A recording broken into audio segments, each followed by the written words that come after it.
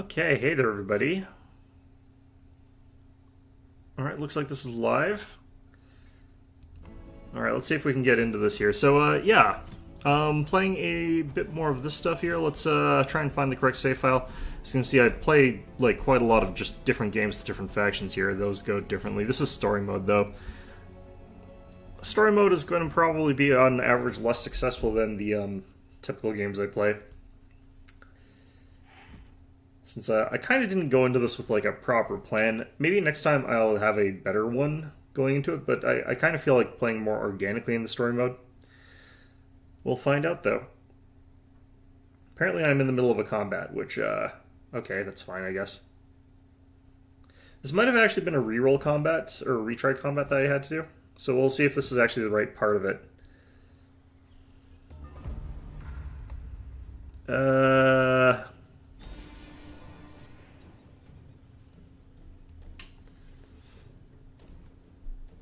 Oh yeah, this was a combat that I wanted to reroll just because like I got my positioning kind of weird. Maybe I can still do it this way, but... Oh wow, this is having some chugging problems here. Anyway, let's get my chat opened up here. We might just try to do it from the spot, but... I think at the very least what I needed to do is drop this like here instead of where I had dropped it.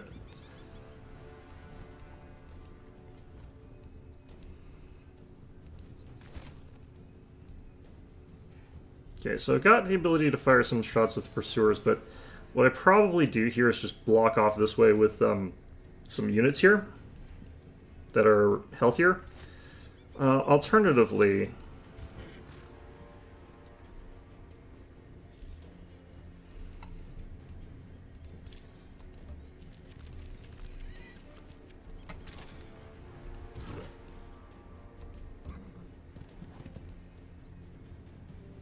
It's only a 35% chance. Yeah. But, actually, I could have done this. Because I think... No, this just applies weekend. It doesn't apply the other thing. Yeah, I think I need to redo this just so that I've got the... Because I've actually cast this, I believe, 4 times now. And I've actually only got 2 Divine Beacons on the field, which I needed to have more of. So unfortunately I have to do it like this. I was trying to remember what I ended up on Monday. I kind of don't like the way that this map is set up in terms of like being able to see where this nonsense is, because like that's kind of making things difficult for me.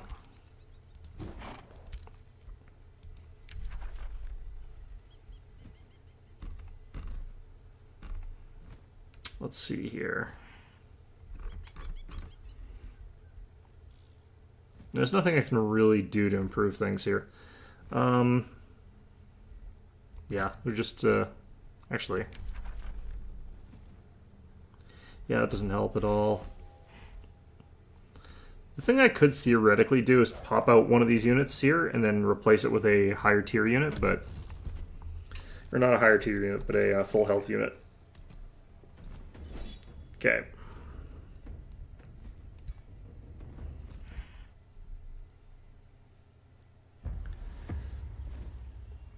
I do dislike that there's some pluses and minuses to the situation in terms of like the game balance.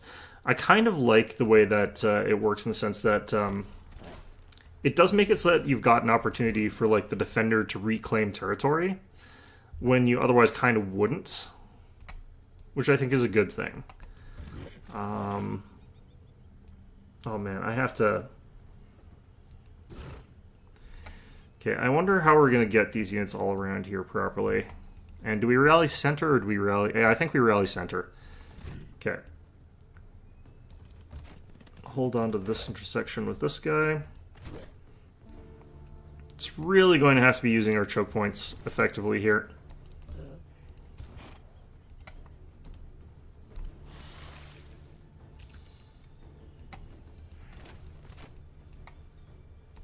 Gonna pop you guys back here. The really injured people go way in the back.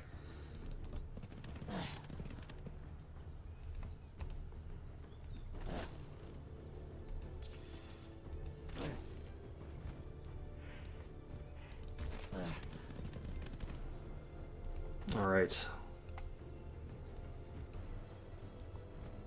I think this time, for some reason, the lanes are clearer, so I can actually get my units all sort of where they need to go, whereas last time, for some reason, I couldn't. So what I do want to be doing here is get literally my entire army clustered around a small area.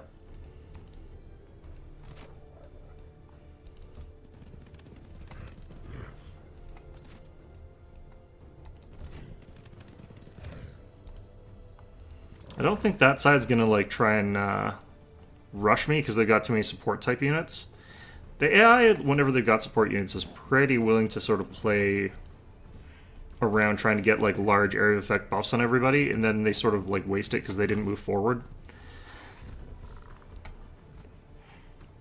I still think this is a terrible spell, but it has some uses. I think that holding things back on this flank is going to actually be kind of important, so it's nice to have that this time. It's especially going to be an issue because this might actually rush forward on this side here. Like, these are rush forces. That's not really a hold back and see what happens kind of thing. They pulled back in the center and done shield walls. Over there, they've done shield walls, pull back. Like, they're doing that everywhere. This is what gives me that time, so...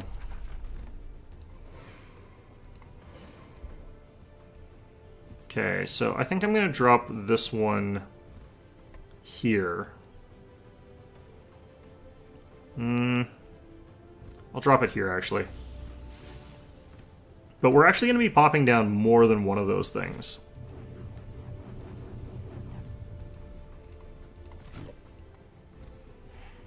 So we'll end up healing back like 10 hit points per round, and we can just sort of wait for the enemy to come towards us. And if they don't, we'll just heal back up to full, and then we'll go fight them.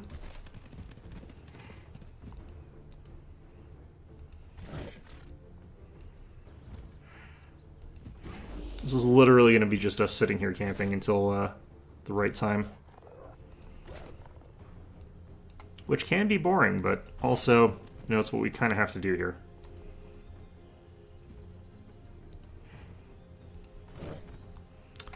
Definitely some opportunities to be guarding in this, like, little area here. There's lots of these, like, alleyways and stuff like that. These archers are going to have a hard time, though.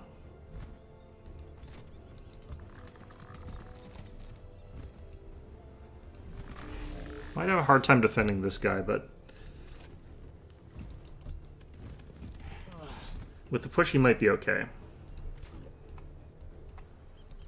I could also pull back with him a little bit easier because he's a flyer, so that helps.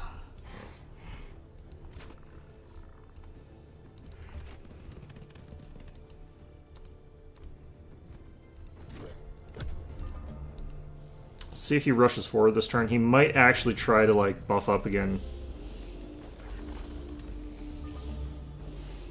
Yeah, they're kind of rushing forward in here, but... we've already gained back a lot of our hit points.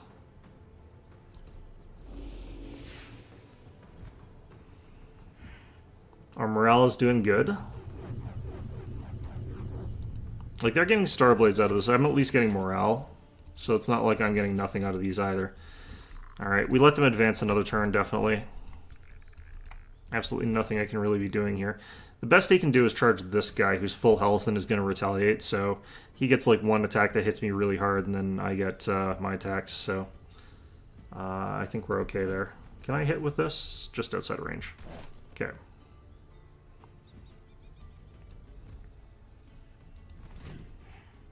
I'm actually going to move into this choke point here with these guys.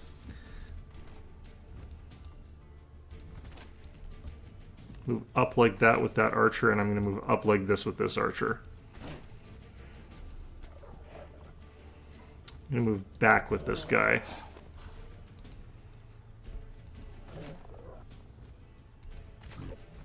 Okay, so I think everything else we just hit this with. Just defense mode with everybody.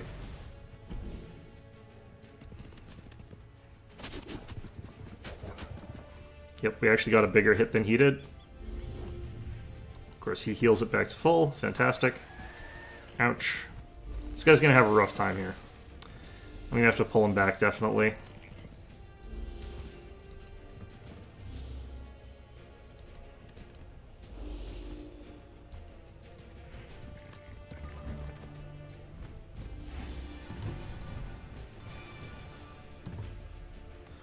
Okay. So, I've got a couple different options for things that we could do right now. Not loving most of them.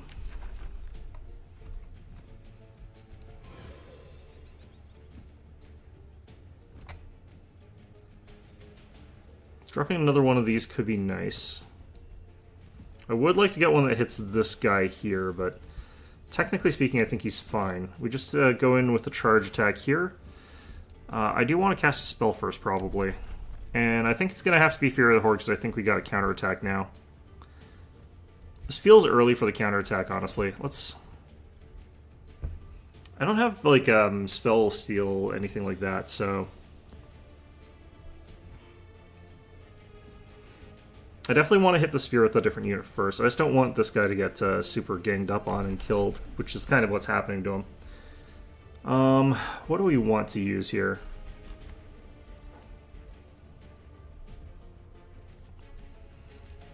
Actually, I think this is what we do here. We're not going to cast anything too elaborate.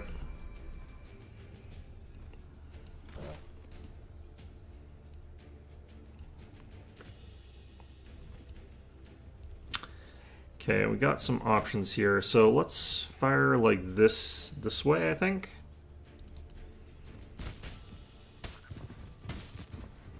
Just kind of hoping for some weakened stacks to apply to some other things there, but fine.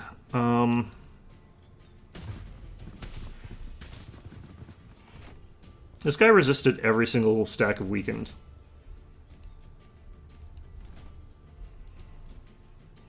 Which is interesting. I mean, this guy also did, so that's fantastic.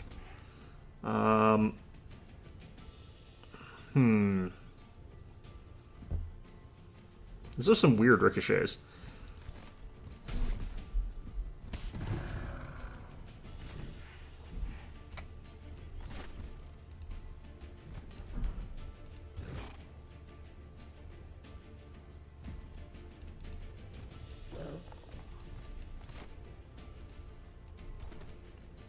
Okay, I think we just go for the regular shots here, and we'll use our bigger one on something else in a little bit. Gonna move to here, we're gonna consume.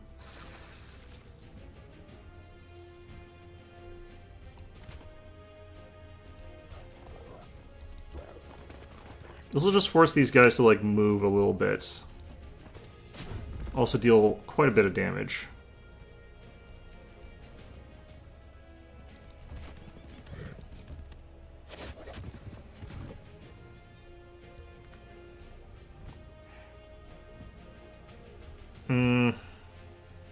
I kind of want to hold in formation here with this guy, but we'll see how things are going. These guys can apparently fire at him, which is weird. I can't tell who's going to bounce to this guy. Okay. Alright, we at least got a little bit of weakened applied. I'm going to retreat this guy, maybe? I could do this first, and then sort of scramble them around a bit. That'll make it a bit harder for them to attack us for a bit. Puts them a bit out of range of my archer, but that's kind of okay, actually. Like I said, I don't actually want to be necessarily fighting stuff right here, right now.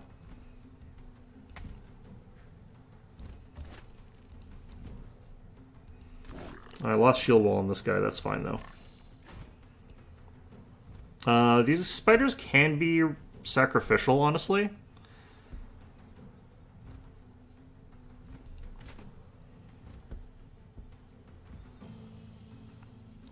I think we go like this. This is going to potentially get these guys killed, but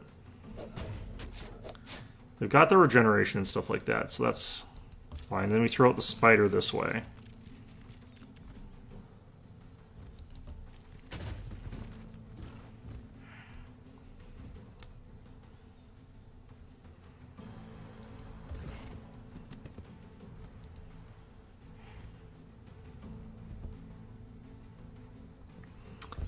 Okay, do we spur to action the spider or this guy?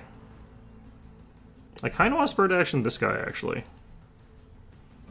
I'm not sure if we'll be able to get the kill quite. Like, we might need a crit, which would be lucky, but also improbable. 39% chances here. That one's a 66% chance. Yeah, we got the critical. Okay, I'm gonna actually move up to like here and see what we can mind control from here. Okay, 48%, that's about as good as we're gonna get. Okay, that worked. 30 damage, wow, 60 damage. Or we could go for the stun. What are our percent chances here? It's probably pretty low. These things seem pretty resistant. I'm gonna go for the melee strike.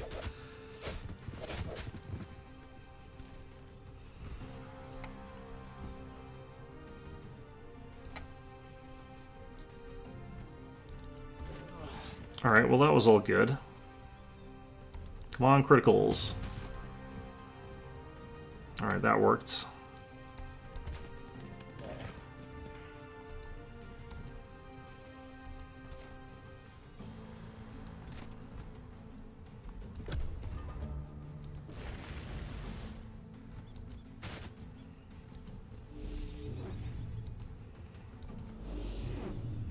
Blowing all their healing to get this guy back up to health so that he's back in the fight, which works fine for me, honestly.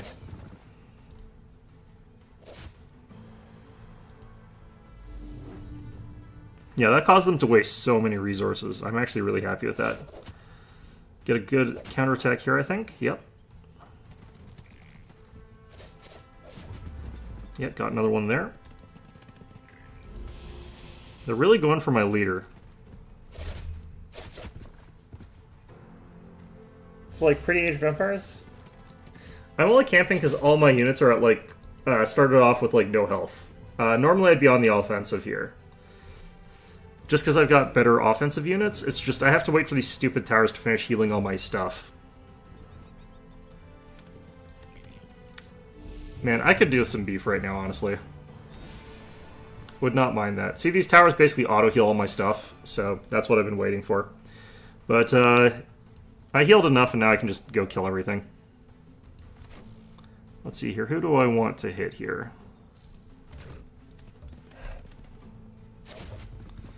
I'm not sure I think this is actually prettier than, like, Age of Empires, but I do like the look of these games, the Age of Wonders series. Alright, we're going Strength in 3. We're just on the offensive here, fully. I might actually want to do this with the faster unit, because he'll be better at running down and killing everything. I do DM. Do you want to actually start up the game? Yeah, I could do that. I actually don't have anything written for a specific campaign right now that would be very good, though. Because, like, the sort of group that I play with, for the most part, is, like, a veteran of the game, so they all have, like, different expectations, I think. So, I guess it doesn't really matter that much. I could just run it anyway, but it would be a very esoteric campaign if I was running one for you guys. That would be very, very different than what a lot of people expect out of campaigns. Which I think is still fine. I think it's fun, but let's see here. You want to play a Barbarian? Barbarians are pretty fun. One of the problems is I don't actually play D&D currently. I've been playing Pathfinder, or the older edition of D&D. The new edition of D&D is like kind of fine in some ways, but I actually kind of find it boring in some ways. So I don't tend to play it all that often. Like, they've gone for that route of being very, very simplified and stuff like that, so it would probably be better for you guys, since you guys are not, like, I probably would actually try to do one of the newer systems, because they are easier to play. Like, they're strictly speaking easier. And they're still fun. So, yeah, I could definitely do something like that.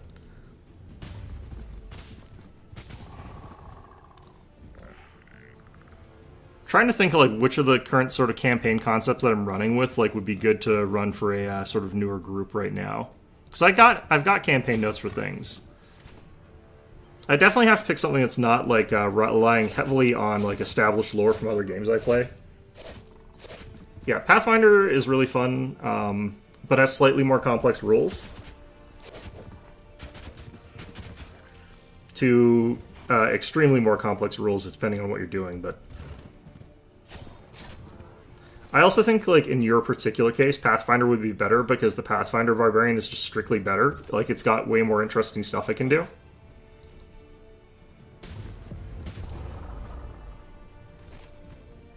Looks like I can just claim victory. I'm just going to claim victory here. So we lost 0 units even though all our units started at like 1 health. Like you got this guy here who's got literally like 1 health. So we got out of that fight without losing him and without losing this other guy who's got 1 health, so that's lovely. I'd probably have to go a little bit slowly, like teaching Pathfinder, just because like there's so many complex rules and stuff like that, that it would be one of those sort of situations where it would be best if I went through like a very beginner-friendly kind of thing. But yeah, that would be actually a lot of fun. Well, I'll see if I've got anything in my campaign notes that would be appropriate for like an earlier sort of level for like a newer group. Yeah, I'm not the best of DMs either. Like the way I tend to run games is like so bizarre to I think a lot of people that it makes it a little bit harder for some people to play them. But I kind of think that makes things fun in its own weird way. I'm going to try an auto combat and see what happens. I just want to get rid of these units while I'm trying to take over the stupid city here. Yeah, the 1 HP guys died. I have to do this manually. That sucks. The reason it sucks is like I have to go through the time of doing this.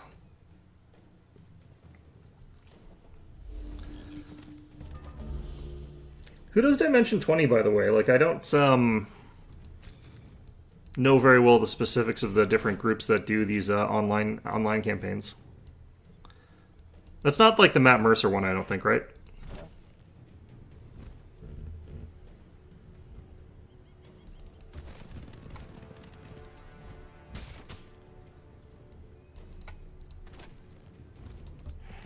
No, Matt Mercer's Critical Role. Is Dimension 20 the Brennan Lee Mulligan one?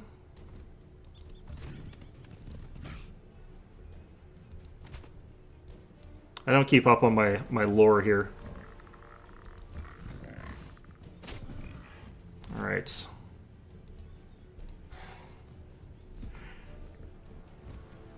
College Humor one. I think that is Brennan Lee Mulligan. Yeah, I think I've seen some clips of that. Oh, this is risky as hell. This is such a dumb idea. I'm not gonna do it. I'm gonna play this slightly more conservative there. Spider shouldn't be able to jump to him. He will probably be able to jump on the archer.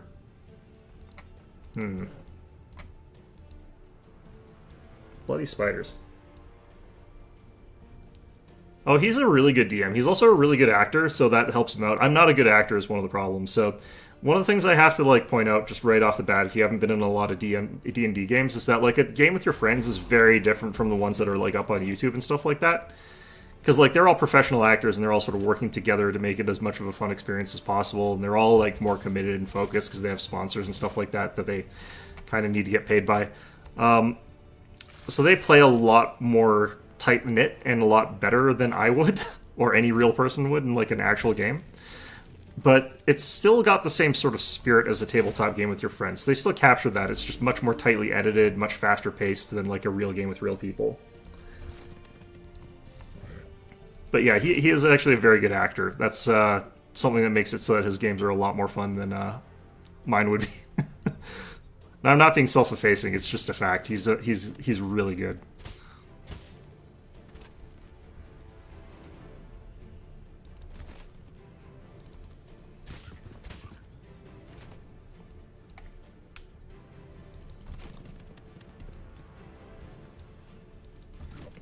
Yeah, you might actually like the way that I write mine in that sense, though, because his setting is like sort of more fantasy contemporary, and I tend to write that. I don't really usually go with the classic like high fantasy medieval sort of stuff.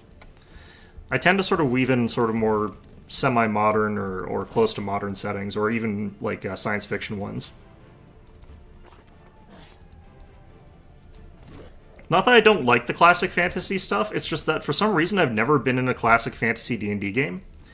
And I'm not entirely sure why that is, but it's true. I've never actually just played a solid fantasy. It's always been some sort of like, slight twist on the fantasy idea. Oh, that sucks.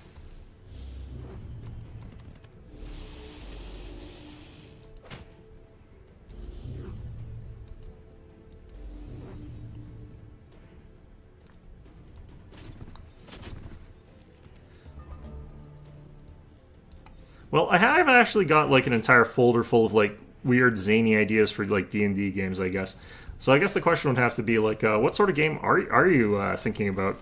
Like, what kind of one would you want me to look through my folder for?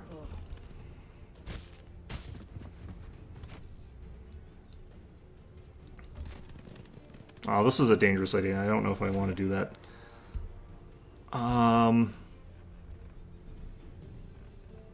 Yeah. Basically just however many people I think you can get, but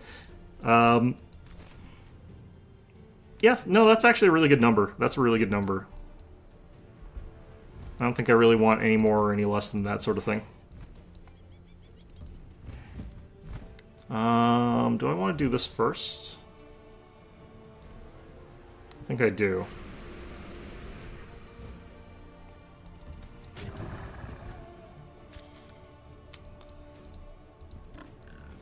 Did you ever actually end up like playing any sort of D&D or Pathfinder or anything like that? Like, did you ever end up like in a test group or anything like that, or just play some casual bits of games or anything like that? Or are you completely new to actually playing it?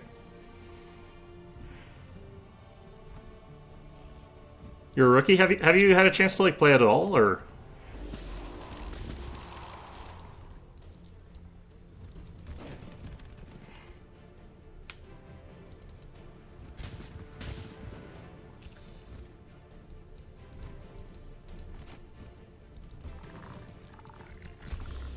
Let's see here. I really wish I could get over here with this knight, but I'm gonna have to settle for doing this here.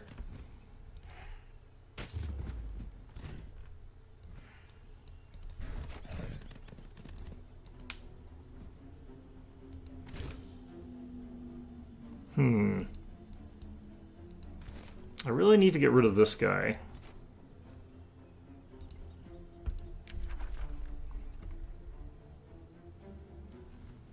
I wonder if I should just... My life would be so much easier if I just ran pre-mades like a normal person. I've never run a pre-made. I kind of find them... Well, I have, actually, but I kind of find them a little bit boring. They're good for beginner DMs, though, and good for beginner players, so I might actually think about doing that, just because that would be good for those things. Is this guy charge cancelled? I can't tell.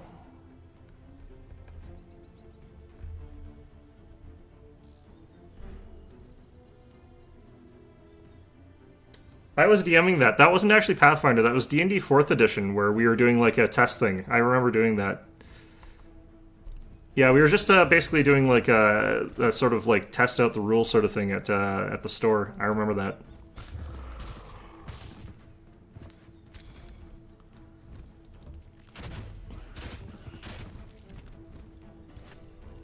You saved someone who got eaten by the frog, yes. The party's Dragonborn got, like, swallowed whole by a frog.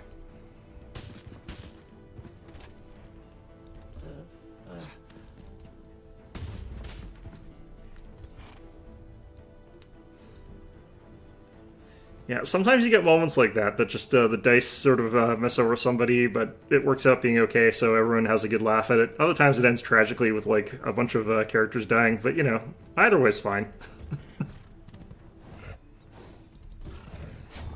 Oh god, okay. I've got some stuff here that I haven't cleared out that I am not super happy about not having cleared out, but that's okay. I think my turn's about to end, so that's fantastic. Maybe I'll eat a corpse.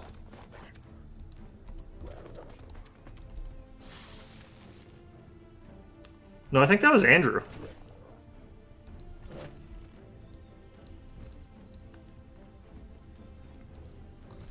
Mind you, no one else in the chat knows who the hell we're talking about, but, you know, that's fine.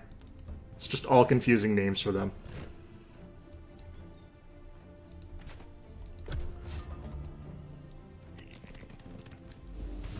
I can't believe these guys are still fighting back. Like, there's just the two guys left here, and they're kind of screwed, so... Literally, like, an archer shooting kills one of them, then this guy kills the other one. Yeah, comedy is just, comedy is like just when you step onto the brink of tragedy and just peer into the abyss of it and then step back, I think. I think that's how that works in D&D. Sometimes if someone actually gets killed, it's, you know, also funny, but much more rarely.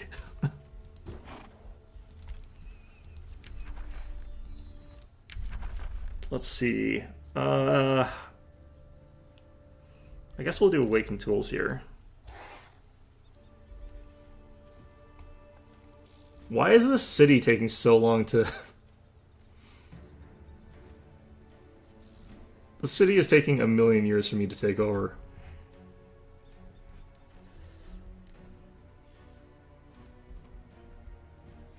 I was gonna say Conspirant. Oh, wait. Yes, that was a very long time ago. That was back when 4th edition was a thing that people thought might have potential.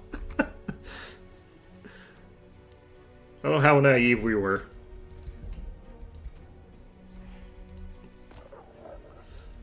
I actually don't think that, like, 4th edition is, like, so terrible as its reputation is. Like, yeah, it's really bad for, like, a rule set, but it's still playable and it's still fine if you're playing it.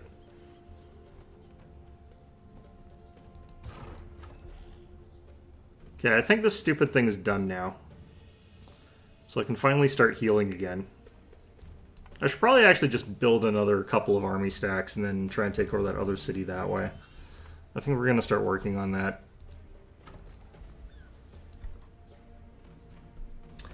None of them are entirely free. For pretty much all of them, if you want to get fully into the game, you do pay money. But I play them all for free. I don't buy all the books. I don't buy all the supplements. I don't think that you need to have the most fun out of those games. I rely heavily on house rules anyway, so it's not like the books matter as much to me. So if you want to, you can pay a lot of money into Pathfinder. But you can also just get things off of the system reference documents, which are free. And you can play fully, just 100% through the free stuff. So it comes down entirely to, like, how you want to sort of interact with it, what your sort of level of willingness to pay for it is. And I don't think there's anything wrong with, like, paying the money if you want that. Especially if you like the physical content of, like, having a book in your hand. I think that that's actually a really good reason. It's not so much like the rule of cool that I follow specifically, but it's kind of that. I don't think you need to follow sort of the rule of cool necessarily, but or at least I don't think of it as a rule, I guess, but yeah. Oops. Okay, where was that? But yeah, so if you want 100% of the content, you do have to pay money. Otherwise, you can find it for stuff for free because they put it up online, basically.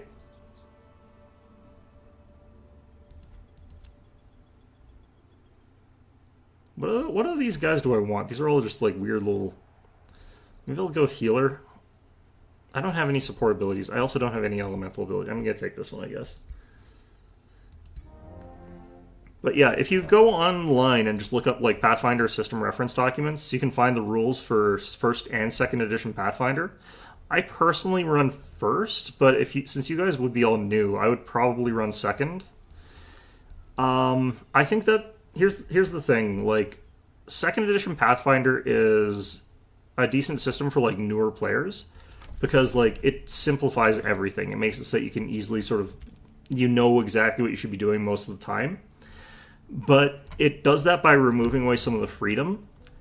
Whereas the older edition Pathfinder or the older edition games, like there's no real guidance. If you're playing the game and you don't know what you're doing, you're screwed. Just completely, entirely screwed. The heck was that? But that sort of like screwedness, for lack of a better term, comes with the freedom to do literally anything. So if there's a character concept that you have in your head, there's a chance that you have to sort of fudge it. You can be a rat person. Pretty sure that there's rat people in both of them. Or actually, let me double check.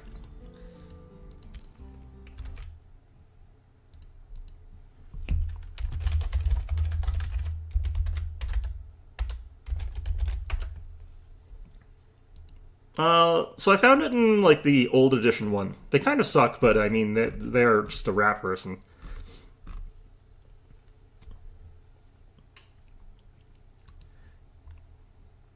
But yeah, if you look up Pathfinder rat folk, that is a thing that exists. I don't know if they imported that into second edition, but it would be pretty easy to house rule in just by following their mathematics for that. They kind of removed a lot of the things that would make them super unique compared to other things. But yeah, like the main sort of problem with first edition is that it is ridiculously complicated. It's really, really hard to play first edition Pathfinder for a new player because it's overwhelming options. Half the options are traps. The other half of the options only work if you know exactly what you're comboing. So you can end up in a situation where your character is really bad at doing whatever it is you thought you were trying to do. Second edition doesn't trap you like that, but they do it by taking away options. So I think there's a real mixed bag as to which edition I think is better. Man, I should take, like, the healing lore thing just so I have access to that stupid thing. Just so I have access to a healing spell.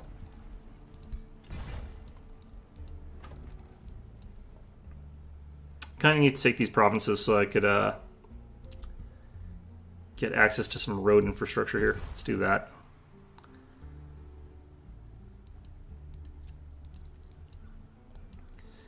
I think if I was going to play like a second edition and there wasn't rat folk, it would be pretty easy to like just adjust or tweak some like one of the other races. Like you could just play a goblin and just say that you're a rat person. There's nothing wrong with that.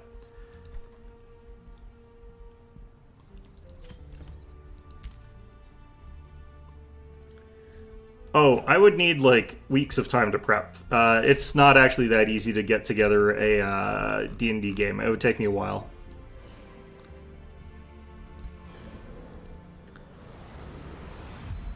But yeah, I'll see what I've got in my folder this evening.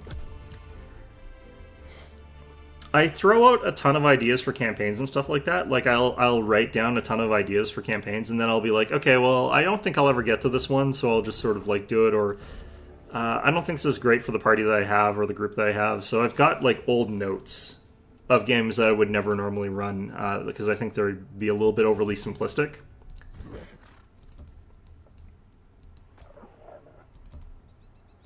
But I have got the folder full of those.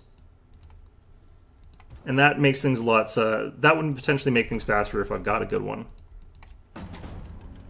I might not, though. Who knows?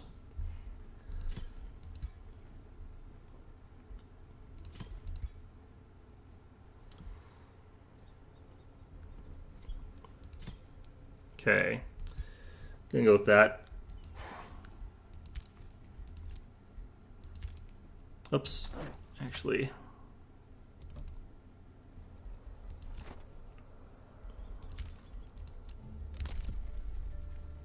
I understand why this game does not let you move faster. Like, I understand why, but at the same time, it does suck. not being able to move faster.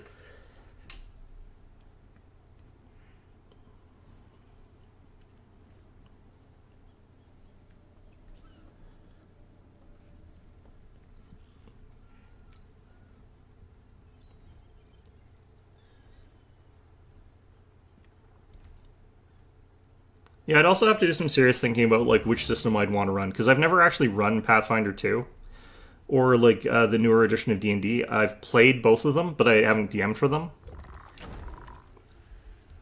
So I'm a little bit less familiar with those rules, but I also know that they're simpler to learn. So I'd be able to probably like learn them pretty quickly. I'd probably like mix up like rules from older editions all the time, but that's fine. At the end of the day, that's not a huge deal if people do that. It can be, I mean, it can really screw some stuff over, but it's not actually like a huge problem. I'm going to start summoning irregulars to make this faster.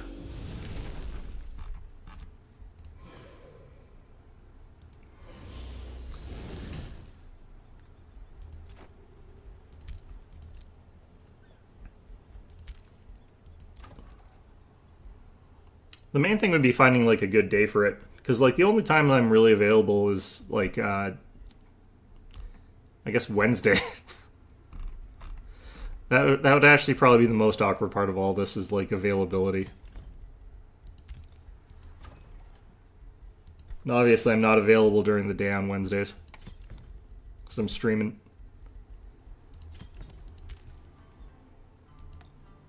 Man, I should research the things that let me siege faster, because they're available in the trees I'm in. I could get them, like, way faster. There better not be a Spelljammer here.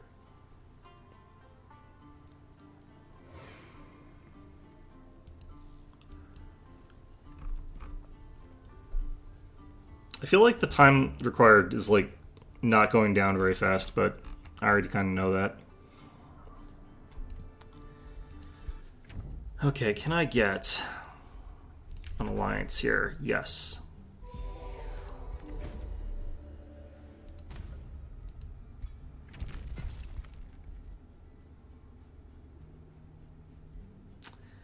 Okay.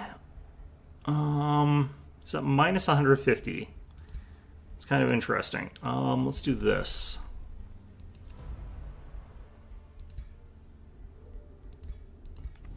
I might actually have to kill one of my allies, which really sucks. I'm pretty sure I've got, like, something. I probably don't, but you could probably just send me it on, like, Steam or something.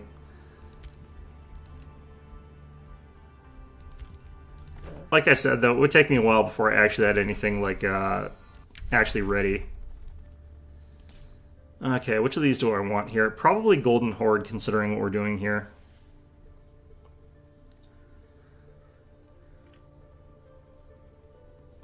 No, I don't think any of that's actually what we want. Tome of Exaltation? Do we go Angels?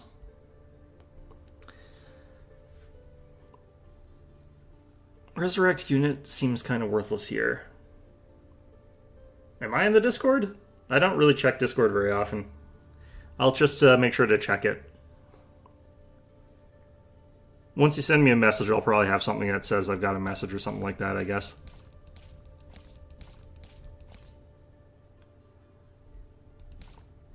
I try to spend like as little time as possible on social media.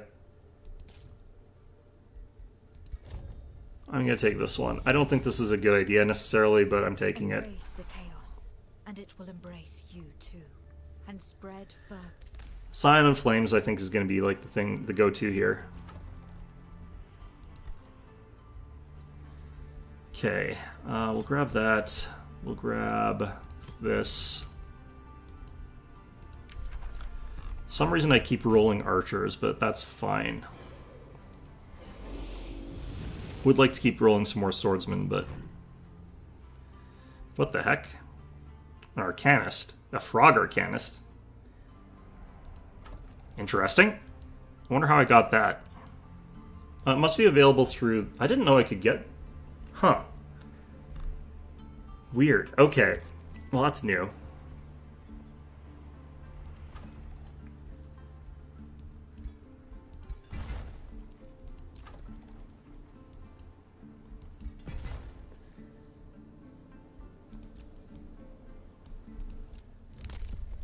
All right.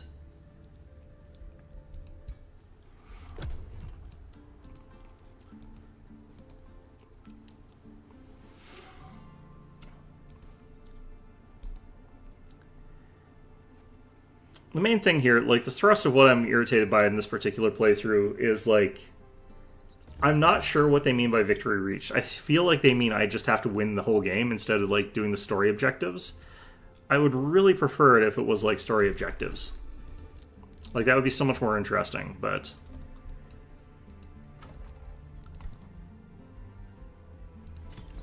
like it does add some like extra challenge to the game to make it so that I have to do both, but I feel like it's kind of padding. So I'm not super sure I think that's great.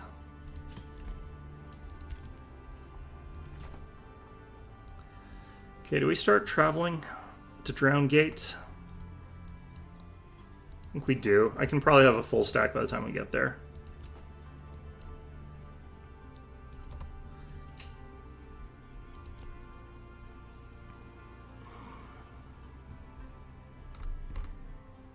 Just gonna move over to like there so it's a little bit neater looking.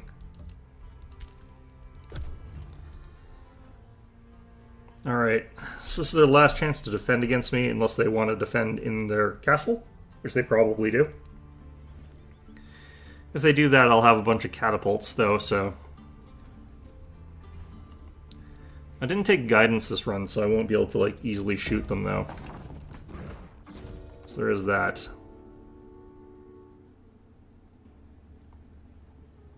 Drown Gate's a free city? What? Ah, they got taken over. Nice. Okay, that makes things easier.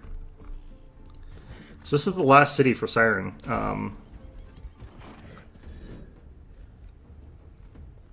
Let's see if we can auto-combat this. We probably can't. We probably take hideous losses if we auto-combat this.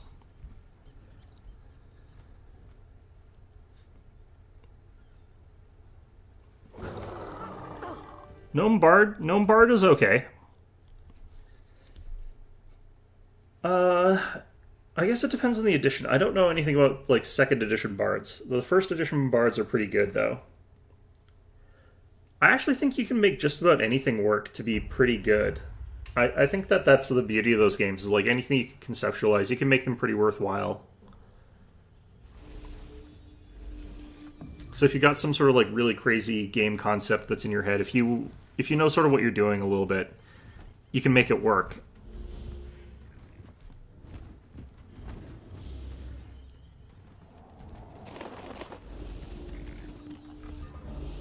Okay, well that was pretty aggressive of them. I don't think I can fire my catapults just yet, but...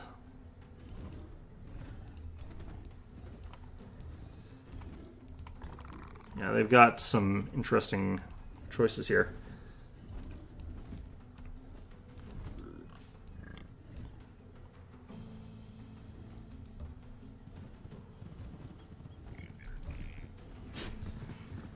Yep. Okay.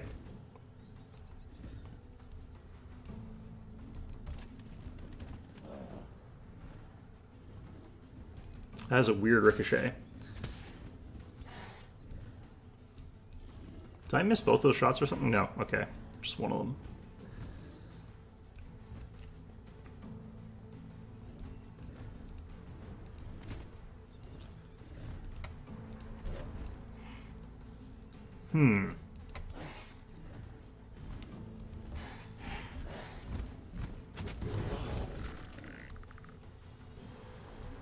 That is actually one of the problems, though, that I have with these games. Like, I get in sort of the situation where I spend, like, almost more time building characters than I do, like, playing them. It's kind of a problem. Okay, I can go to here. Get better accuracy on this. I might actually...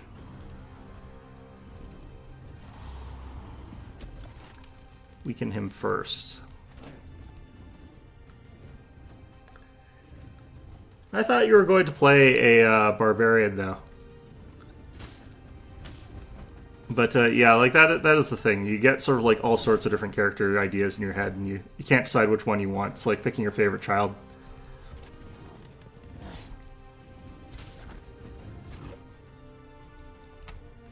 You just can't do it, except you can in the end. You just have to. Harmonica expert. Oh, man. Well, I'm not going to do the thing where I say that if you want to play a harmonica expert, you have to learn the harmonica and bring one with you, but if you do, that would also be pretty good. Let's see here.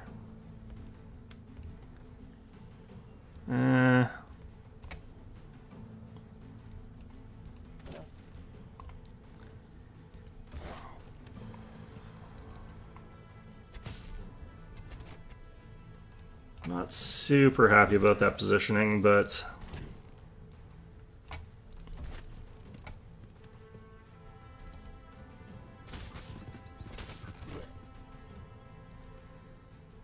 okay.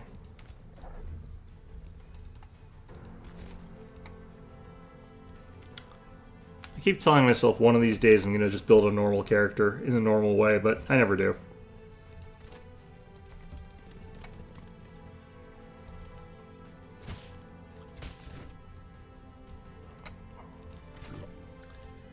Okay, I think I'm about to get shot by a whole bunch of ballistas, but you know what? That's fine at the end of the day.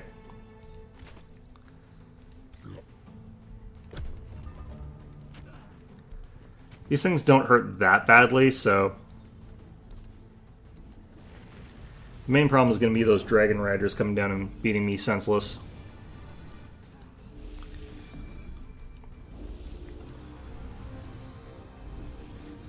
Well, that was just about really bad.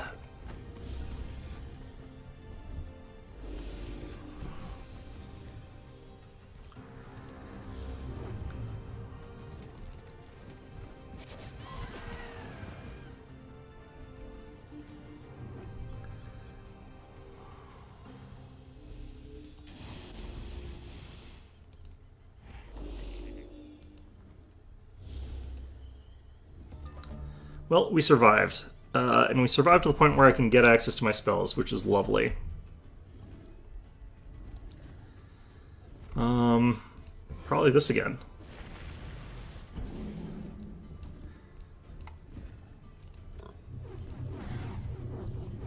Yeah, they get star blades, but doesn't really matter to me. Okay.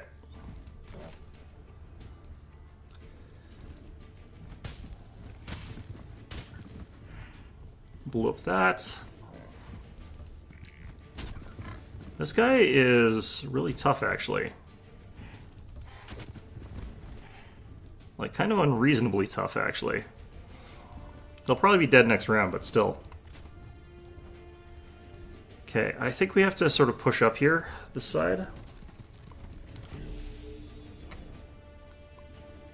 Yeah, I'll check out the Discord that I'm apparently a part of, that I forgot I was part of, and see, like, what sort of things are going on in there, because, like, I tend to prefer, like, adjusting my campaigns so that they fit, like, what the players want to play. So if there's people that are already sort of formulating stuff, then I will want to know about that. That was actually really, really good. Okay. Crits in this game are brutal, because, like, if you crit with one shot, you actually just crit with all three of them. Not like misses, where if you miss, you just miss once.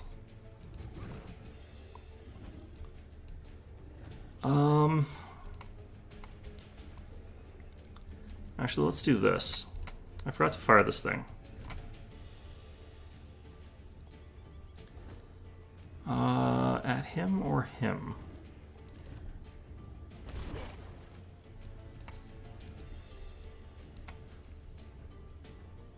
Well, that's pretty good.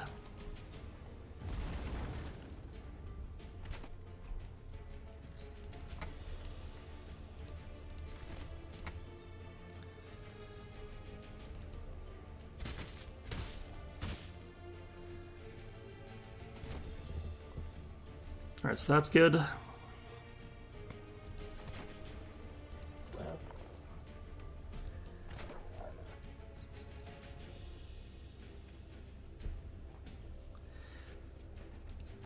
Yeah, that would have to be a fairly contemporary one, but yeah, that is kind of actually what I run. I've actually had a character, I've had a player play someone who was like a, not a podcaster, he was a YouTuber, or a TikToker or something like that, I think. TikToker, that was what it was. In one of my campaigns. And they kept getting like hounded by the bad guy because like the bad guys always knew where the party was because he kept like putting up videos on the internet about where they were. So they kept getting into a lot of trouble because the player was doing that. It was pretty good. It was pretty bad actually, but also pretty good. I might want to just throw this in here as a distraction. I don't even think I attack. I just run up and defend.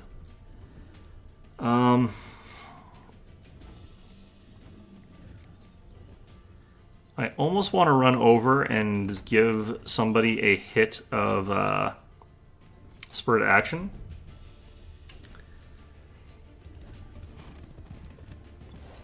I can actually see like a barbarian doing this sort of like Joe Rogan-esque style podcast, although my reference for that is not great because I don't watch that.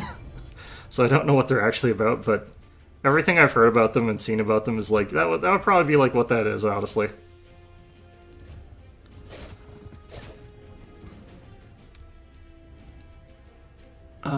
25%, 53%. Is 53% good enough? Probably the best I'm going to get here. Nope. Fine. Alright. Far too real. Oh, maybe. I think it's just real enough, honestly. Alright, spiders get horribly murdered here, but that's fine. They survive just enough hits to make that really worthwhile. Oh, and they've got Keeper's Mark, so they're still alive. I forgot that my summons also get that. I honestly kind of think that would be better if, like, those sort of units didn't get that. Keeper's Mark on, like, that kind of unit is kind of weird.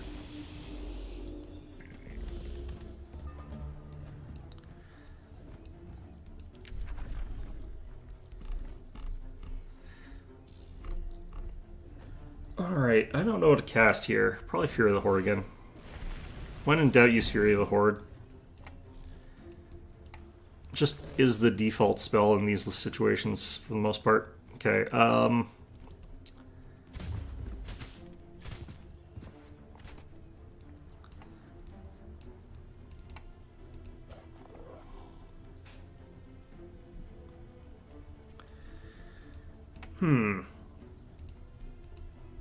don't think this fires again this turn. Yeah, no. Next turn.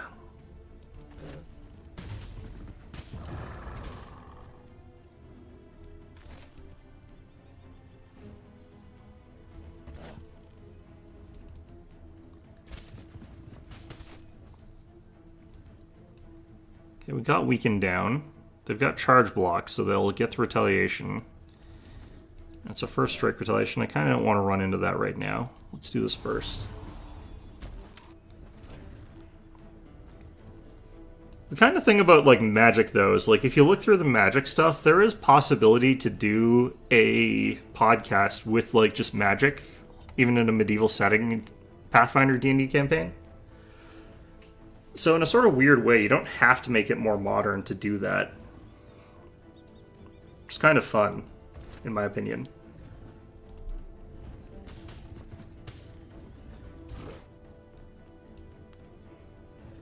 That's one of the things I was always kind of fond of doing. Is using magic in the sort of more medieval settings to do more contemporary things. I think my spider died to poison.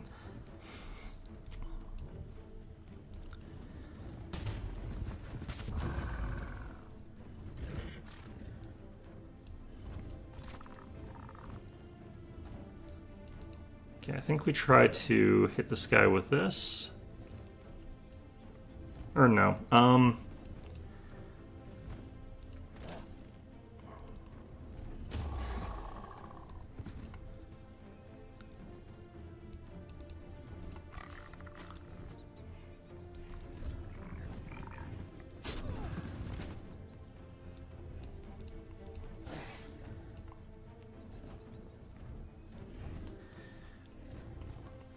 This doesn't count as a charge.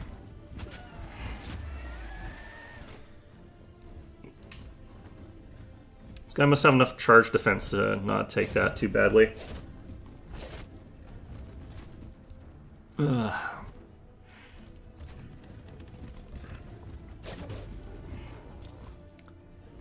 Oh, the spider is still alive. He's just hiding back there. Alright, well. Let's get that kill. So technically, I have to kill this character and capture the capital to eliminate the faction. That's how that works. I believe, anyway. That's how it used to work. But they should be blitzing towards me instead of away from me, so we just actually wait till they get to us. Although this guy can run up and hit these guys. But these guys, I think, are all better off waiting. These guys aren't going to get hit back, so I can actually attack these guys.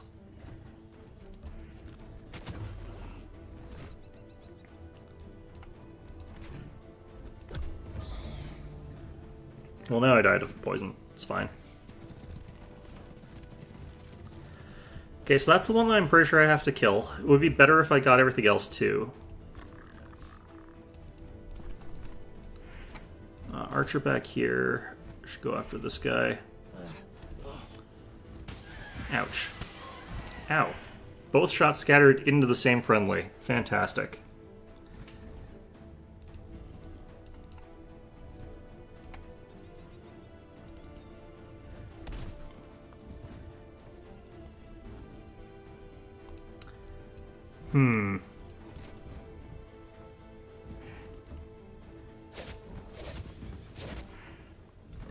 I'm getting like 0 of the criticals that I expect out of this. I'm gonna strike it actually. Got kind of a runny nose. I think I'm catching something. I might have to end stream a little bit early today. Not too sure.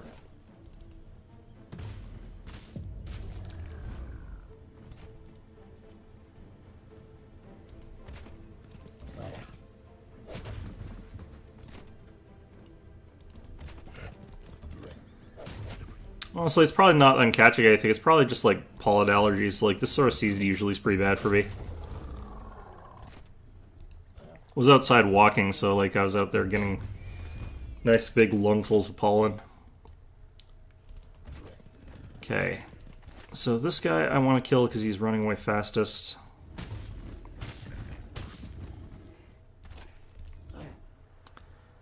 Actually, I probably should be casting chain shackles to slow them down. That'll probably be best.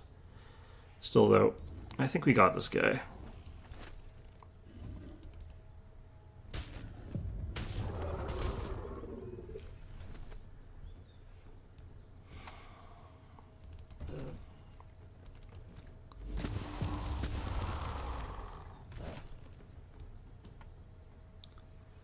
Let's see here.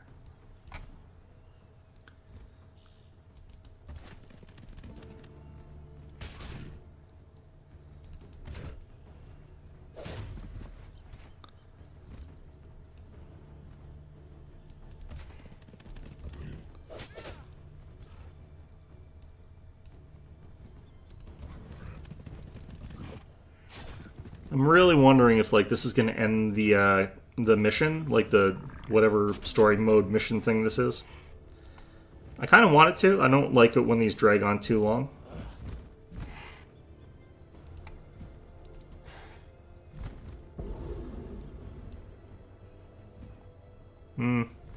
Just skip that.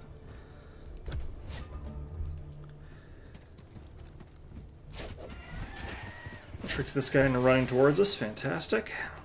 Did actually do a decent amount of damage, though. Alright.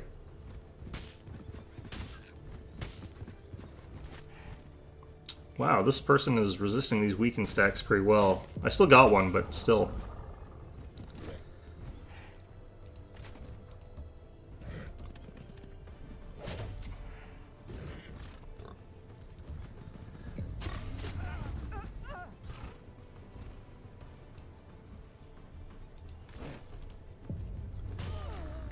Alright, so we've murdered all the people trying to flee.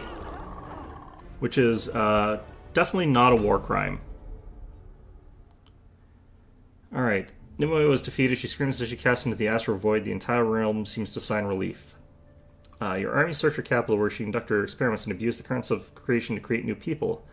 You find notes and diaries describing communication between her and other Goodyear, including Yak and someone named Lithil. The latter is looking for an object and demands Nimue ready her armies no matter how imperfect they may be. By defeating Nimue and her chosen children, you freed the enchanted archipelago, but the Shadrai seem to have bigger plans. I still am not entirely sure who the Shadrai are.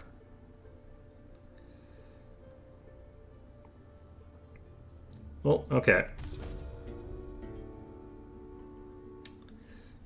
You know, I mean, I'm not exactly like Putin. He actually has, you know, forces to incompetently command. You know, I don't actually have those. I just get to pretend.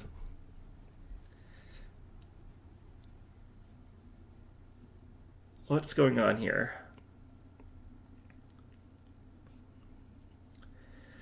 I thank you, Chaos Prince Baden Blooddrinker. Yeah, for hearing my song and freeing my realm. Sure. Okay, so this person's apparently just going to follow along, but I'm not even going to be playing the same character, so that's kind of weird. Oh, nope, we did win. Okay, I was worried that I'd have to keep beating up that frog or that rat. Whichever one. Alright, so yet another one gets inducted into the Pantheon. I guess what a lot of people probably do is they make a single faction and they run it all the way through the story mode, maybe? I'm not going to do that, but, like, I probably could. Well, I think my game might be slowly dying here. I'm just going to wait for it to, like, load through this. I'm just going to go blow my nose while it's happening.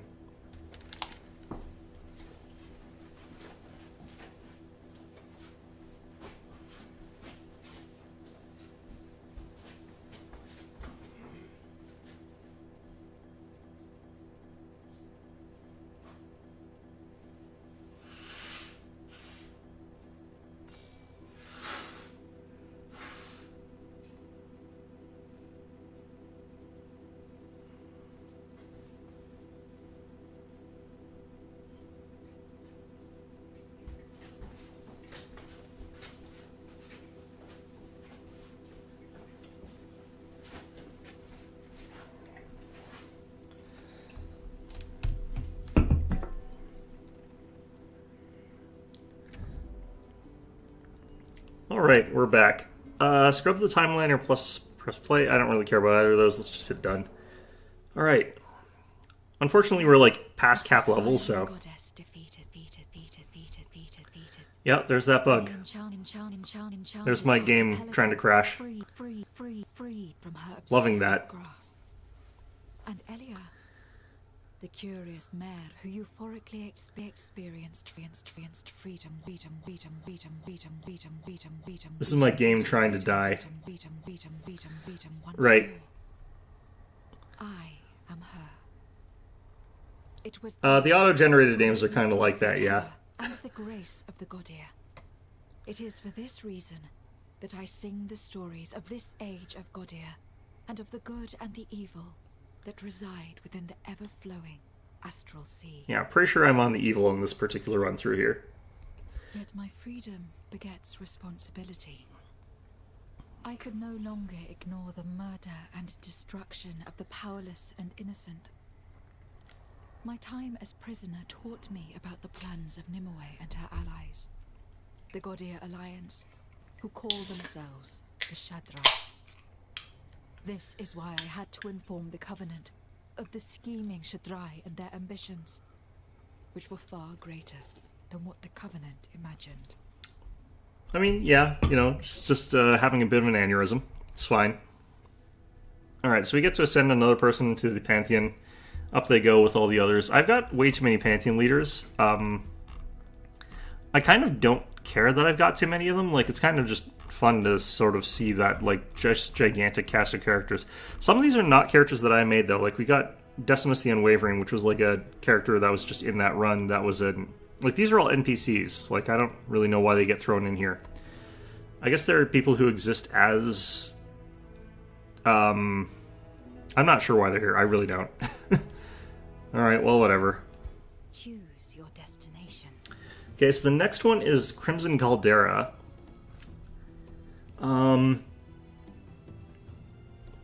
So this has the special rules. It's got some special rules to it. Let's select this one. So, lava at the center of the map and mountains towards the edges. Maddening influence. Domain of mayhem. Every 3 turns, all units have a 30% chance of being inflicted with berserk. That's kind of actually really interesting. So, there's a build that I already have that I've done that does some interesting stuff with mobility, where you can sort of keep things from moving quickly, like you can stun them or slow lock them. And units that are berserk. Is that both players?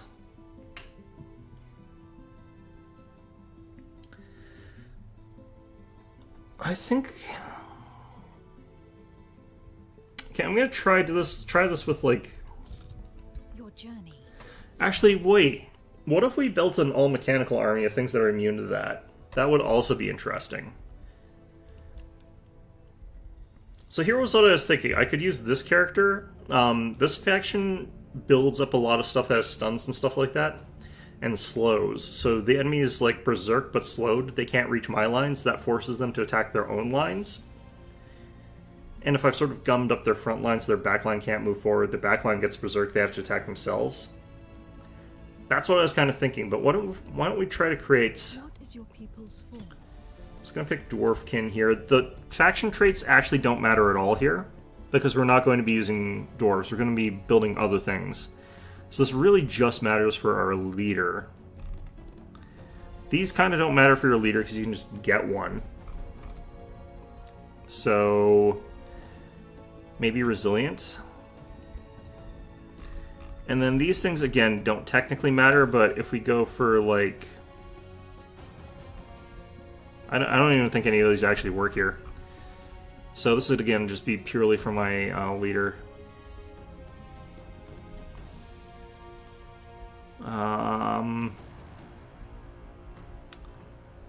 Does adaptable work on heroes? I don't see why it wouldn't.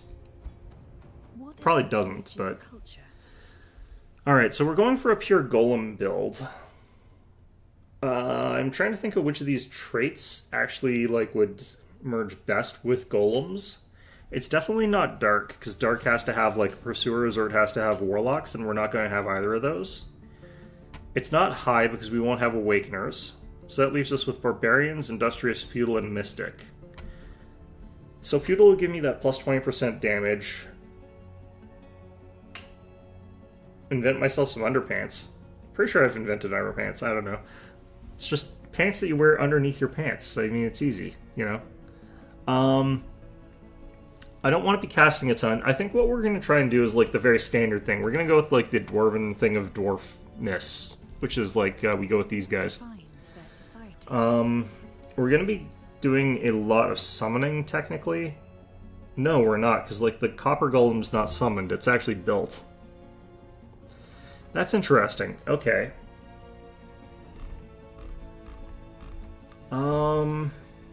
Wonder Architects, maybe?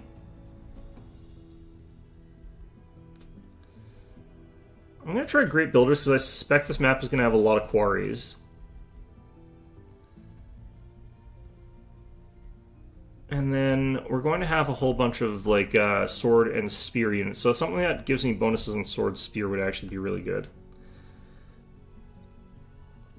Actually, maybe I just go double sword spear boosts. Maybe I go runesmiths and realistically a bunch of things give me plus bonuses to sword and spear.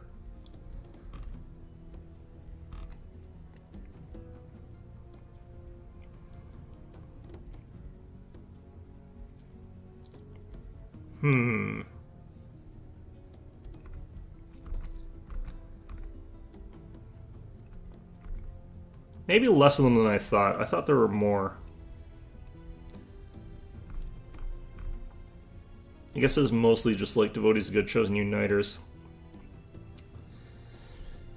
I wouldn't mind, honestly, devotees of good. So we'll select that. Choose your first. And then obviously we want the copper golem. That's going to be what we get here. What is your ruler's And then we age? pick champion for this, obviously. Reveal yourself. This doesn't really look on theme for what we're trying to go for. We're going for, like, very stereotypical dwarf here. What's the most boring sort of color combination we can go for here? Let's go with, like, sort of orange, red. I'm trying to go for a mountainy kind of color look here, and it doesn't really have that. So glacial mountain sort of look, I guess, maybe. Do they have a mountain icon? Yeah, there you go. So that looks very stereotypical dwarf, kind of boring dwarf kind of look to it, which I think is what we're looking for here. Stocky physique, that's good. Shorten his arms just a tiny bit. That pose is not very solid dwarf. There we go. That's perfect. Alright, that was fast. Let's go with a different look at a looking head there. Some of these are pretty bad. That looks good. Hairstyle.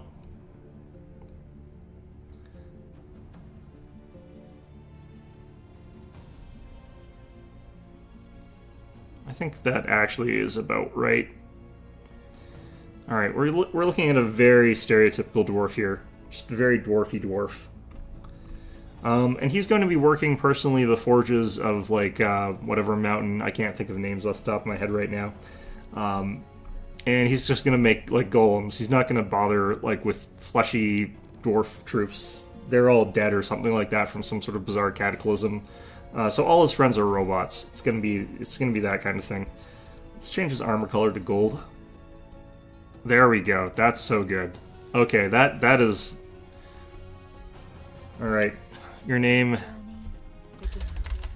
is dwarf. Nick Craig. Stocky runesmith. That's perfect. Okay, there we go. First protector, the last protector, you know. Alright, so we've got ourselves the most boring dwarf in existence. Ages ago, when the astral sea was still young, the Archons created a magical artifact. Forged in the fires of an elder dragon, the Gilder Coil served as an arcane compass, guiding the Archons through the currents between realms. According to legend, it still contains the echoes of their arcane journeys, and can lead those who hold it to forgotten places of sealed knowledge and magic. Okay. With its mysterious promise of power, the Gilder Coil fanned the greed of many rulers, until a daring Gaudier betrayed the Archons and stole the Gilder Coil from their celestial reliquary. Ever since then, all traces of the compass have been lost, as have those of the cunning thief who disappeared into the mists of time. Or so it seemed for many a lifetime. Lithil Nightweaver was the first of the Shadrai to find clues of the Gilder Coil's whereabouts. Myths leading to runic omens, leading to riddles. The Shadrai were persistent in their search, for too well did the Archon artifact fit into their unfolding plans. And they were rewarded. That person's, like, probably gonna have a hard time turning pages with nails like that. Just feels awkward. In the infernal world of Obidoth, there exists a realm known as the Crimson Caldera, where war is eternal. Here the Gilder Coil lay hidden, yet the Shadrai sought no open conflict with Obidoth's demonic princes. As they weighed their options, an ambitious Gaudier from their ranks volunteered to venture there alone, well aware of the prestige and power that could be gained within their order. Okay.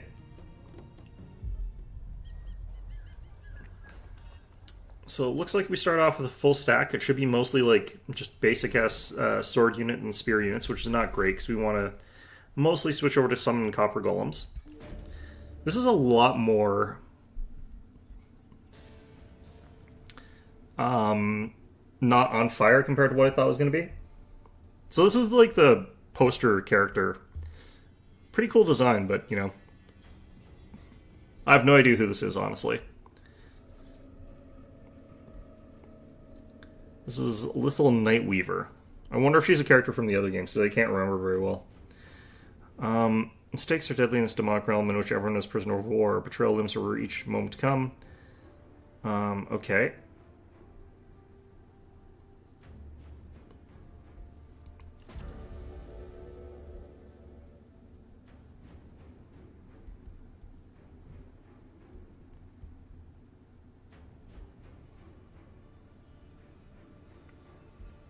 So we got some different options here. Losing your starting mana.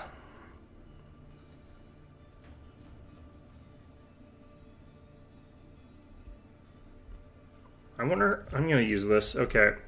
So we now know where the capitals are. There's Pyre. Well, it says 0 to 5 go to your found, but I've actually found all of them, so I guess I actually have to physically walk up to them. That's what it seems to be. Unfortunate. Let's just get you over here. I guess that makes sense for where we are. I wonder if diplomacy is even an option. I'm going to grab myself some more pioneers, though. Pioneers for this sort of faction actually have a special ability where they can go up to a mountain, prospect it, and get a bunch of resources out of it. It's a great way of propelling yourself forward. We're still not going to produce anything there yet. What have we got under here? Hello? Trapped creature. That could be either really good or really bad. Let's go ahead and grab it.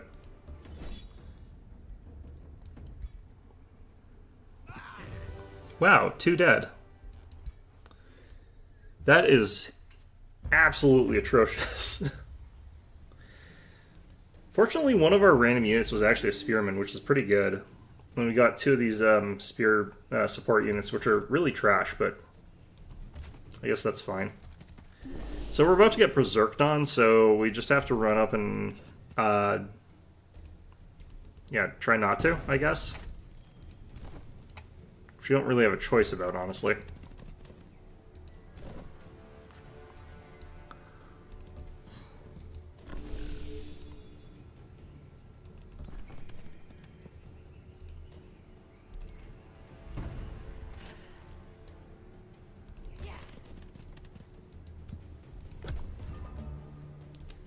I needed that mana to summon copper golems as well as another part of the problem, but whatever. We'll be fine. Okay, probably want to stand on here, but that's kind of risky. I'll probably get flanked by this guy, and I don't have a great way to protect. Best chance to be like run up here, defend.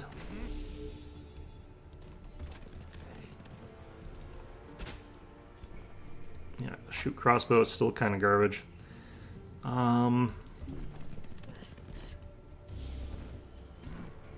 That's the thing about this faction is your offensive power is pretty much always garbage. Okay, let's move up to here. Let's face like that. Defensive mode.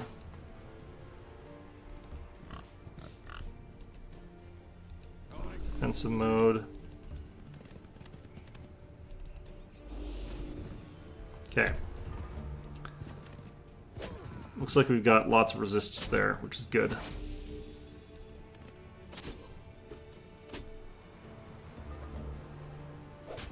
Wait.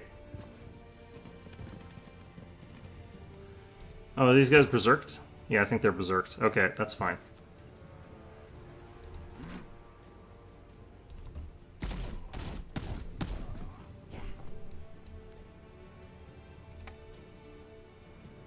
Yeah, this is why I don't like the heal on these guys. It's pretty bad. Okay, so we have to bolster defense on these guys. And then we have to heal them after that, so it's like 2 actions to get a 24 heal, which is not like an amazing heal or anything. Like, that's not that special. These guys already attack or something? What happened to them? Did they get stunned? They probably got stunned. It's fine. Technically I get through this okay. Okay. This is the painful part, but that's fine. We should have another heal available now. Getting hit and getting those runes of retaliation off is really good. This guy's only got 1 hit point, so he's useless now. I don't have to worry about him. Let's go grant defense.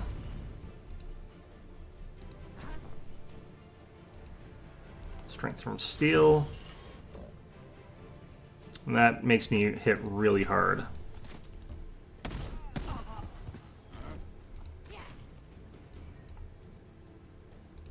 Okay, I guess we try to do this. Okay, I don't think that cancels their stance though, unfortunately.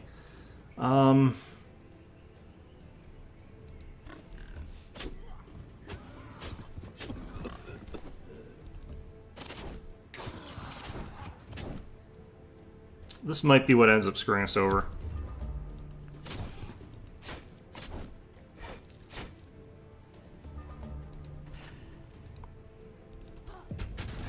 There we go. Okay. A Bone Weaver. Are these guys immune to mind-influencing effects? Stats affect immunity, just morale, so he's not immune to Berserk. Which is unfortunate, because that's what we want to be immune to.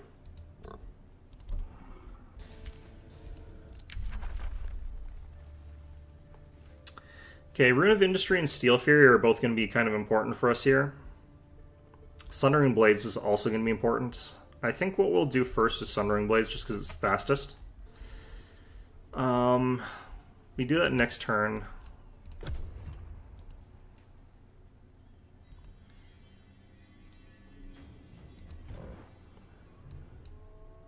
Actually, Smoggin's got some food stashed beside it. I'm going to grab that. This might actually be enough that we don't have to do the same sort of boost thing. Prospect there. Yeah, that's lovely. Okay.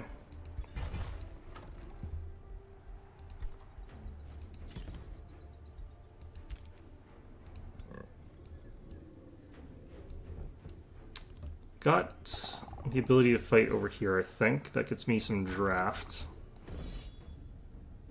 Hopefully my serpent's better than their serpents, which I think it is. Jeez, okay. Auto-resolve not treating me well today. It's literally just 2 of these things. They're pretty weak, honestly. Wouldn't mind them running up to here. I think we are okay with this.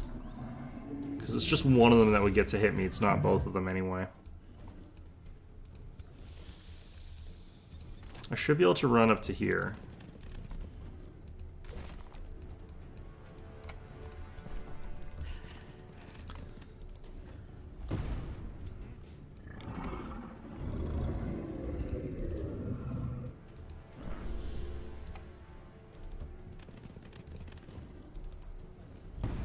It's giving all the bolstered defense to that unit for now. It's probably a mistake, but it's one I'm willing to make. Yeah, they've just decided to inch forward instead. Okay.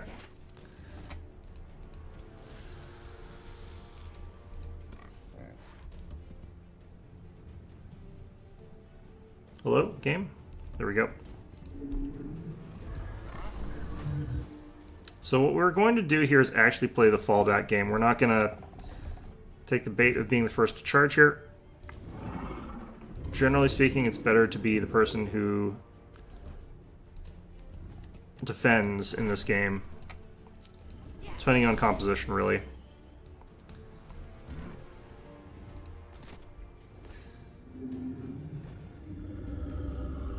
Bolstering Chant could be good here, but... So this guy should have like 20 armor or something like that, so... Yeah.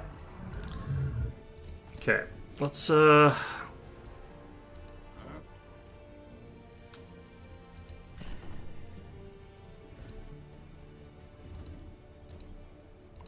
what's the best way to do this?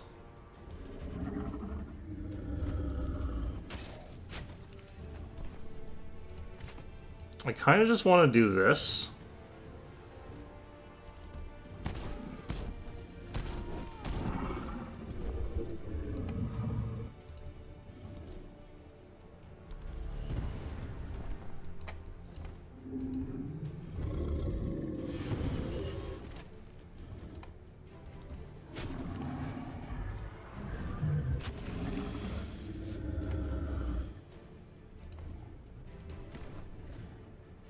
probably better off doing it this way. So I still get 2 on this attack here. Okay. Yeah, 3 flanked hits is pretty rough, but we can pretty much instantly fix that. So we just do this. Wait, did I must be getting sundered defense on that. It's fine.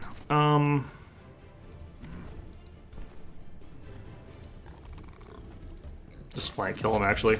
Nothing fancy there. Okay.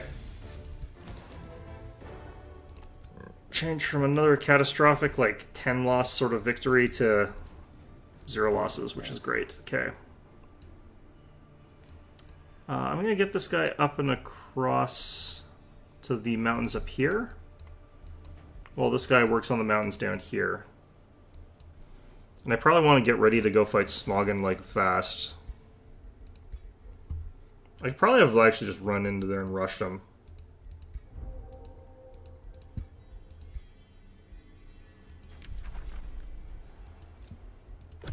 I need more mana production.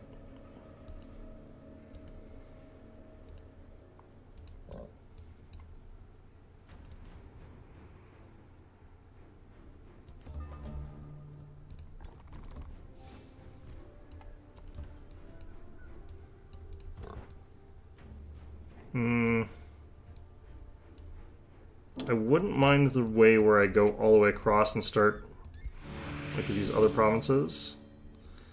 Taking that item might also be nice. I'm gonna get one more pioneer here.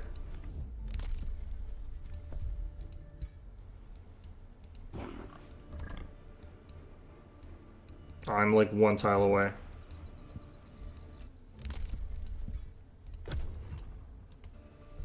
Alright, this turn we should be able to start getting our mana production up.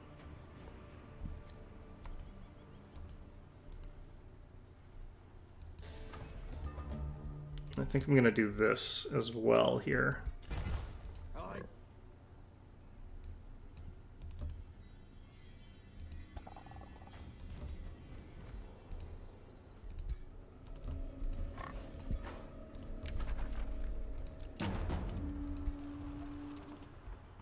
Okay, we could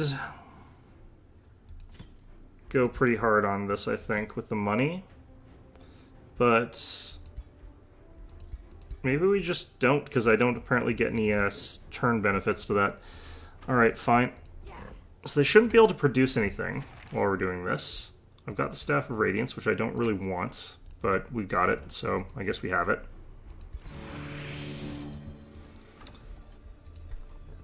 Prospecting, totally a fair mechanic.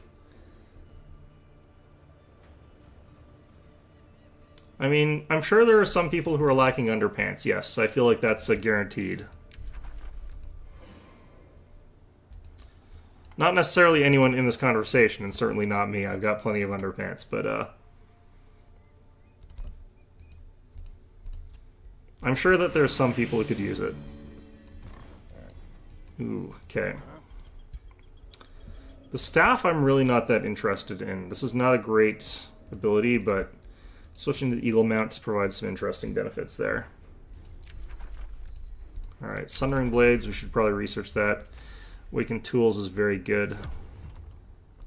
Or not research that, cast that.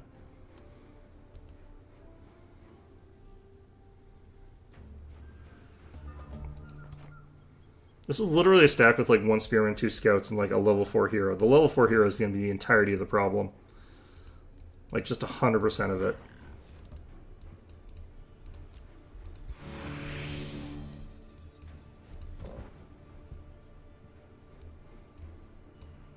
I wish it was easier to tell which provinces I could prospect. Okay.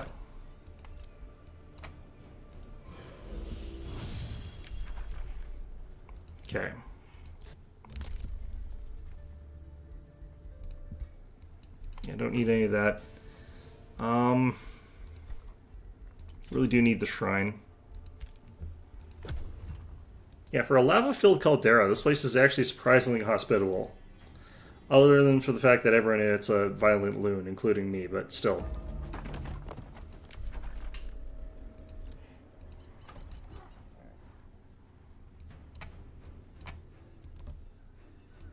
Alright, I'm gonna head over this way. Heavy crossbow's kind of garbage, but at least it's sellable. At least I can, like, turn it into gold. It might be best for me to start, like, buying things like shrines, just because I need that mana income, but...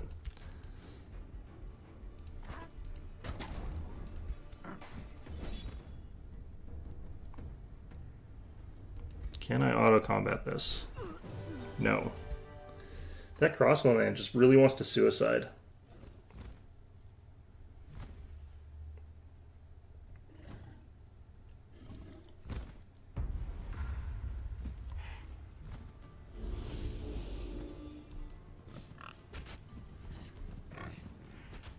I'd say this is a slight issue in terms of like how defensible their position is, but like it's a kind of is, kind of isn't kind of situation, because I do have this Bone Weaver and you can just fly on in there. Do have this Copper Golem that can flank. I feel like the problem is probably like my own troops killing themselves.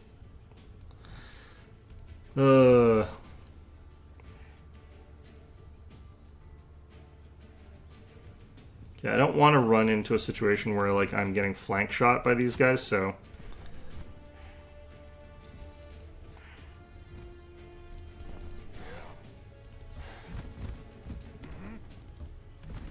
just flying my cav straight into those guys. I'm just gonna do this.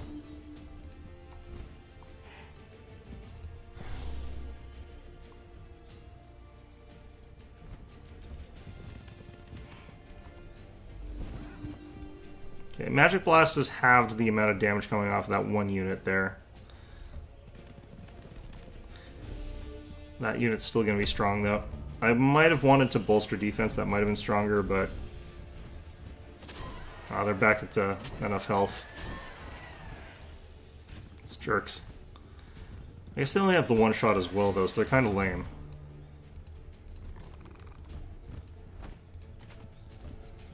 My flanking force taking their sweet time to get in there, that's fine.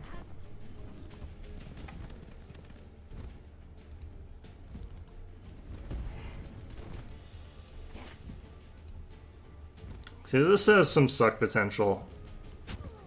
Okay, we got that hit. Got that hit. That's all good. Okay.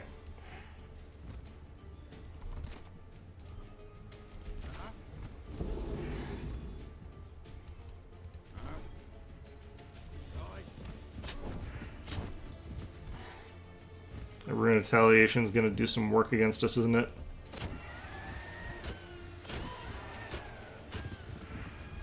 Okay. So who's mayhemmed here? They are, apparently.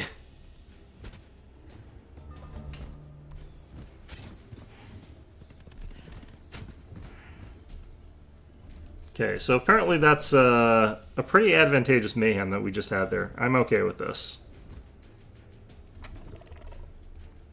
And the Copper Golems, of course, are immune to that. That's why we're going with the Golem build here. It's just, I don't have a Golem build yet because, yeah.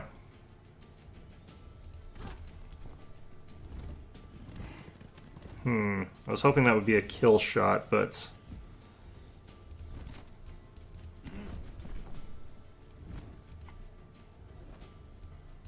I could do the Strength from Steel combo here.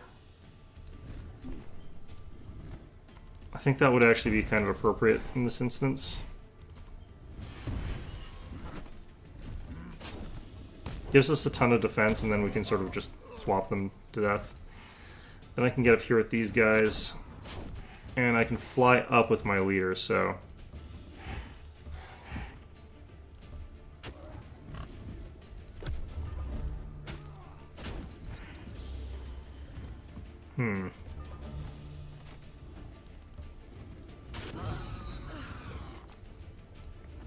I do underrate, to a certain degree, the Copper Golems. They kind of deserve it, in a sense, but... Damn. Okay.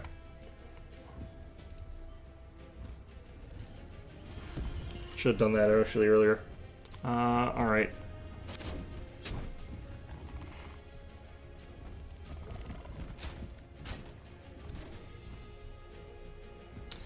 I'm going to chuck these guys this away. The reason is if I accidentally berserk, I want them to not be berserk near my own dudes, although I don't think we're going to berserk in time. Yeah, because we got another turn of combat, but that's fine. This guy will not be able to do anything.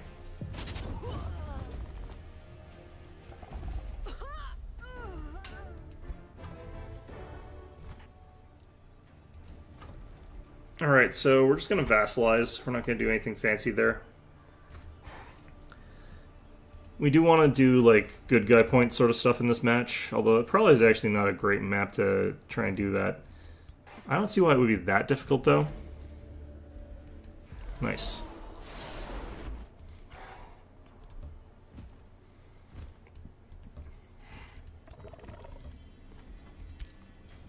Alright, and I still can't start any of that. Okay, perfect.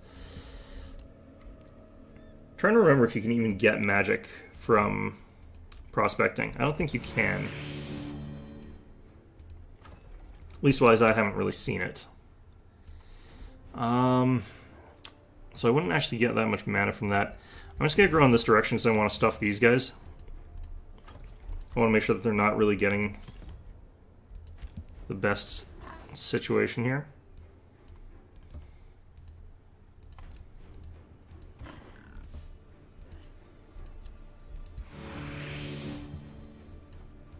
Yeah, prospecting is doing me good.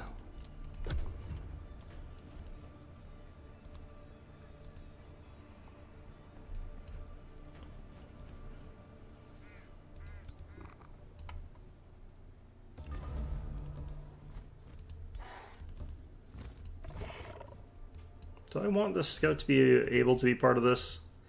I kind of don't. I'm just going to try and move out of it.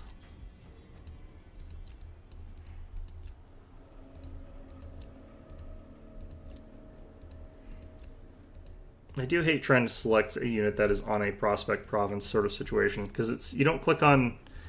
I have to click on the tile, and I have no idea where that is. Elevation was a mistake. Mountains should be flat. Okay. Arcane Institute next. I'm getting 22 magic a turn. I'm spending a lot of it on upkeep. So that's fantastic.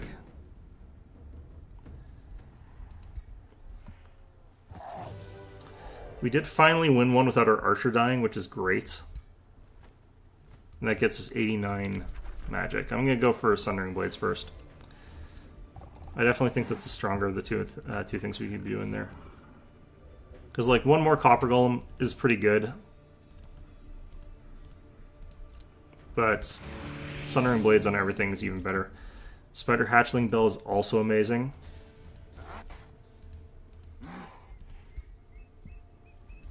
Just chuck that in there.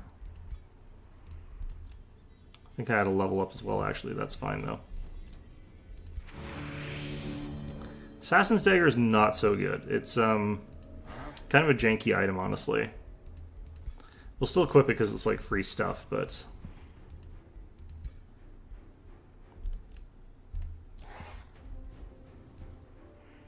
Okay, so we'll go with defensive training. City released as a vassal. Let's smog in over here.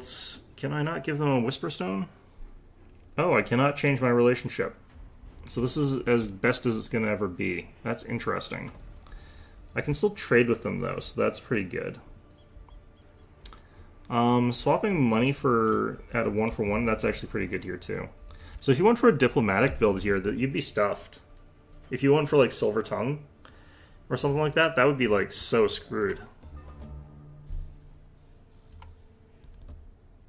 I guess you would just re-roll after finding that sort of thing. Alright, well.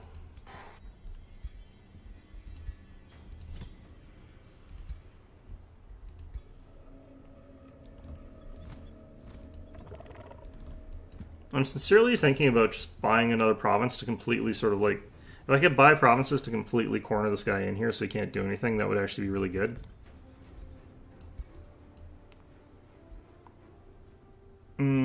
I guess it doesn't matter. Okay, I'm actually going to go ahead and build a research nexus.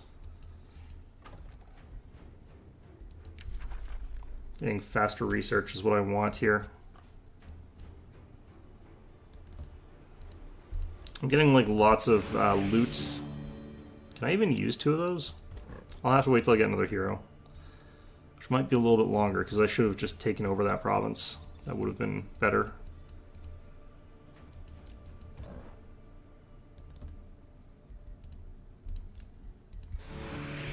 There's what we want. Okay. We've also got Awakened Tools.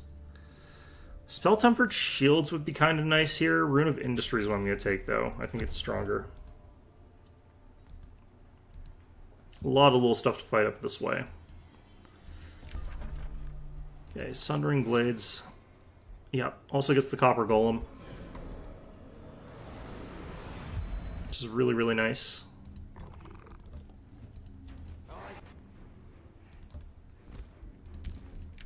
Then... man, I have to delay more of Copper Golems. There's too many spells to cast that I need to cast. I think we actually head down this way with this guy. 3 Spider Hatchling Bells. That is both ridiculously good, but also, like, kind of funny that I can't really use them all. I'll have to get more heroes. To get more heroes, you need more provinces, so... we'll have to go ahead and get some more provinces.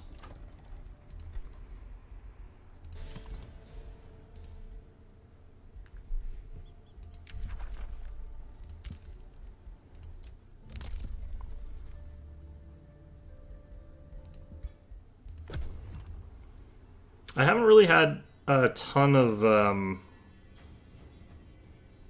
opportunity to do any diplomacy yet, which is interesting. This map is really strange, and our objective on this map as a result of what we're supposed to be doing is also very strange. It's kind of interesting, actually.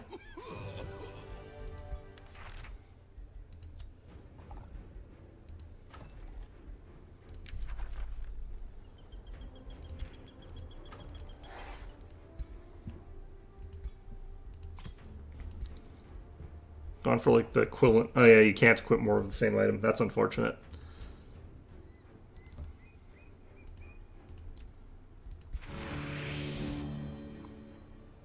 Chestplate of Vitality. Okay.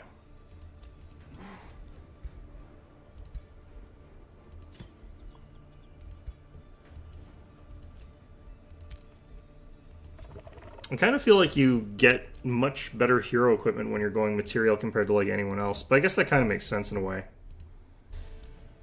I'm going to lose track of what I prospected so badly here.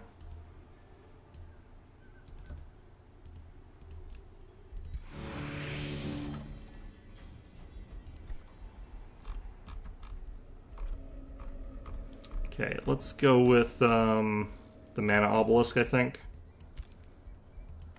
It's not being rushed, but might as well take it. These guys are growing out a bit. I can actually take these now.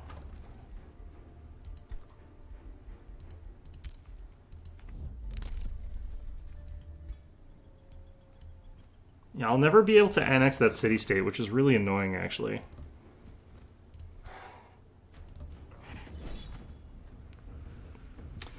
Three Angelized Zealots and a Lightbringer. Okay. Yeah, that surprising amount of damage I took there.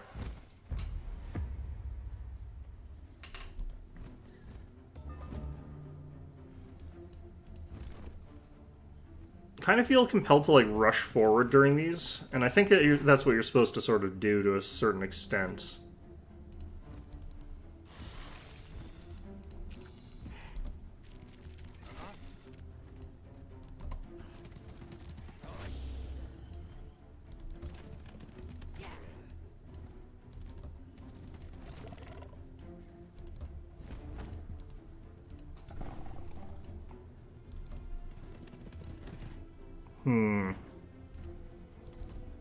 The choke points in here are probably what's killing me, because like I probably am reaching points where I end up killing my own dudes with Berserk.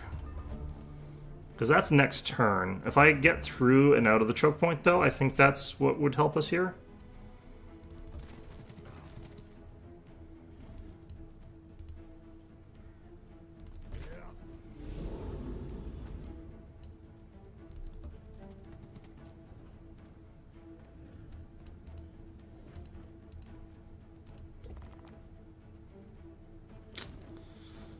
Okay, let's the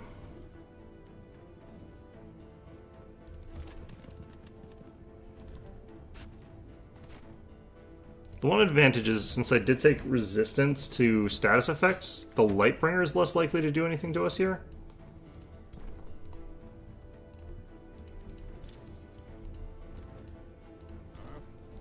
If we make it all the way across here, we might have... Spider's actually going to be a problem, I think.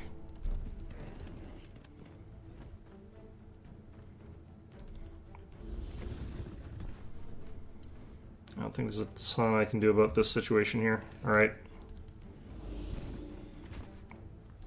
Should have done some of that before I hit him in melee. That would have reduced the damage by a little bit. Okay, here's where we just have to hope that we got the ability to resist some of this berserk. Looks like some of my stuff was berserking. Resist the conversion. Or the spiders berserking is the real problem here. I can see I'm berserking here.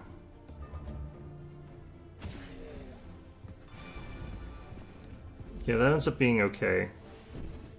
That ends up being okay. Yeah, I think we resisted enough of them. Okay.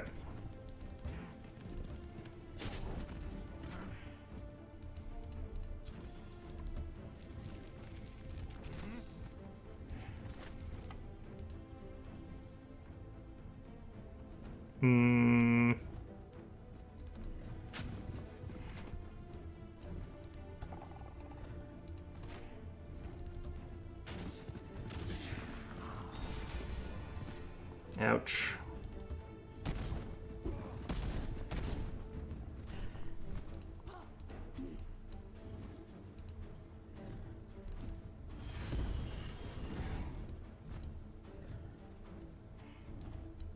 Okay, I guess this is the best I can go.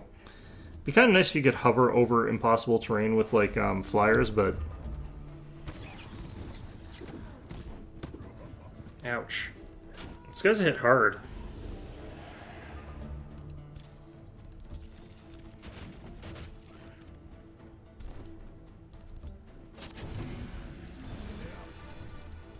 Okay, so did I get... What do I have for bolstered here?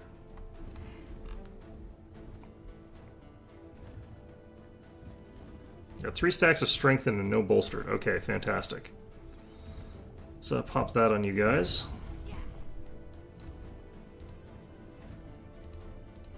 Yeah, it really is that. Okay. Darn it.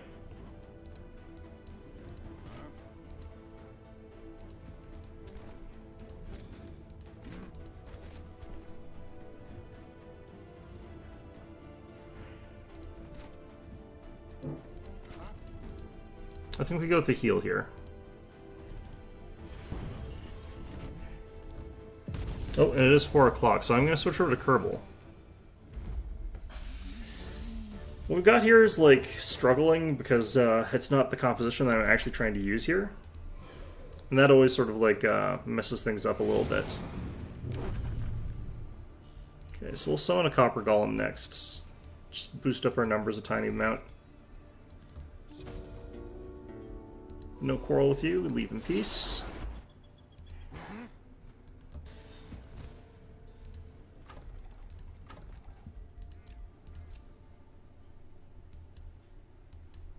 Where am I going here? Over here?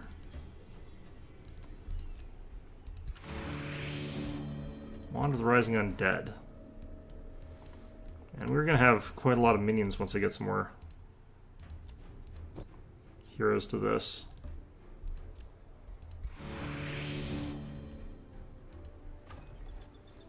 Alright. I do want to just end off the turn so I can, like, have that done and then end the game. Instead of just ending the game at a weird random spot there.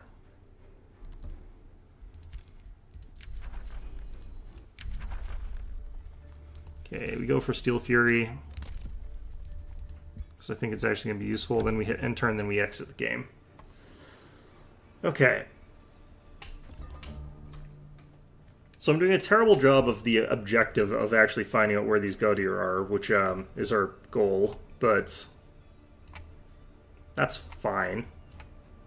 Maybe I should actually get my hero down here to the Fire Hearth Foundry and set up near that. That would actually be really good.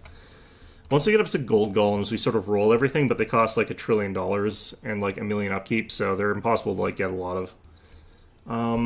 Still though, let's pop out of here.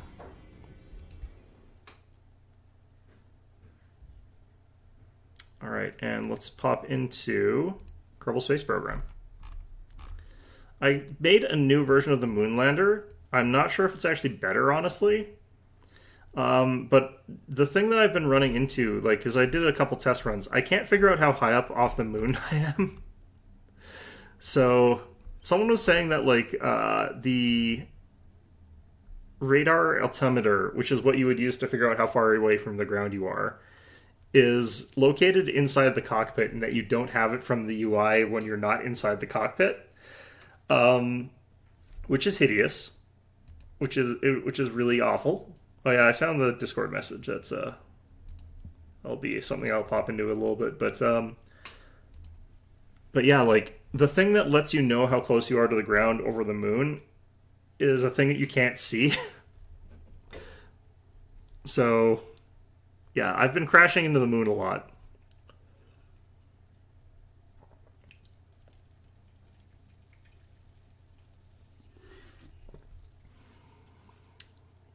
Suffice it to say,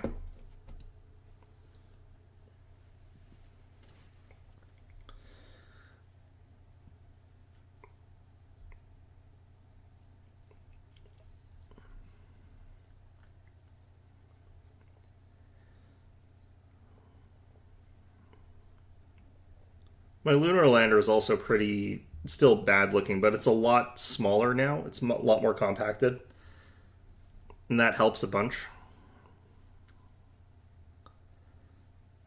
But yeah, getting a lunar lander with like the rover and everything, like I have no idea how you would manage to get that onto the moon.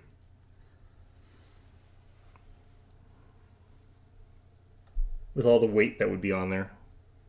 I guess you would want like a lunar lander that's only like a ton or something like that. And then have it be a disposable, like you fly it onto the moon, you land it, and then you just have like the Kerbal pop back into like a waiting spaceship that's orbiting.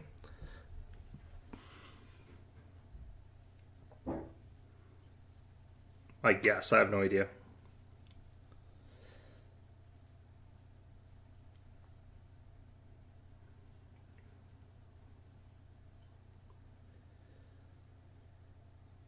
Ugh.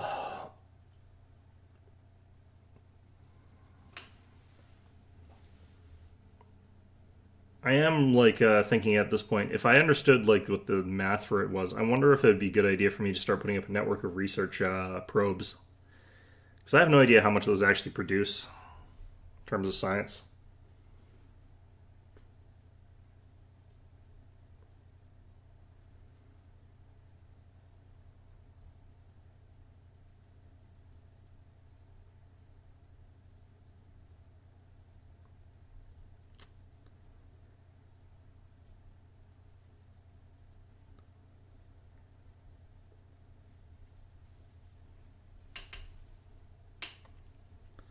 Come on. Okay, there we go.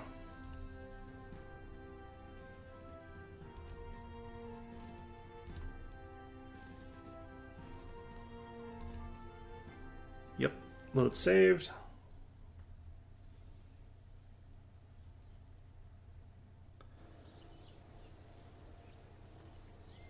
All right. Yeah, so this is the modified like oh, I guess I have to load it. Let's open Event Disaster 2. So this is our second major variant of the lunar lander. I added in these extra little things on the side here because I found like I just was not getting enough thrust power. Oops. How do I undo? Let's just, you know what? Let's just don't save. Yeah, so this, I think, is just a much easier variant. What I'm actually going to do, I don't know if, like, 6 radials is going to be enough. But I feel worried about putting a Mark 16 large on top of this because the science module is not the command module. So I'm wondering if what's going to happen is the parachute opens and shears the science module apart. So that's what my worry is. Let's track these things. So that's why I didn't have a parachute on top of it. But other than that, this should be... let's double check our staging. So this cluster of rockets down here, and that go down at the same time. Then we burst that, and then we get these, and then we got the ring there, then we got that burn, then the last stage, which is the lander. Now, someone was saying that you could like use lights at the bottom of these things, and those act as like things that would help you see the ground a little bit. I don't know if that's true, but we've got some now. Facing just to the bottom. I don't even know if these are the right kind of lights, though. Like, I might need... I don't know what.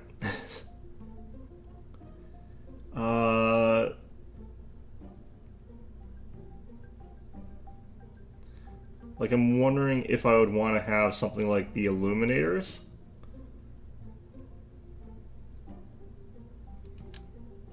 Maybe we'll try these.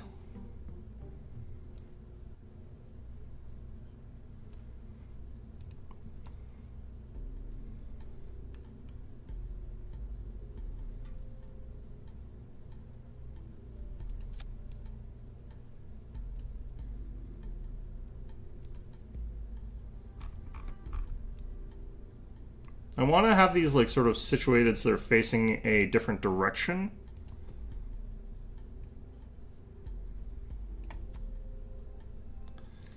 Okay, so that looks better. So hopefully those will be able to like look downwards, and that'll give us an idea as to how high up off the ground we are. I heard that those sort of things illuminate down to 400 meters. I don't know if that's right. But at least that gives me an idea. Like, if I land on the side where, like, I can see my shadow, that's fine. That's great. But I usually don't. I usually end up on the dark side. This is the wrong crew. Let's recover vessel. I don't know why I don't save the correct crew, but apparently I never do. Okay. I don't need an engineer, so we're going to drop Bill. I do want our pilot to get experience points, because I want multiple pilots that have got like multiple stars. Okay. So let's just see how aerodynamic this changes are, see if that impacts the launch sequence at all, because it's not as aerodynamic as some of my other models. It's got some stuff sticking out the sides, which is never like a great thing to have.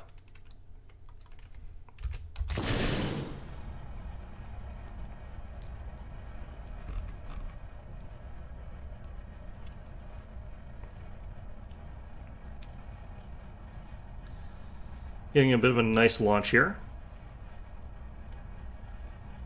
Doesn't look like we're getting any weird deviations, which is nice. Bob's freaking out, which is, you know, all's right with the world.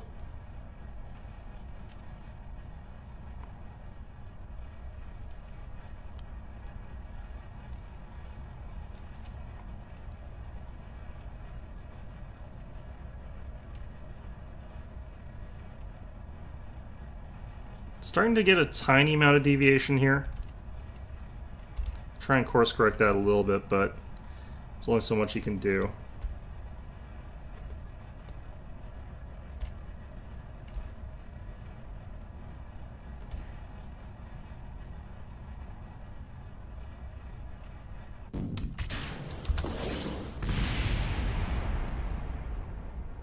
Well, that's interesting.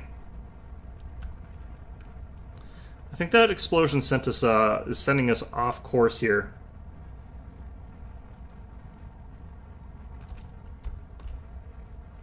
Looks like we're able to course correct a bit, but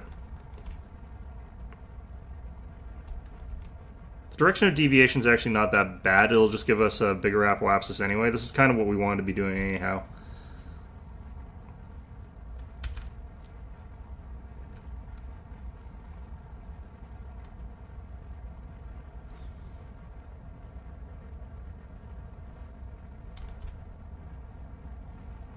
Alright, we're out of the atmosphere. No, we're not. Okay. Still a ways to go. But our speed is pretty high. I think we'll have a pretty okay apoapsis off that burn.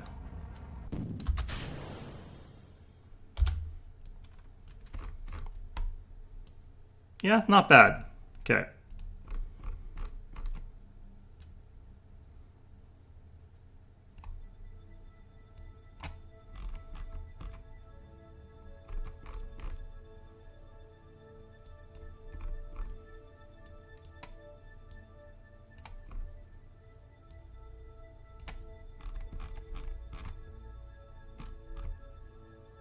Okay, that's good.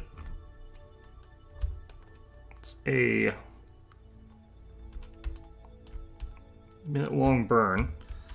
Drops us down to 0. I'm going to stage it.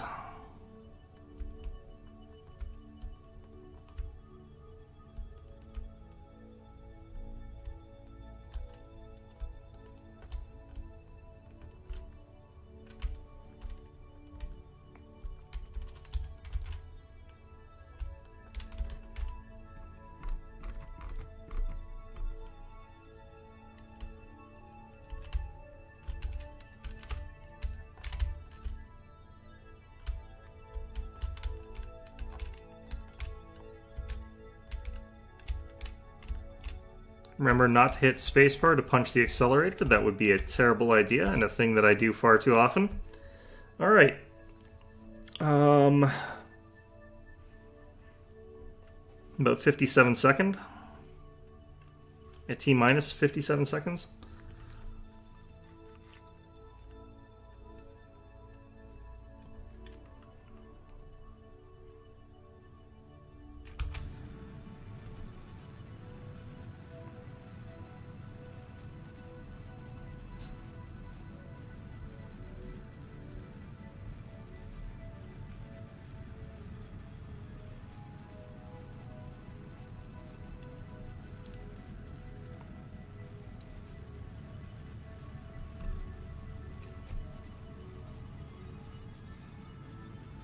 And hopefully this isn't going to be too strenuous a burn on my fuel supply.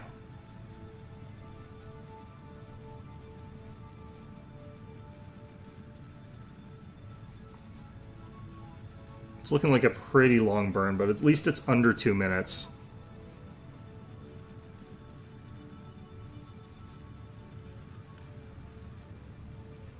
Those weight savings like paid off a little bit, like another...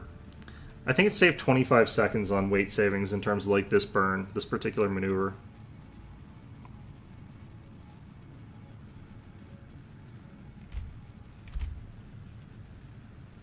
It is hard to see exactly where my crosshairs are supposed to be here.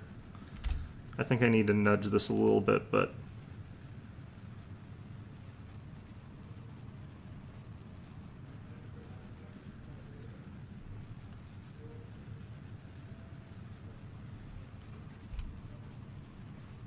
Okay.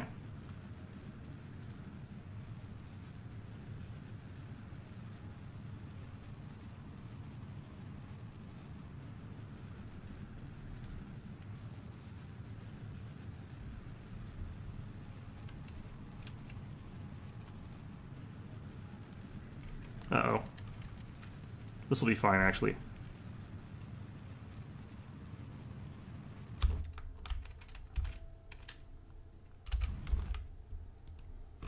That's good enough, I think. Absolutely good enough. Okay. So, Moon is heading this way. We are heading in the same direction.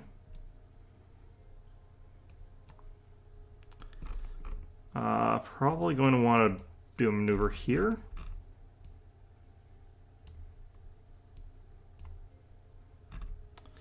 That's looking pretty accurate. That's looking pretty... I'm going to collide with the Moon.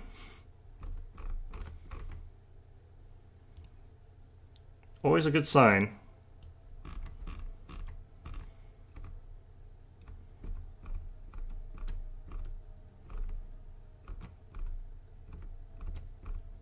Okay, we got a periapsis, and it is 2,500 meters off there.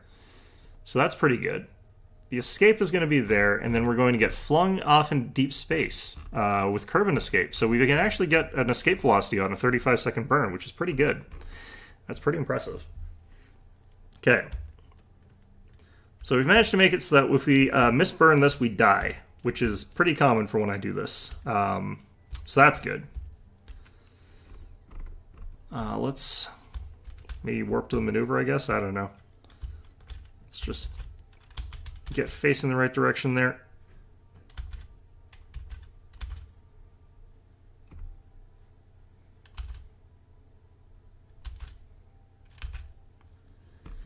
Okay, and yeah, we'll just quickly warp to the next turn. I call it a turn. I'm not sure that's quite the correct parlance for this. So I do it at 15, 17 seconds. T-minus 17. It's quite a ways from now, but...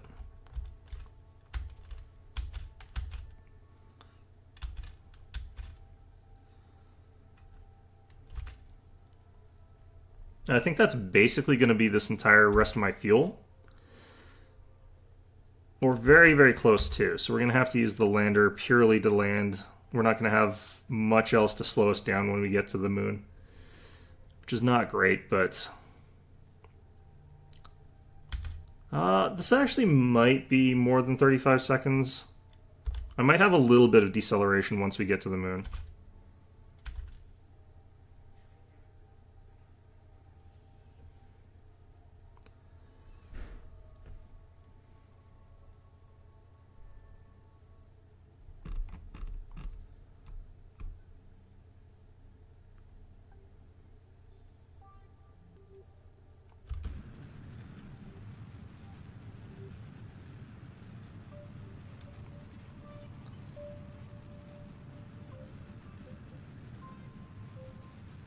Oh no, yeah, we'll have more than enough fuel in the current canister for this maneuver.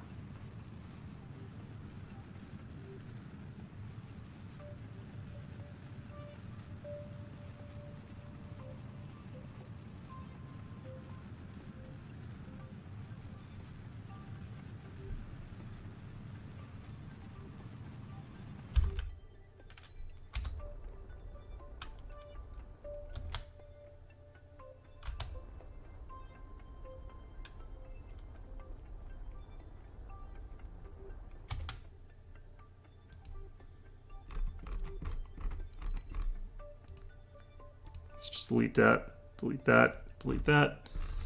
Okay, so we got our periapsis. We're actually quite a bit higher up this time. We still got enough liquid fuel to do some maneuvers here. I could warp to the moon and counter, and then we decelerate from there.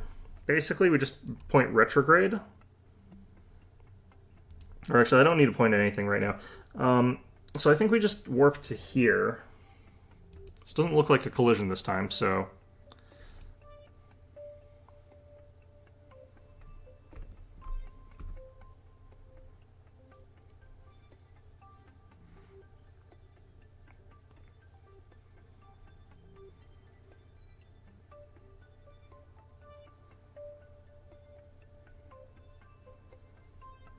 Okay, delete and close.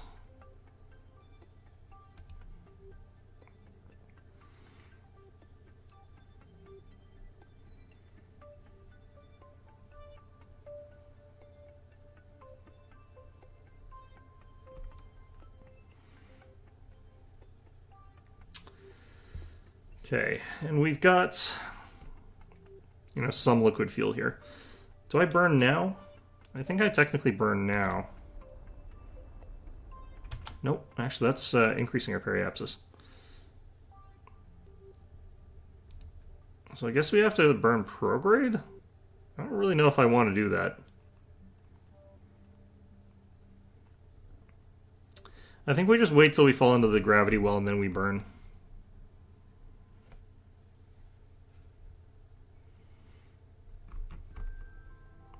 I think that's what we have to do, is just wait till we're in the gravity well. Oh, yeah, there we go.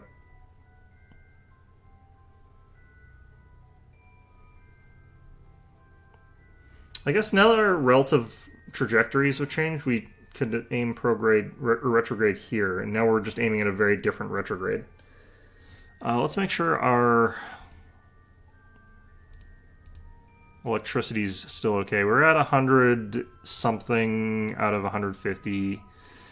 I think we're gonna be okay. Okay.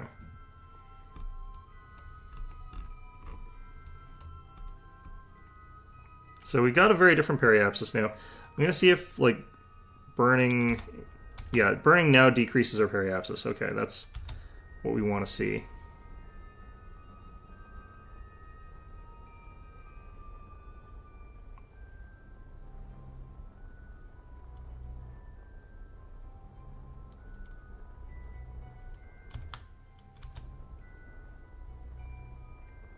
I want to drop our periapsis about as low as we can get without ejecting our fuel completely.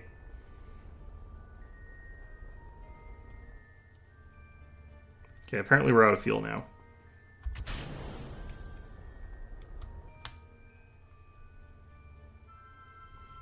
Okay, so we're down to all these engines. And these should actually be consolidated, honestly. So I'm a little bit worried we just are short of fuel for this set of maneuvers. I'm worried that I'm burning at suboptimal times here, but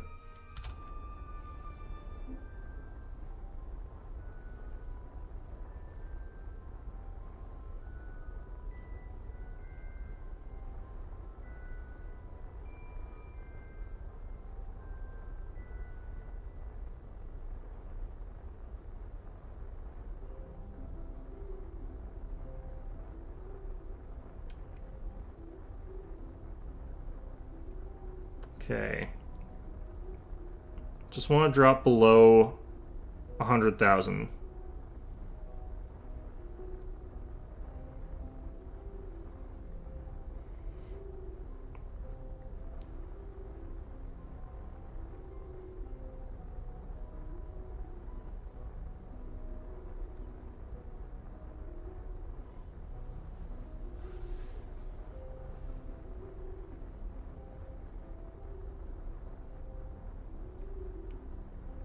Burns from further out are more efficient, so this should be okay-ish.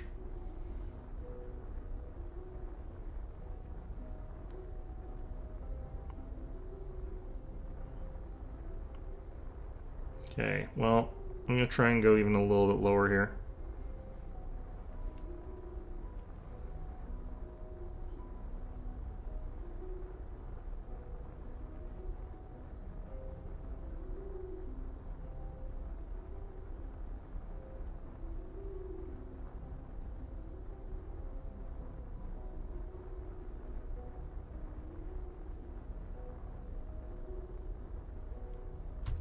Okay. So if we go down to the periapsis, then burn retrograde again, it's gonna probably be the best maneuver we can get here. I'm not sure if I should be burning off more now before I get there. But I feel like this is kind of fine.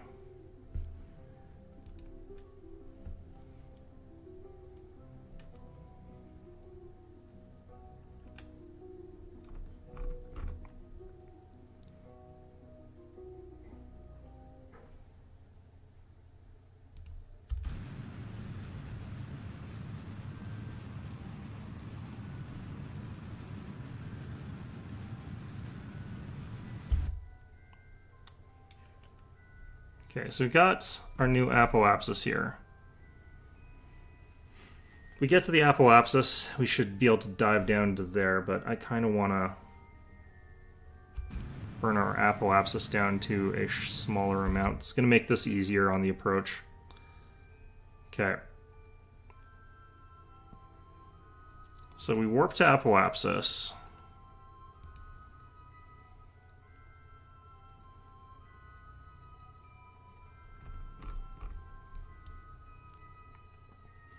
And now we get to immediately have that part where I just crash into the moon because I can't do this very well. So we burn retrograde until we're on a collision course with the moon. And now we sort of like wait. I'm gonna burn a bit more. I want a nicer entry trajectory maybe. I don't actually know that that's nicer, honestly. Well, either way.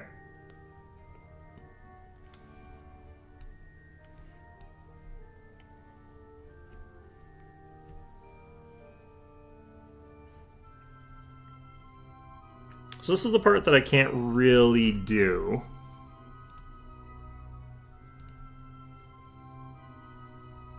I guess I don't technically need to turn these quite on, but I'm going to turn them on.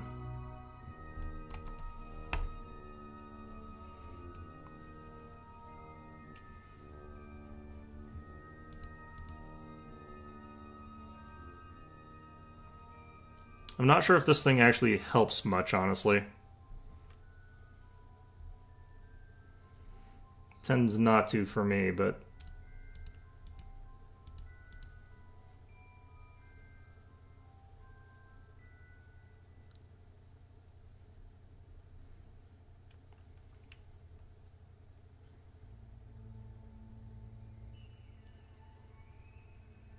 we are picking up some speed.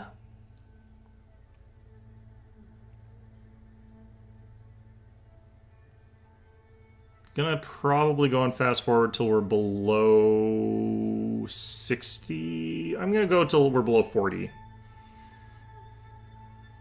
And then we'll just see what's going on there. Especially check our orientation, basically.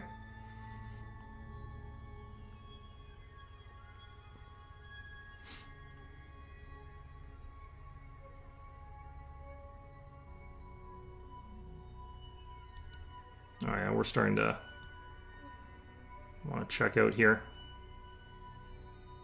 We might be landing on the side that's got a little bit more light to it. How much are we draining our batteries with these lights, by the way? Oh, that's draining their batteries pretty fast. No lights off for now. Gonna have to try and activate those when I'm actually closer.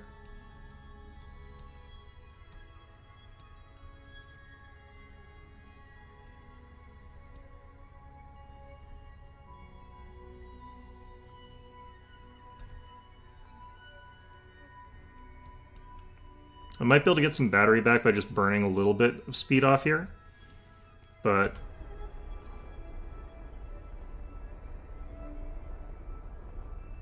this is generally speaking not how you do this.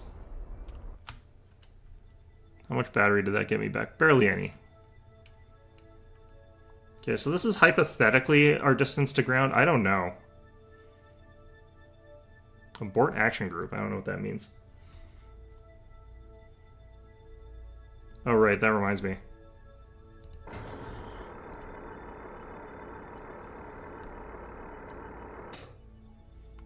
That last little click.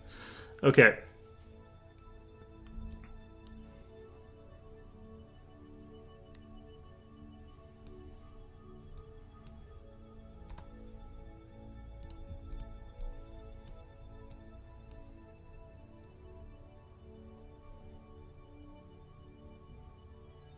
Yeah, this is going down slowly enough that we'll have enough battery, I think, for the landing, but...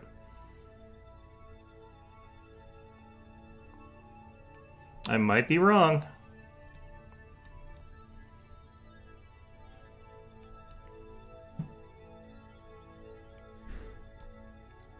I actually wish that the lights were a little bit more realistic in the sense that you should actually be able to see them hitting the ground from quite high up. Not from here, because we're at the wrong angle, but... because the lights would be, like, facing this way, which I'm not even sure is hitting the moon, but... oh boy, okay.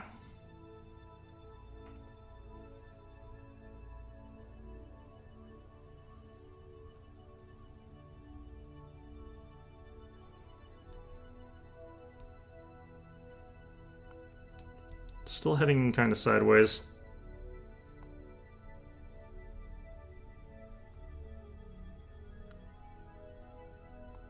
I think part of the electricity burn is because we are also adjusting turn retrograde, so It's taking a tiny amount.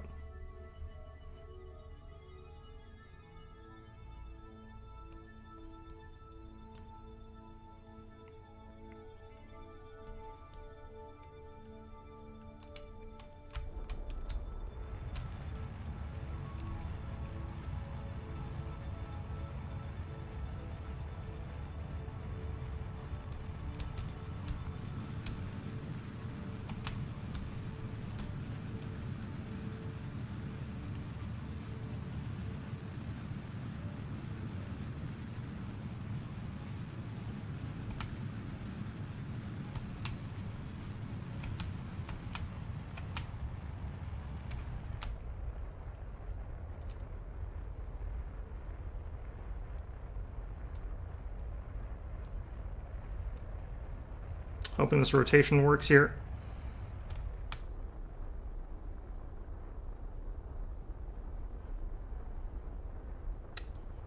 Guzzling fuel pretty fast, honestly.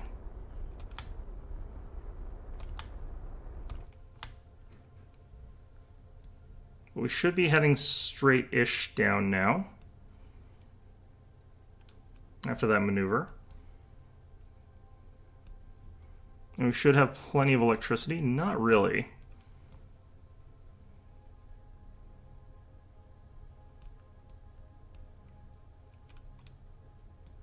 Definitely don't have a lot of fuel.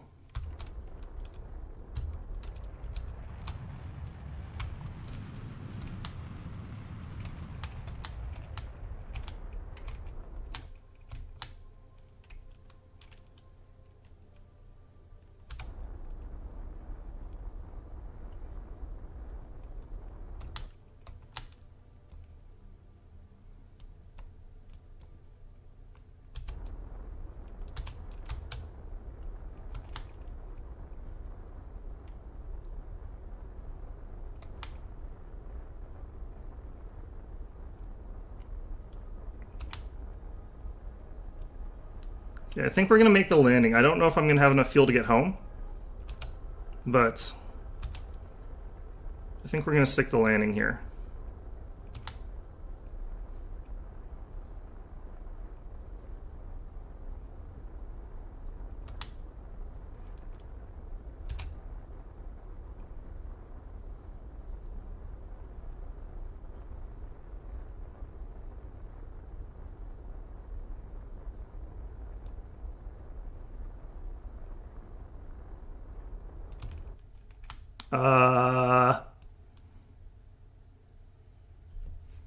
Well, really? Why? I want to cry. So can, like, the Kerbals get out of this thing and just, like, push it back upright or something? Like, is that a thing that can is that a thing they can do? Oh my god.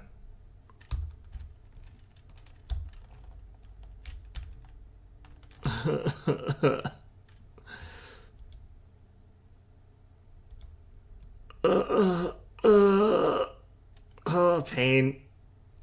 Okay, you know what? Sure. Okay. Sure. Let's just... I'm so sad.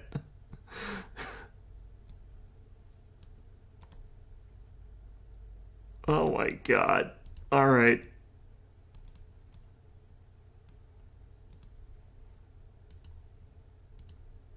Okay. Sure. Where's my temperature gauge? Is it, like, underneath something here? There it is.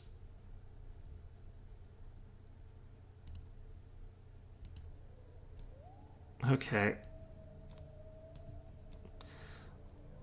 So, just out of sheer curiosity, what's the best way to prevent this from happening? My god. Okay.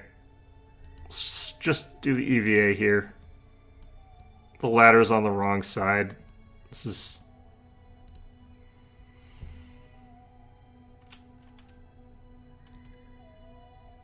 EVA report. Cool. Apparently I can take the surface sample from there. Great. Let's just get back in. Alright.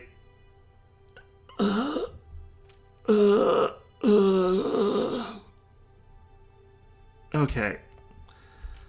So maybe we, like, point so we're sort of facing towards the slopish thing here. Or retract the ladder.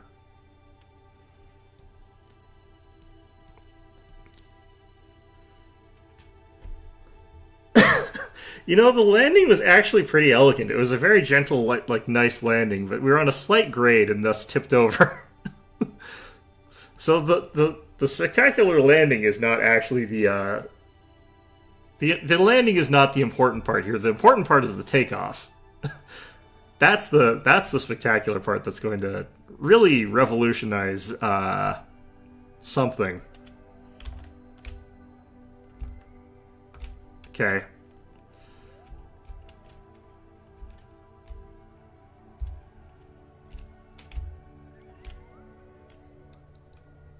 Oh god, okay.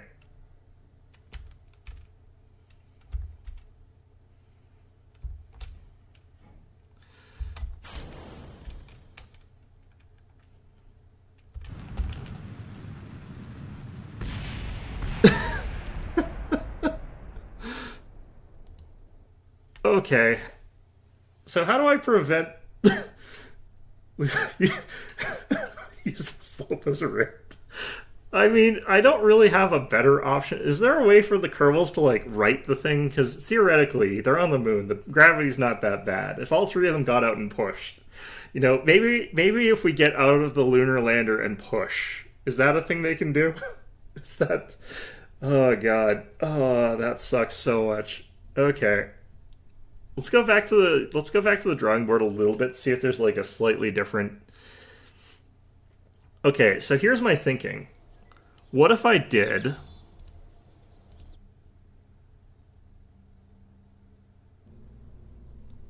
Okay, here's the thinking.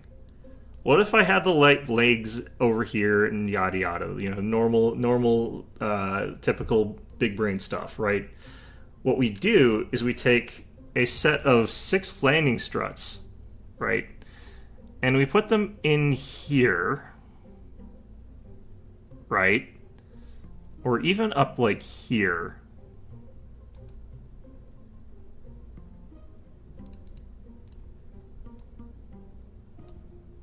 Let's try and make it so we're avoiding the door.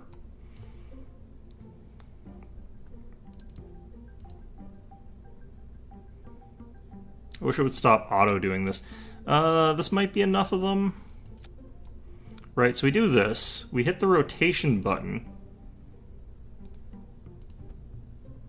We rotate them up like this.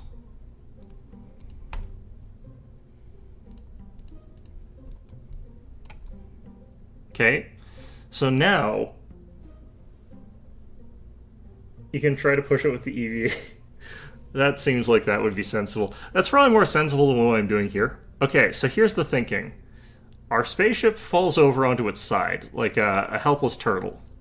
So we now need to get our spaceship standing upright-ish. So what we do is we have these things mounted on it so that when it tips over, we push the button and these things spring out and push it back up. Kind of genius, to be honest. This is actually really, really stupid.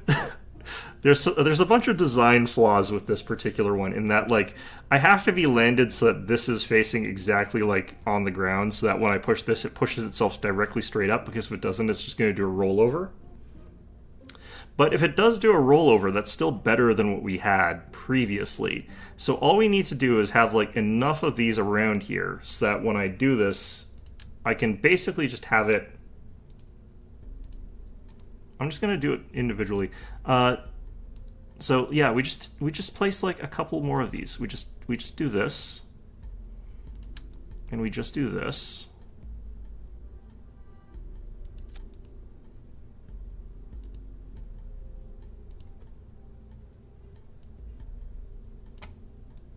I don't think that was the right module that I'm not rotating the right module.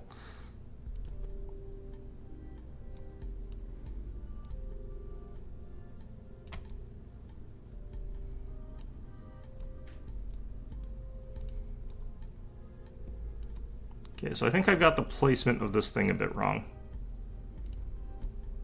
Because the angle's weird and it's... So we get the angle the same, and then we'll sort of change the placement. Oh god.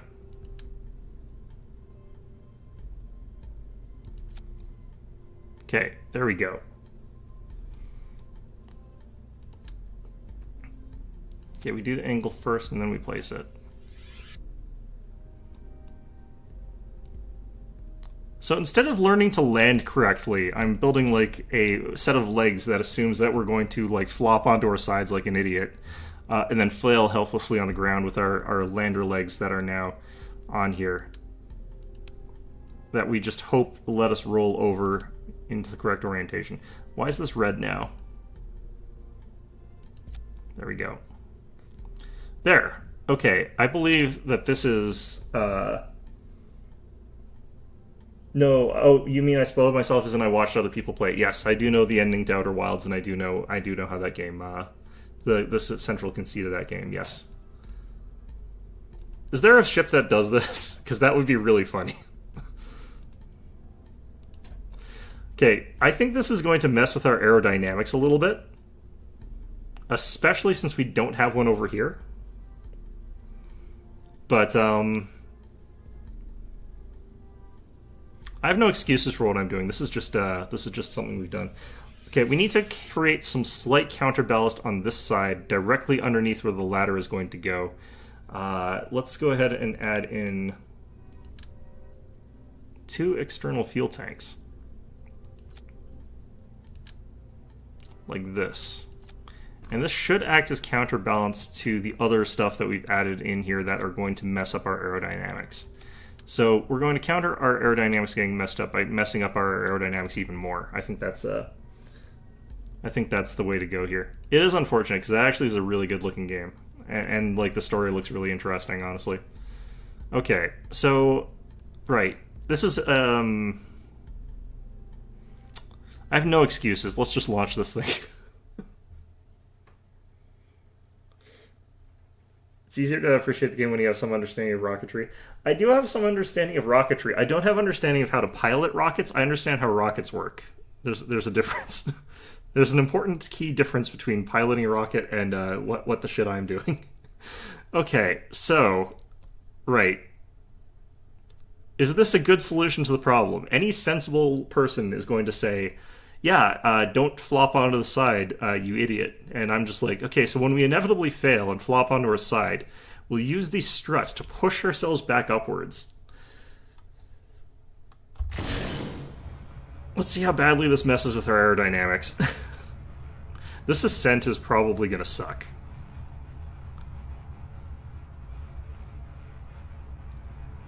It's actually going a lot smoother than I thought it was going to.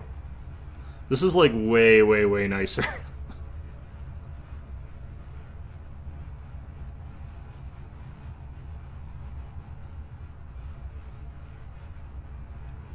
Yeah, this is not messing with our aerodynamics anywhere near as much as I thought it was going to. That's actually really great.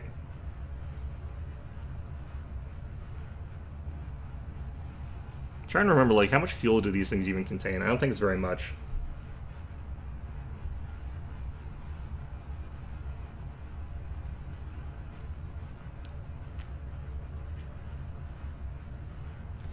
We're not even seeing like the pressure wave contrails on this thing on the ascent, which is pretty bad.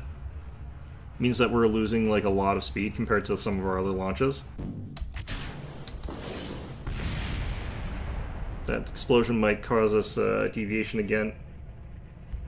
I need to actually do apparently a slower staging on that second part there. Let's do a quick revert launch. I think when we launch that second stage, those explosions are causing me to get deviated off course pretty badly. So I have to keep that in mind.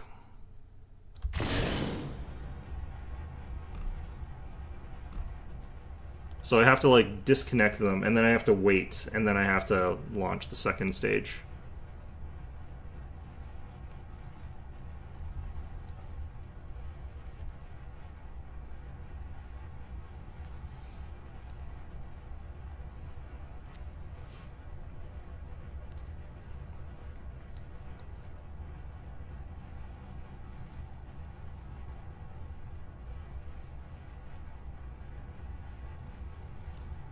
This is a pretty good launch again, honestly.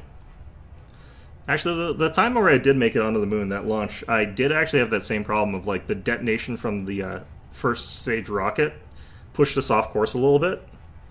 It didn't push us off as much as that one I just did, but it did do it.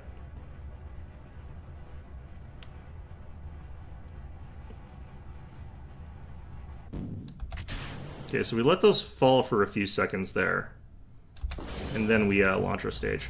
There, that seems better. Although we are deviating off course quite a bit on this one again, too. I think our bad aerodynamics is actually kicking in now. But looks like it's not too bad. We are getting some correction on it. It's just like that initial disconnect and move apparently pushes us in a weird direction for some reason.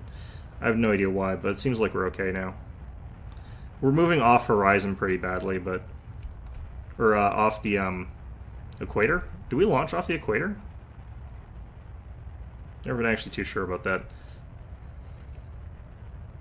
So we're going to have a slightly wonky looking orbital here. And that's fine.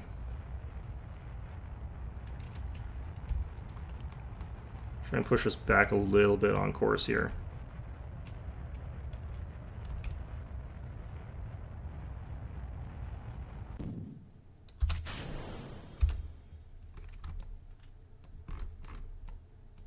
Okay.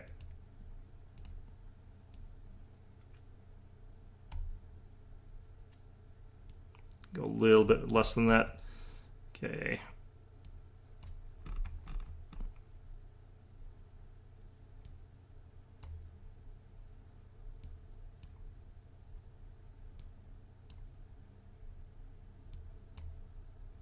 That seems fine.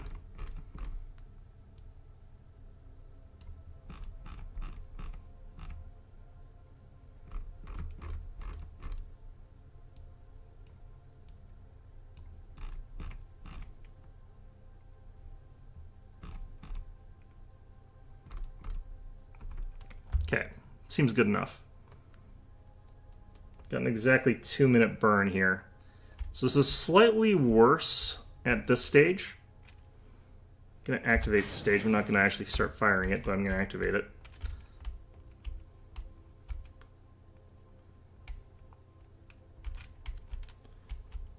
Okay.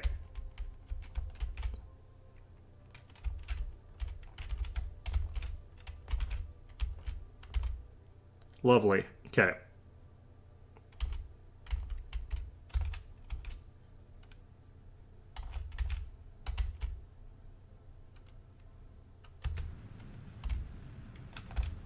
Now we got ourselves a bit of a long burn ahead of us.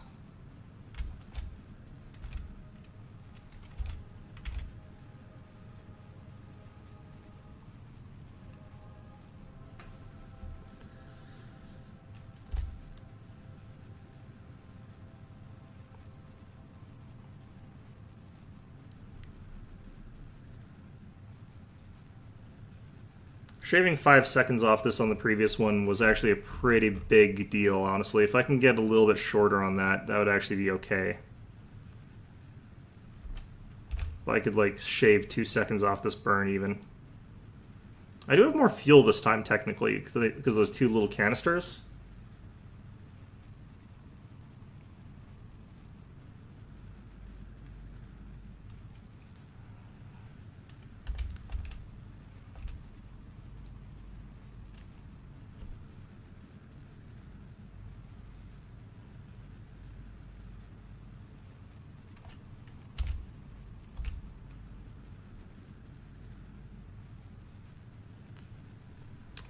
These long burns always make me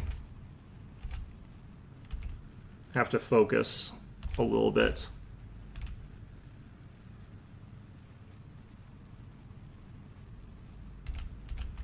Because, like, they don't stay on course very well. These little Kerbal pilots, which is me, because apparently I have to pilot this instead of letting Jeb pilot it. Dear Jeb, pilot these things better.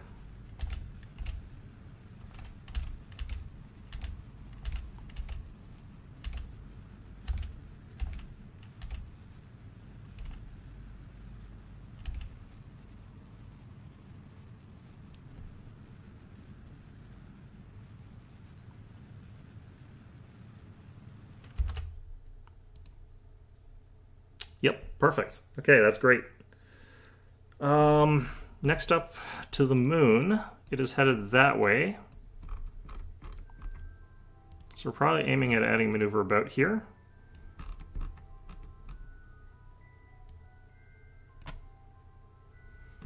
Okay, that's an interesting way to get a periapsis. That's kind of fun.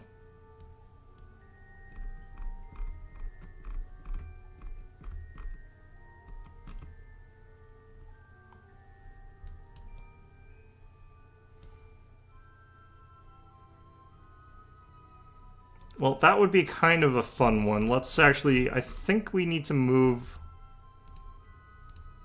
maneuver over a little bit. It's the best way to deal with this. Hello, let me move you. That's the wrong thing. Okay, well, I've added a weird part to that maneuver that I don't really want to have there, so I'm just going to delete this. Shoot, okay. Maybe we were going, I think, this way? Oh, God. Menus, why are you so awful sometimes?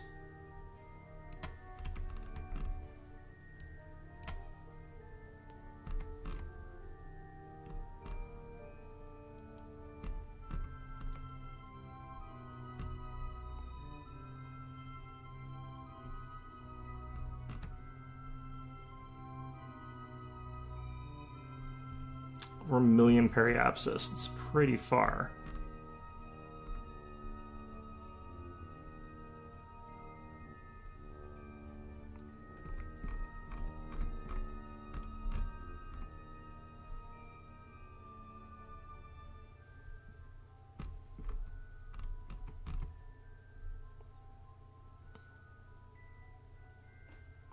I think that this technically works fine.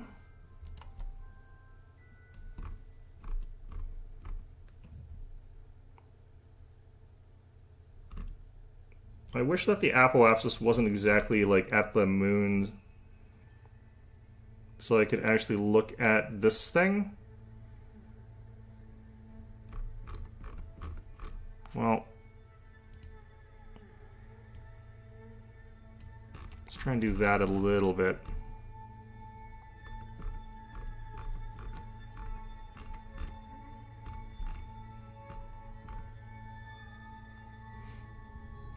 I feel like this is a really weird approach vector in a way that's kind of interesting. And I kind of even wonder if I can make it into an orbit from this kind of situation. Because the periapsis and the escape are so close together.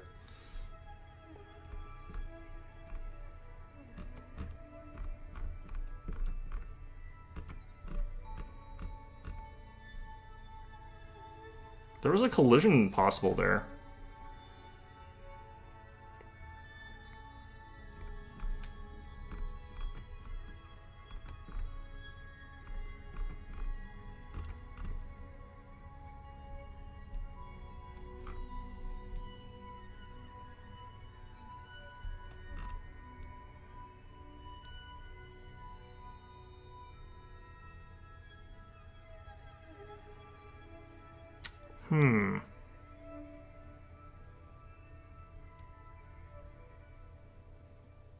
This is a really weird one.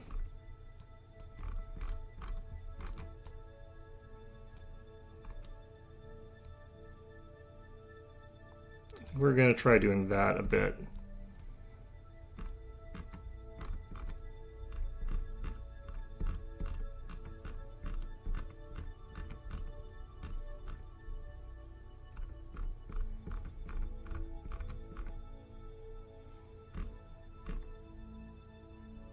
I mean, this is a much more familiar sort of approach vector for me, but it's definitely worse.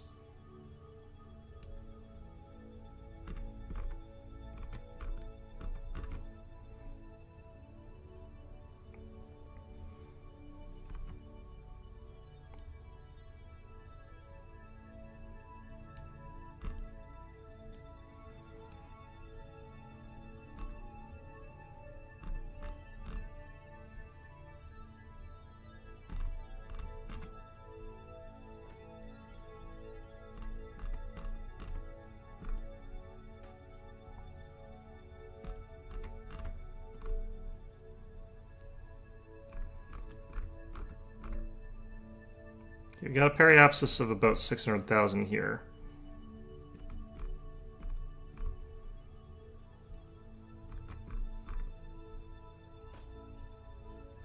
Okay, I think that's gonna be fine. It's a 40-second burn time, which is pretty okay.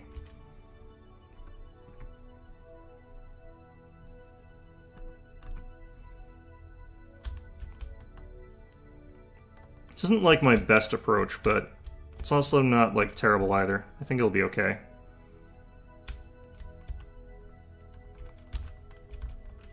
Maneuvers at T-minus 20.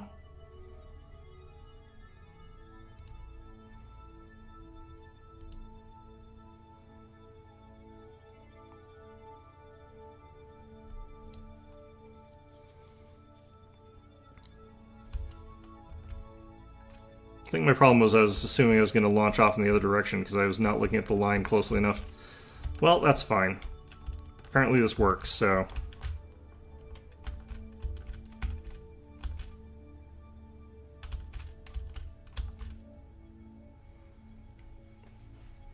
Watch as I like land this and I don't land on the sides, and the things I've just added onto it just barely make me too heavy to like make it back to the to Kerbal.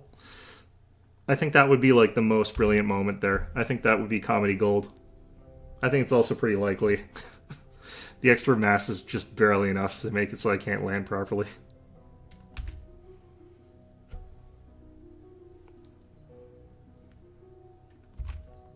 Alright.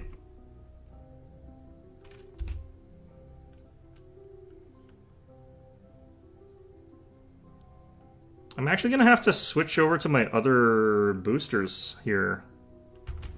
This isn't enough fuel to do this burn.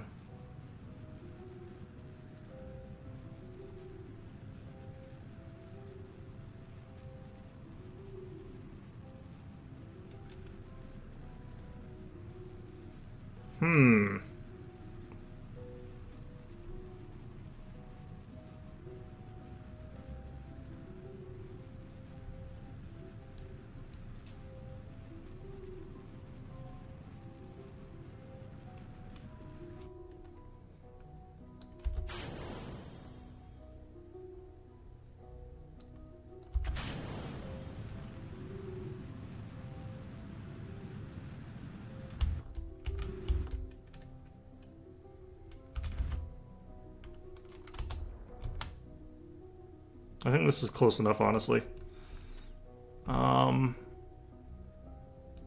Okay, so we'll have the periapsis there.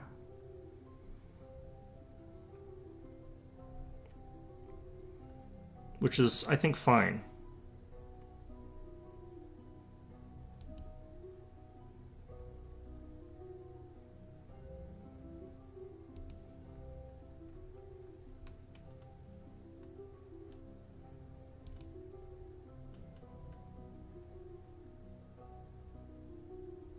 What the? Were you about to hit the... Did I hit the... I hit the...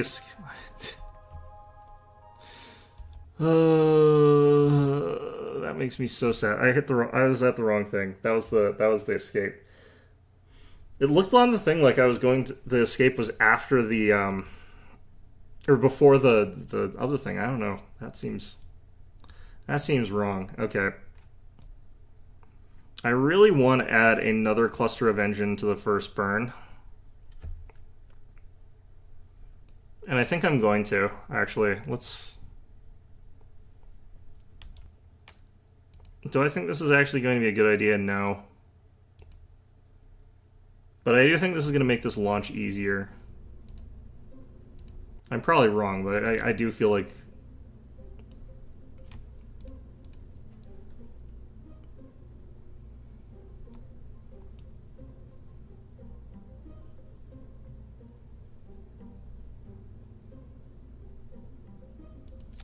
that.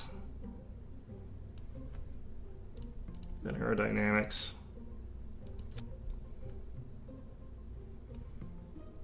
And then we throw that in with our other staging here. Now, the lesson I've learned from watching rockets exploding... wait, what happened? Yeah, nothing too serious. I just hit the wrong button. I just hit the, I clicked on the icon that said moon escape instead of the moon entry. I was reading them backwards, I guess. I don't know. So I just had to reset that. So I could have just waited to go all the way around, but that would have, like, probably been... It probably would have been an unsuccessful landing anyway. Alright, so I'm just going to add one more of these and see if that helps anything. My guess is no. Although this does seem to actually be burning okay. Like, I'm not exploding. I thought I would explode on the launch pad.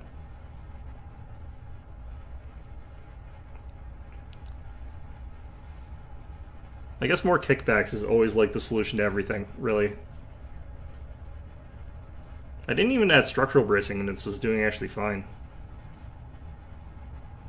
A classic blunder, yeah. They were set up so that it looked like I was heading towards the them in a different order than I thought I was going to, so, you know. Yeah, we're getting the, like, vapor contrails, like condensation and stuff like that, off of our ship from the speed this time. So that's actually usually a solid sign that we're actually going up fast enough.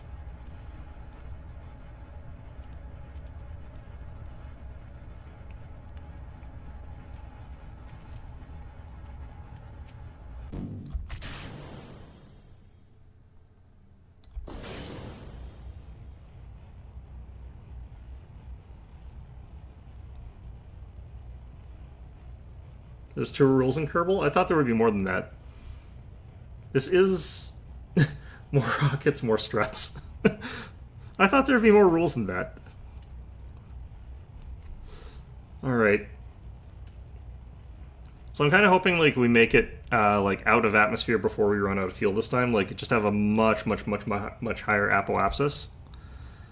Because I think that would actually be useful here. I'm going to actually hit prograde so that we're heading towards that.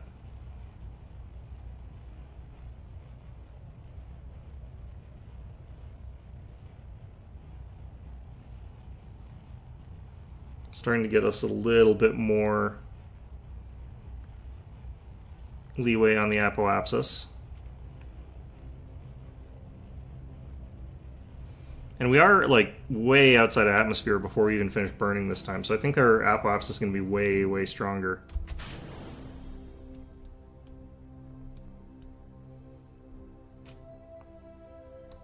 Okay, I'm going to stage this. I'm not going to turn it on yet. Yeah, that's a much higher apoapsis.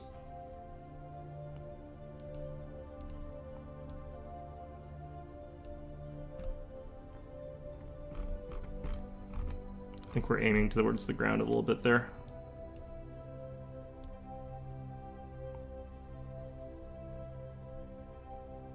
Oh, I hate this so much.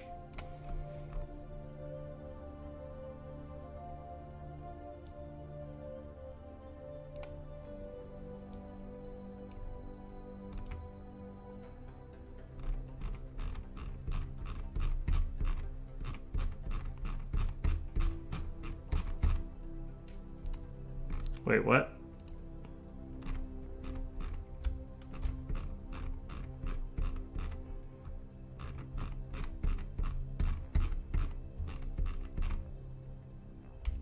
Okay, good enough.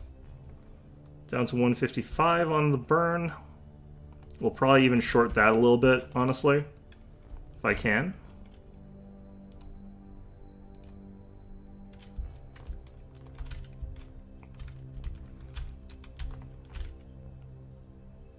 So we don't need a periapsis that's like this high.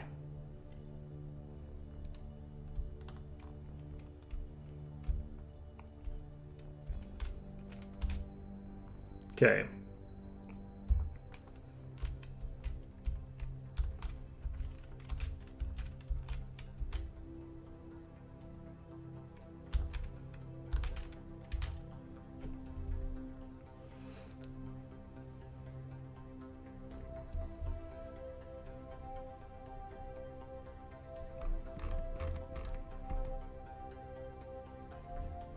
So our maneuver is at 57 seconds-ish. And I'm going to reduce this down even tiny bit more here if I can.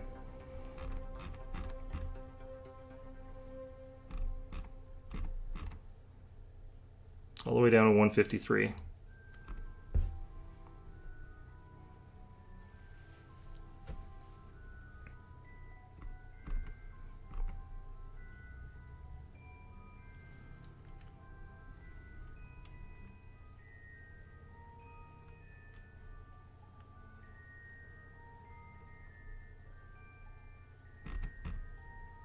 This is probably about as low as I could get this too.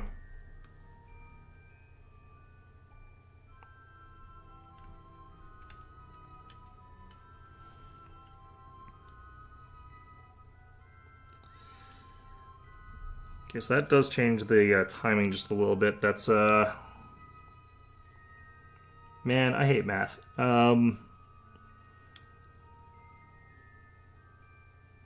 Minute minus, it's 150, it's at 56, okay.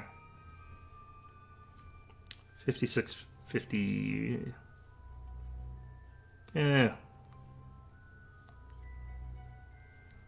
around there.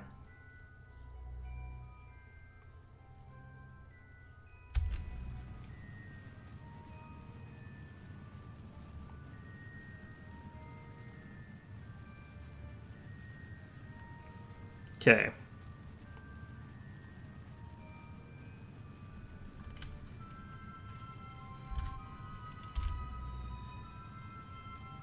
We're looking pretty on target here.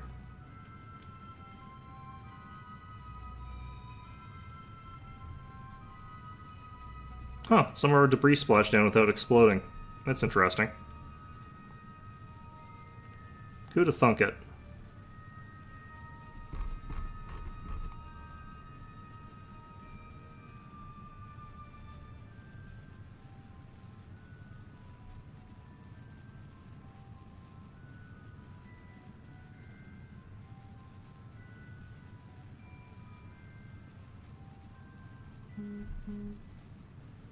What's my phone going on here about? Probably nothing important. It's okay.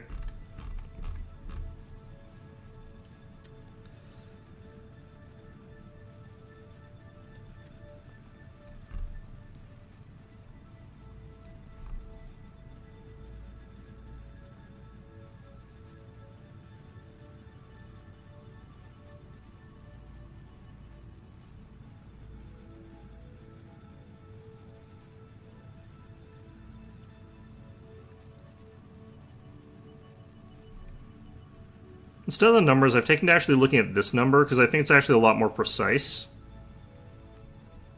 at telling me what it is I'm supposed to do, like the meters per second thing.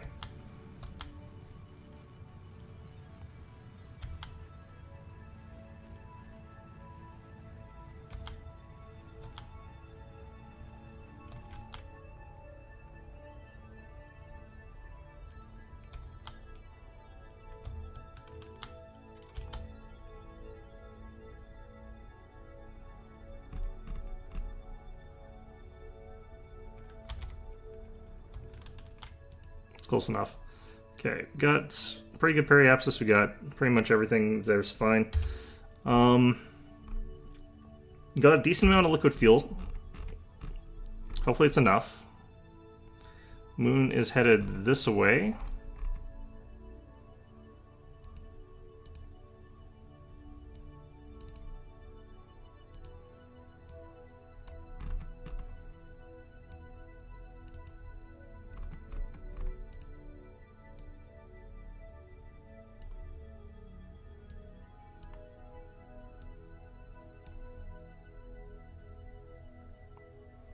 Yeah, periapsis of about 2 million. I probably want to get further out there.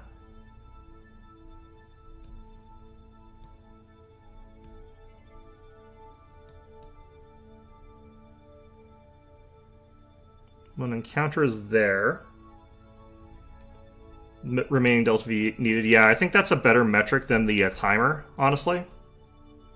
I find it easier to base myself off that as opposed to the timer. It's like basically how strong of a burn do you need to get to where you're going? Wait, what? Well, that's weird.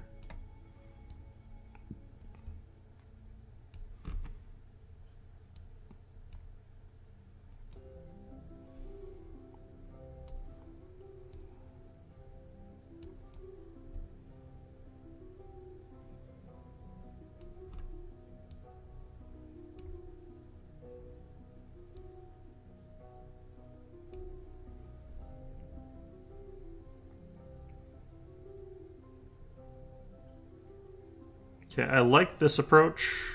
I think this one's okay.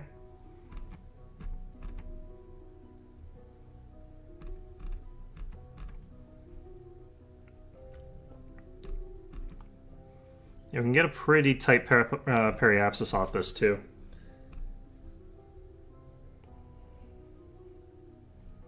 It's a pretty light burn.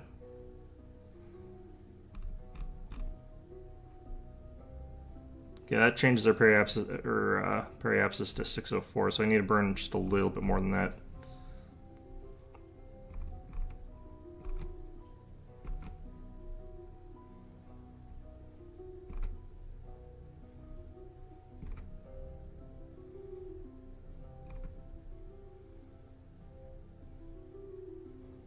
This feels like we're going to be very, very much inside the gravity well there.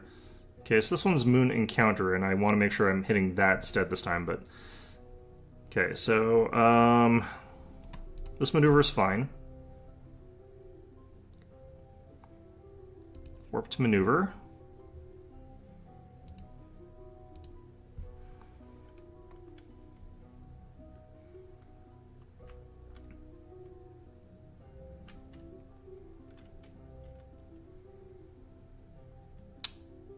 Delete and close. So 18, T minus 18. This is our burn window.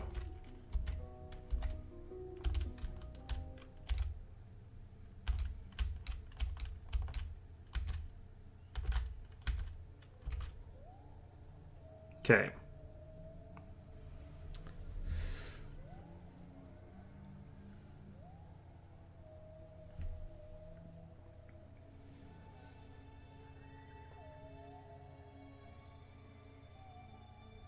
I always get like screwed over by the manual maneuver inputs.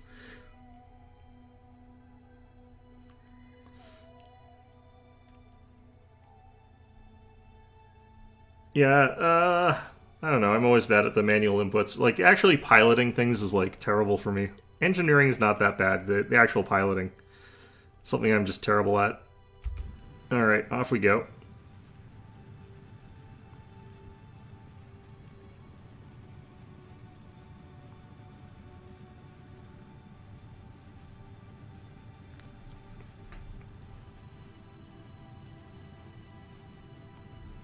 And we have got just a tiny bit of extra fuel after this burn, so we'll be able to do something with it. I have no idea what.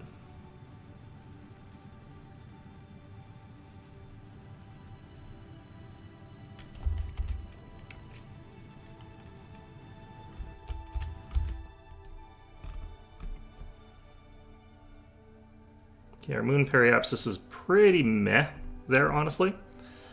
I think I need to do a bit more of a burn here.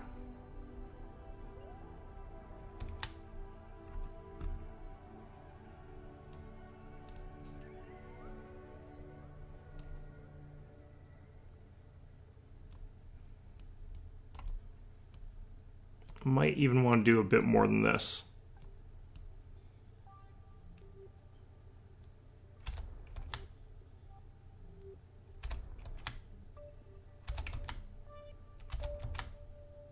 There, I think that's perfect. Being able to input precise... I didn't think that was the thing I could do. I thought I had to unlock that still. I didn't even know I could do that. Is that here? No, that's science.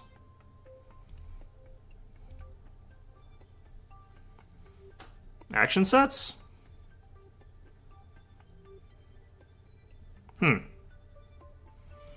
Well, I didn't even know that was an option. Well, for now, let's make sure I'm heading to the approach. Is this the approach? Are you... Oh, God. Moon encounter. Moon escape. So click on encounter, not escape. This should be an SOI change that looks right.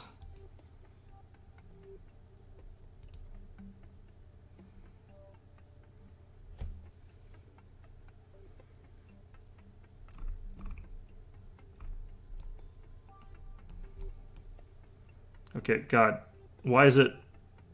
Why is it passing the periapsis for the encounter?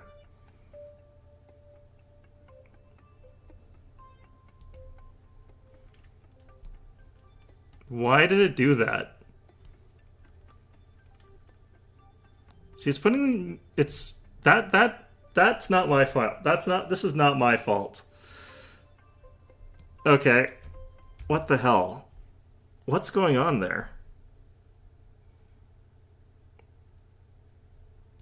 What?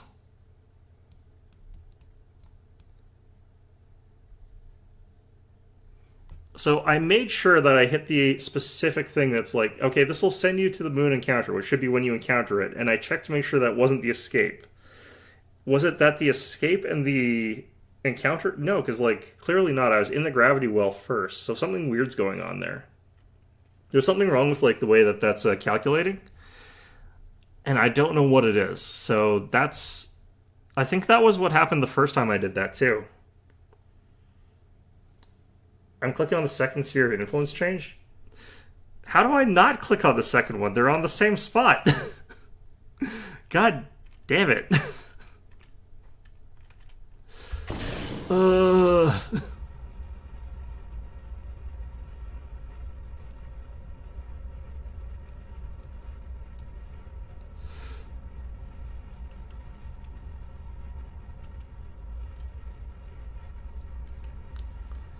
Man.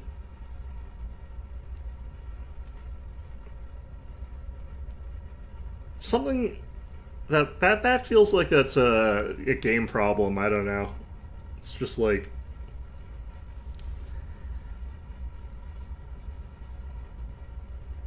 Why would they put the second one so that it's like you click it once and you get the second one? Why wouldn't it automatically go to the first one first? Oh, pain. Pain and agony.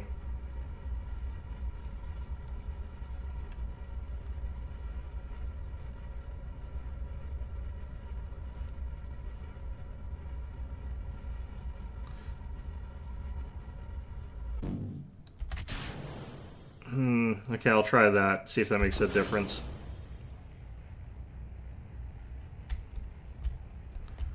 Let's try and get a little bit of an angle on our ascent here.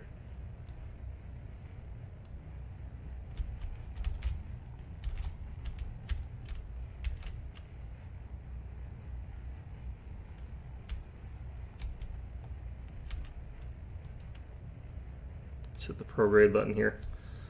The problem I have with zooming in this game is it's camera locked, so like it'll put my pod at the center. There might be a hotkey to like unbind that, but whenever I zoom in, it doesn't let me zoom in on the point I want it to. I can kind of see why it does that though, so that you don't like zoom in to just random spots in the galaxy and end up like a million light years away from where you want to be. But still.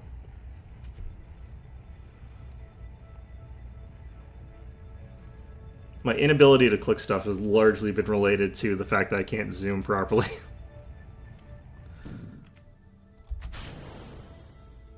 Okay, I'm going to stage that. Not going to launch it. Got a little angle here, but not a huge amount. It's enough, though, I think.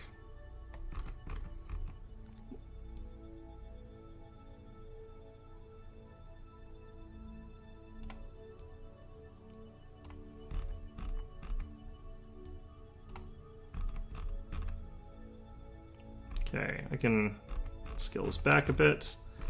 I think we're also still headed.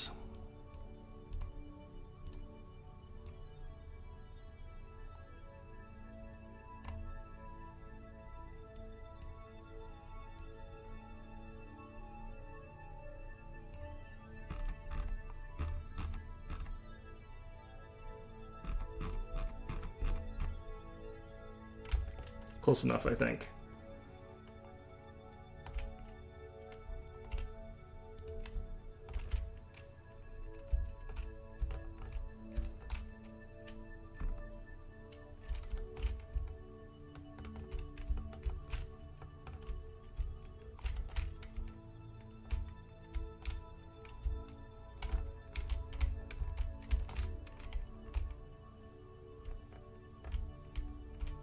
Maybe I should start adding in more reaction wheels. It would probably actually be smart.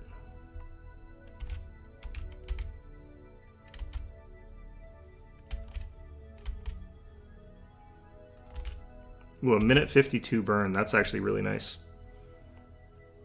So, 56 seconds. I got the math wrong in the last one. It should have been 57. Yeah, well, it's fine. That wasn't really the problem there. The problem was whatever the heck's going on with the button directions.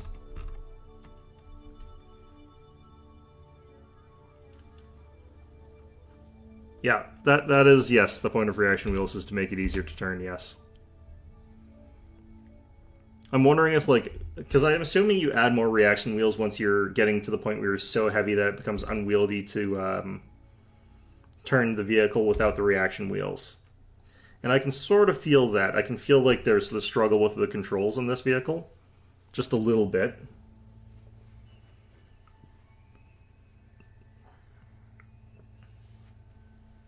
But it's not so terrible right now that I can't actually steer this thing or anything like that. It's fine.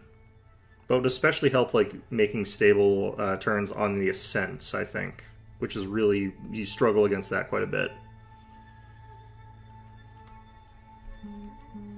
Probably doesn't help that the pilot is getting slammed back into a chair at like 1,000,000 miles an hour, but...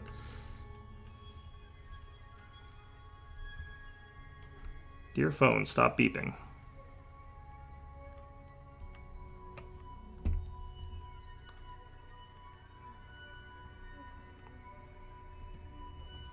Phones are kind of the bane of my existence. And most people's, but you know, they're happy slaves to their phones. I'm not. I'm just the unhappy dissident to phone culture.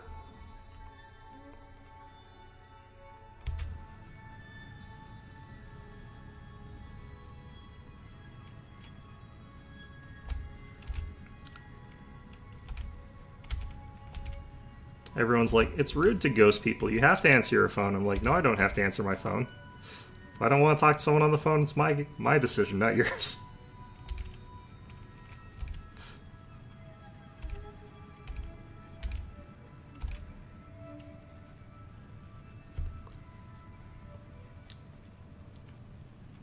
Frankly, I don't actually bring my phone with me to a lot of places, so I don't even think you could blame me for, like, deliberately trying to avoid your calls. I'm avoiding everyone's calls deliberately, not yours.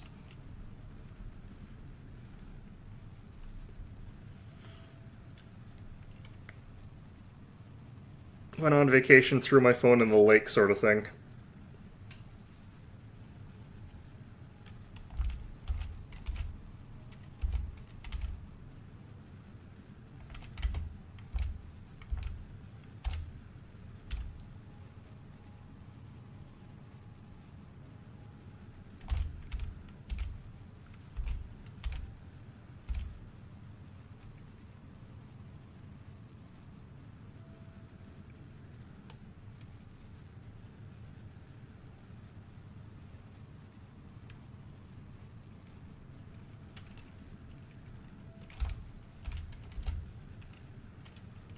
Politely. Not sure that's a polite thing, honestly, but you know.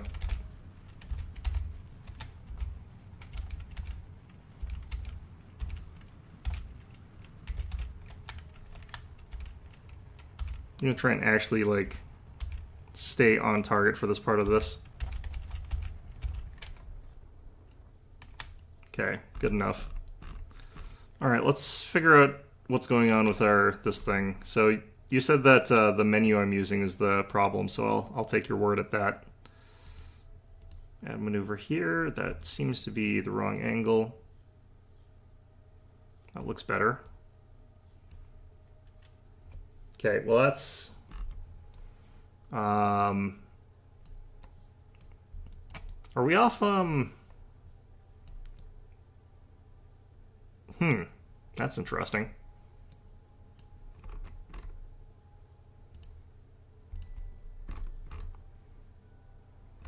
Apparently our orbit is skewed.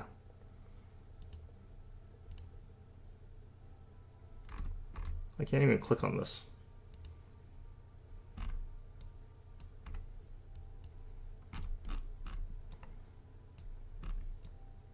I might have to like rotate our whatever here first. I think I'm gonna actually have to do that this time.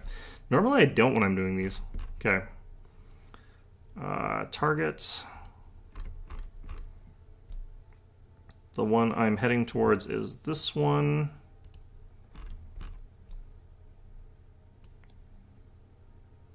Where's our angle? I can't remember. I click over there. Okay. Nope. I think this side down. I haven't had to do this for a moon landing pretty much ever.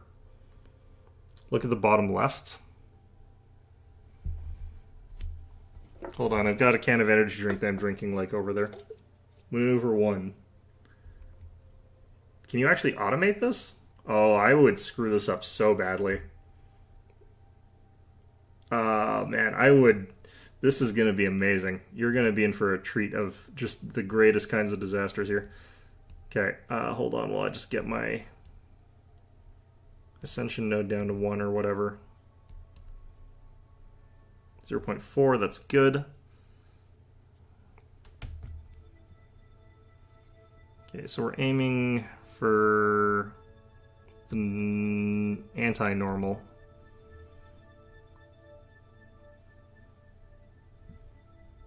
So we click maneuver. So can you...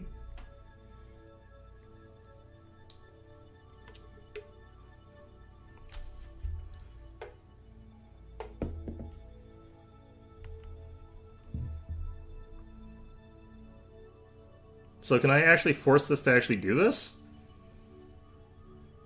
How do I actually get it to do this?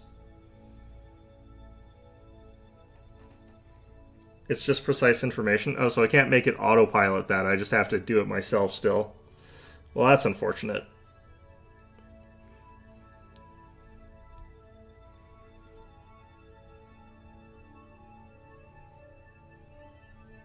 This is gonna, like, screw me over pretty badly, because I'm gonna be using up all this fuel for this burn. That's not really getting us any closer to the moon. Well, let's give it a shot, I guess.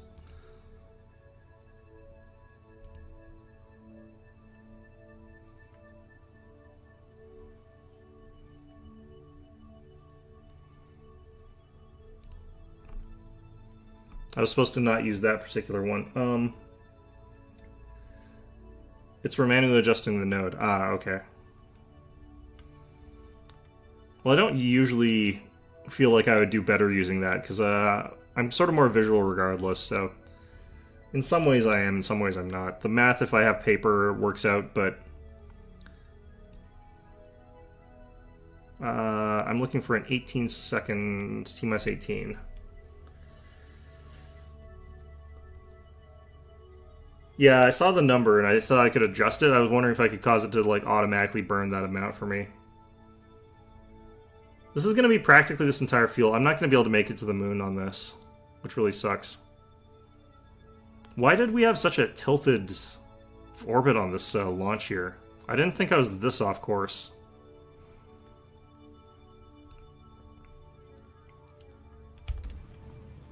This sort of stuff feels like it's a little bit random sometimes. Just in the sense of, like, you can get blasted off course really, really badly, but sometimes you're not.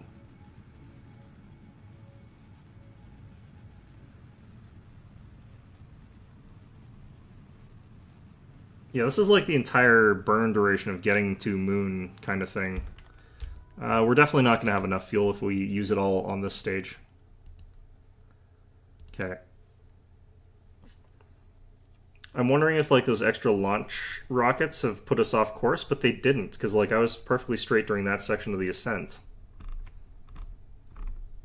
Could be the maneuver I tried to do.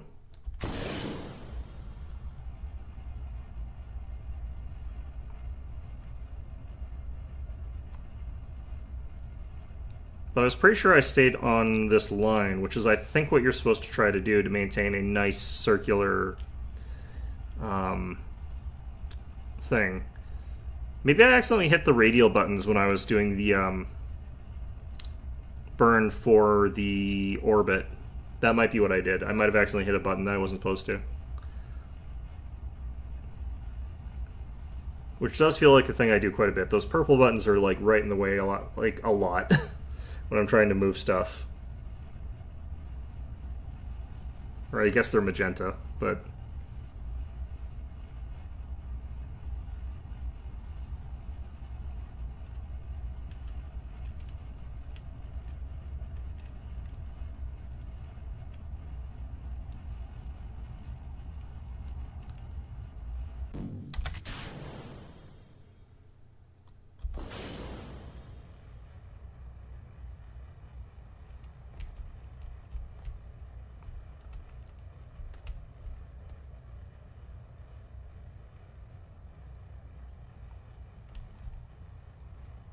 still trying to get a little bit of leeway on our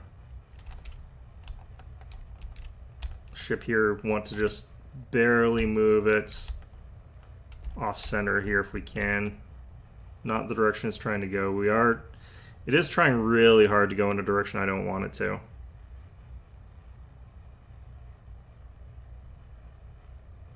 I am fighting against that pretty hard right now.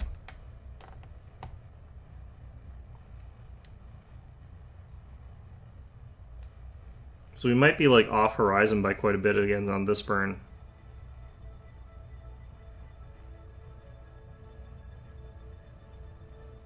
I'm guessing it is like the bad aerodynamics of those pods that we've added to the side of there. Like I do feel like that's probably got a big part of that. Oh, this is a needle thin apoapsis. That is so bad.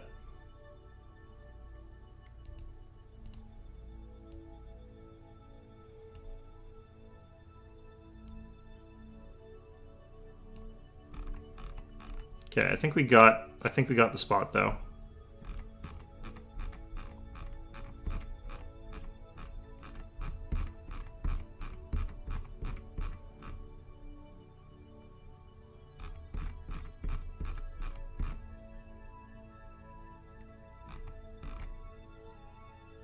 Okay.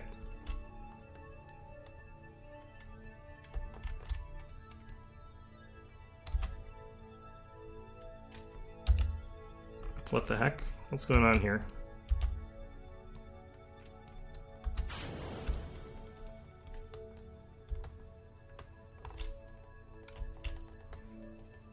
Hi there. I can't tell what all those mean, but I will assume that's a hello.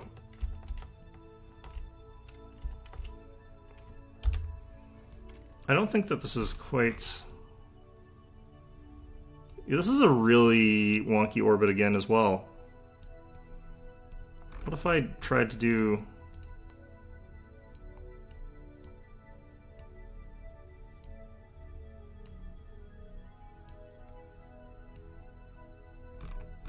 I think that actually reduces our need for this too.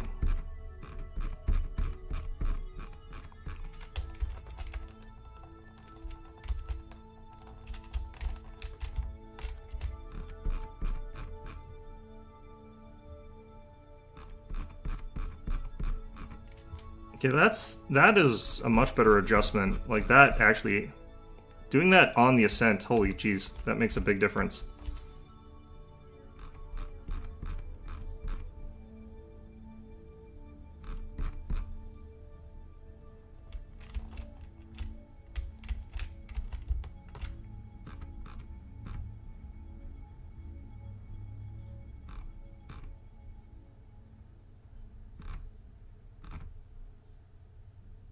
Okay, that's pretty much perfect.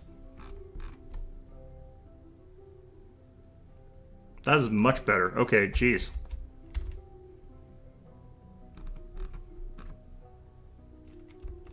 Well, live and learn, I guess.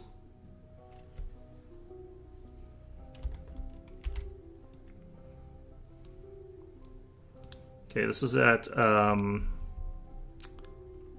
58 second.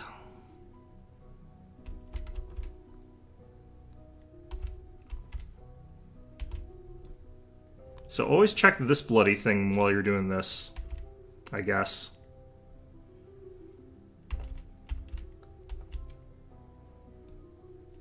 Incorporating into this burn like makes it so much more fuel efficient.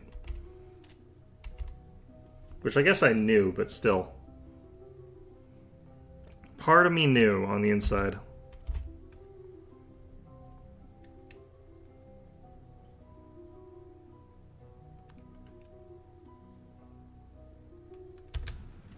Alright, there's the burn.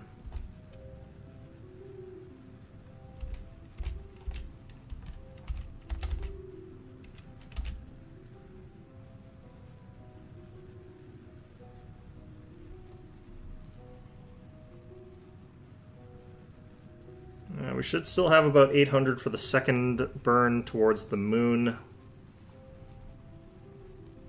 Which is what we kind of want to have, is around there.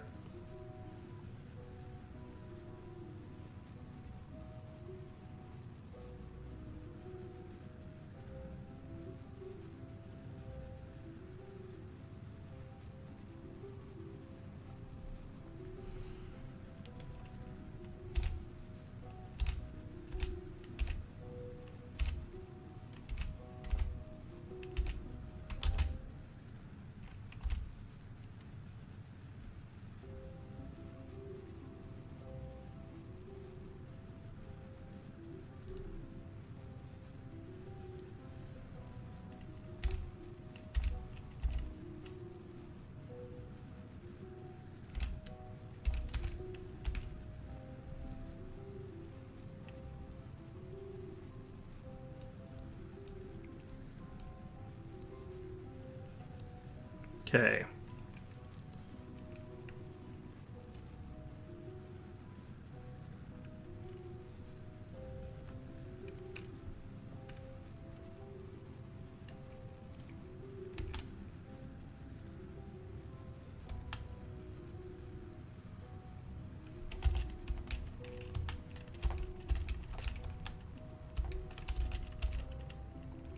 Hate when this thing starts moving on me.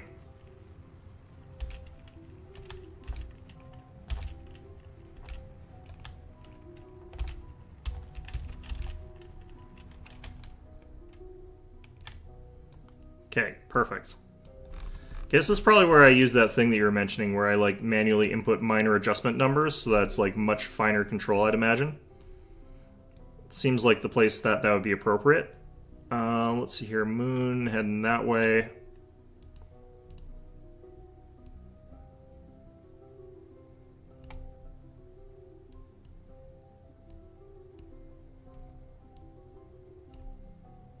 Okay, so that's a collision. There we go. There's a close periapsis.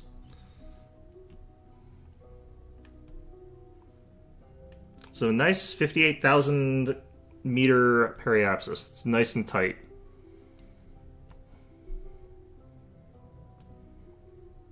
Yeah, that's the moon encounter. That's the moon escape. Stupid game is probably going to screw me over on this again. But it's fine. It's okay. I won't cry. Maybe a little bit. Probably just a lot.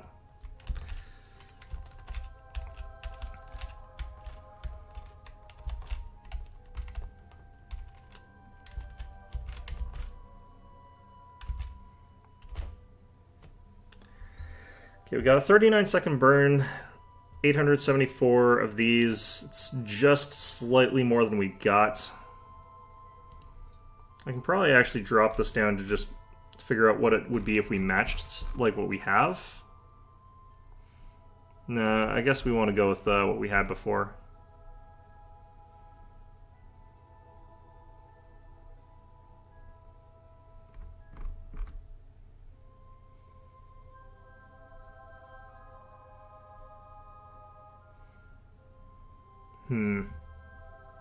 Problem is we've only got 827 in the thing here, so that is the issue.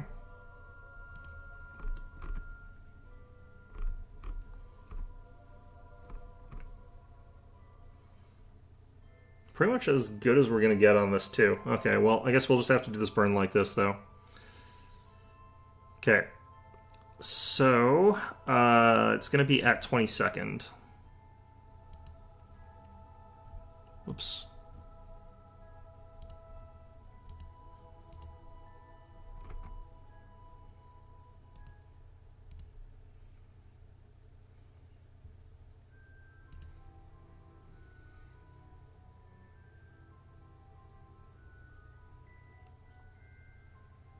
Click on the encounter itself and click warp here. Wait, what happened? What's going on here? What? Did I accidentally? I might have accidentally hit cancel on something. Oh, my periapsis is under where... Oh, God. That might actually be okay. My periapsis was lower than I thought it was going to be.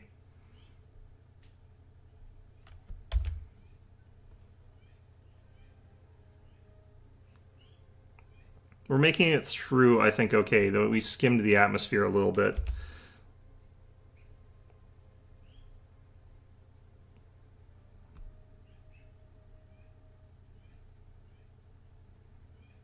So that explains what that was about. Okay. We're out of it, so. That was weird.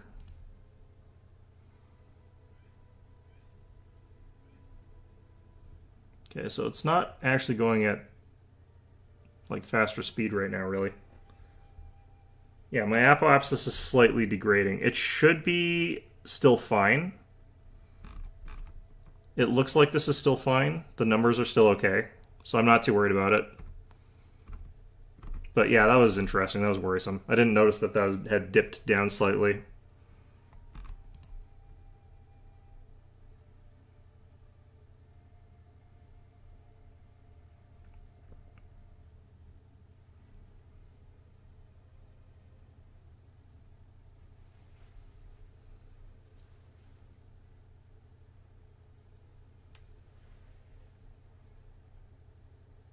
The fact that it sticks to this is the weird part, actually. That's strange.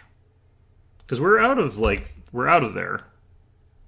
We're into the section where they should be able to do this, but... Alright, well, whatever.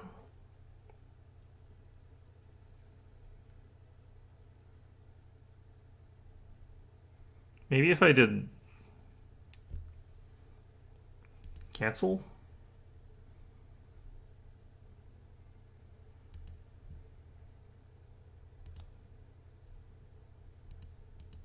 Oh, that does some weird things. Okay.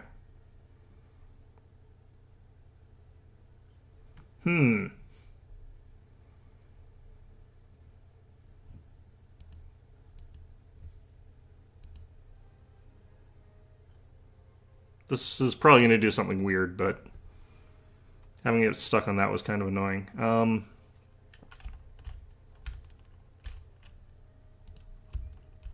Nope, okay, this looks fine.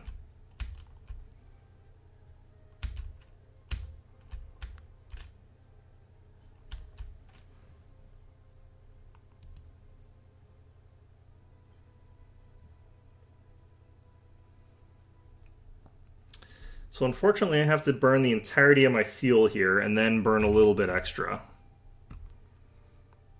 We'll see what it looks like once I burn just all the fuel off of this, though. Because it might actually be okay.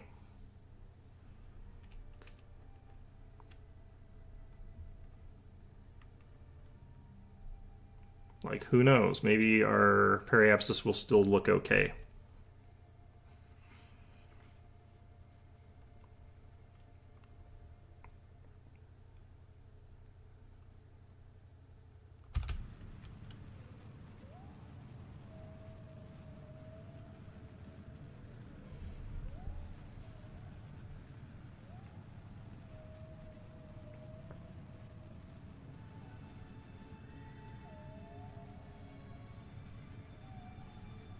Ironically, like, the first run was the one where I, like, landed on the moon. It's just, like, I landed on it sideways, so...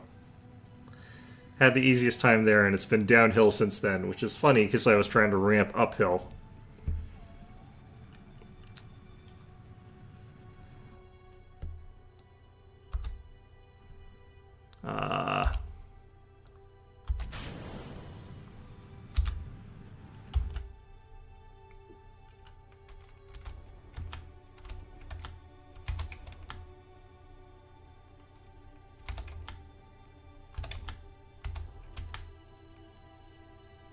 I can't actually tell what's going on here. I think I'm already past the burn time necessary.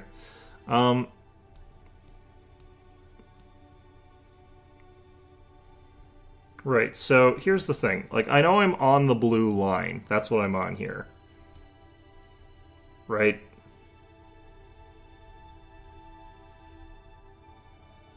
The one you didn't catch. You saw the results. I think you came in at a perfect time, honestly. Curvin Apoapsis. Moon Periapsis. Moon Escape. Moon Encounter.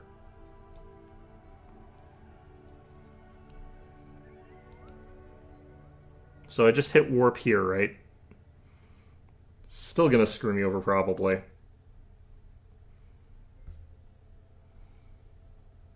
Okay, we actually want to hit retrograde.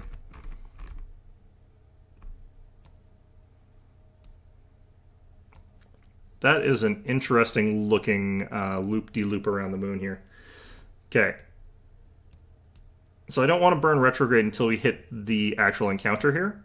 Because if I'm not actually in the new SOI, if I don't hit the SOI change, we're actually burning the wrong retrograde. Because we're burning retrograde relative to the orbit, I want to be burning retrograde relative to the moon orbit here.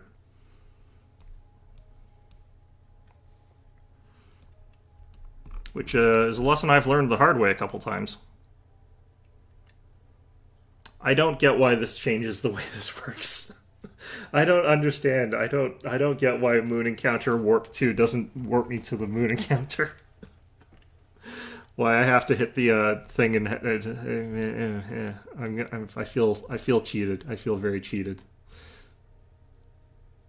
I'm gonna hit times 50 until the camera change happens. Okay, there we go.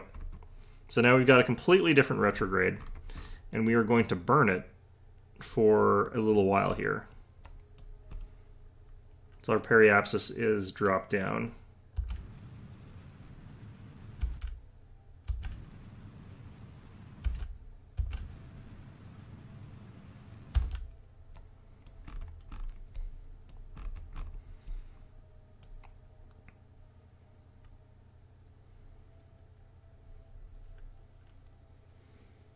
Somehow clicked on the purple line behind it, or past it again, I would have just ended stream. It's almost time for you to end stream anyway. So what we get to do is watch me plow into the moon somehow, and then end stream immediately. Okay, let's probably just basically warp to here. Probably. I think that actually is fine as a spot.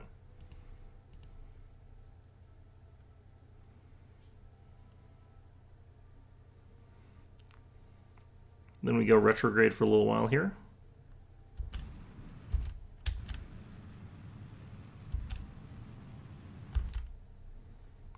Okay, so that's a bit much, but it works. Okay.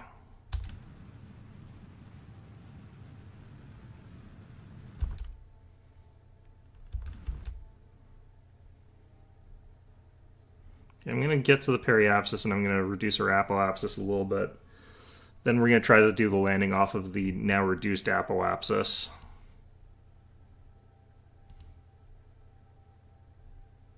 Press slash to cancel. That's how I cancel these. Okay. Then we're just going to burn retrograde here. I'm not going to bother doing anything too fancy.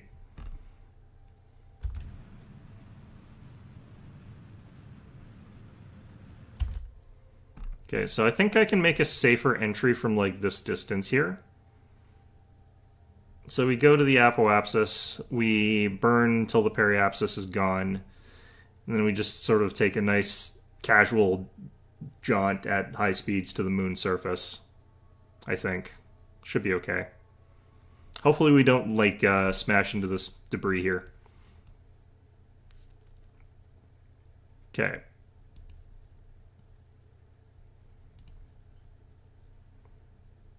Multiple swings and roundabouts here. Oh, it's way above us. Okay. Or below us. Either way's fine.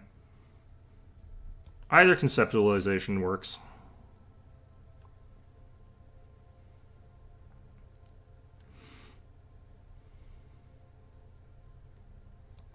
Okay, so I do want to try and land on the light side of the moon.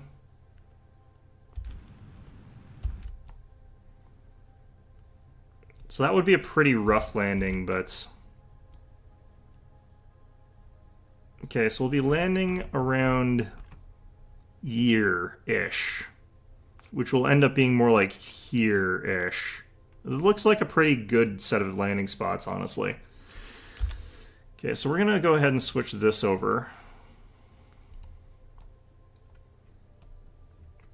And we're just going to go ahead and fast forward this for a little bit here.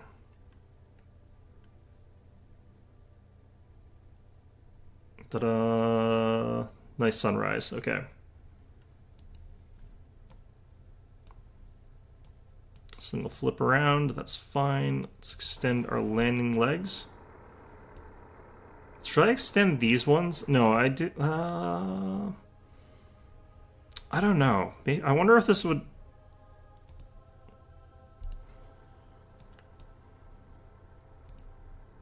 And we'll putz around with these, like, in other ways once we land, I guess, if we have to. Alright. This will also probably make it easier, because, like, we could get underneath a section and then push upwards with the other things, with the, yeah, it'll be fine. If I'm deluding myself into believing.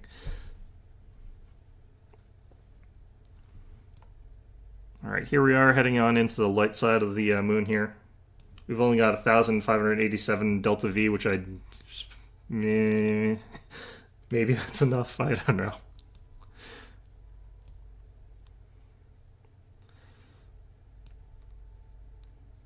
Is this actually like a proper ground level thing? I don't actually know. It was at 1 last time, so I think it actually is a proper ground ground radar.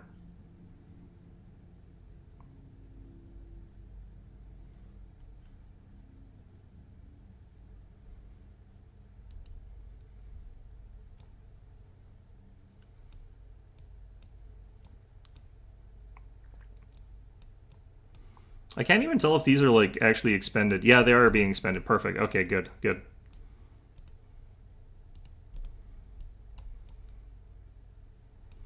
If I couldn't access the fuel, that would have been pretty bad. It would be get out and siphon the tank sort of thing again.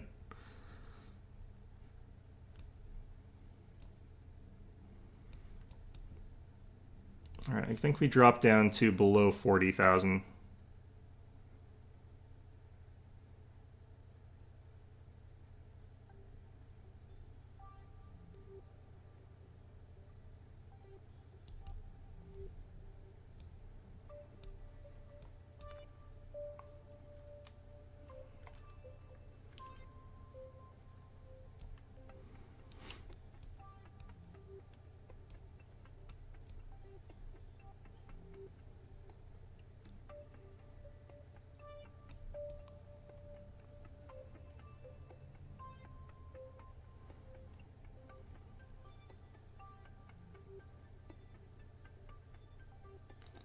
Hopefully we don't land on an ever so slight slope this time. That would also make it probably a little bit easier to land straight. We'll land a little bit flatter. That would be nice if we could do that. I think I do see an adjustment that I could potentially make to the landing legs that would make it like more mathematically likely that we land flat.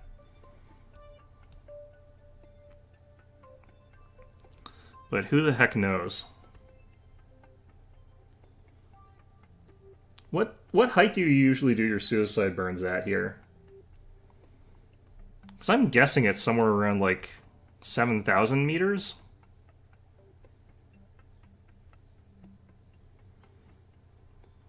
But I feel real uncomfortable getting that close to the ground before I start suicide burning.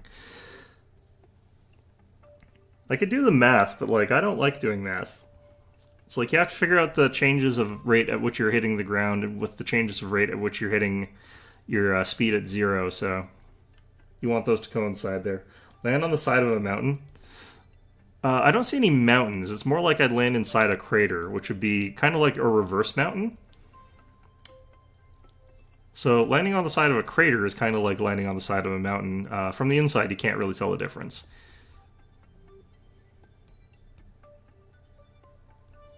Depends on your engines. It's these engines.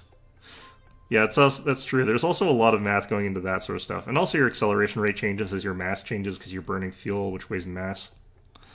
Yeah. You 100% eyeball it every time. Fantastic. Okay.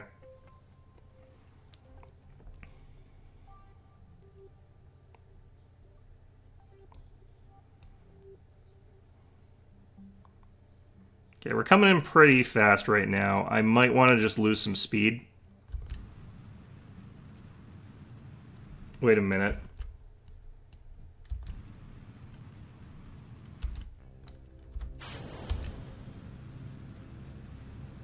Okay, that really changes the dynamic about what I was about to do. Oh, man.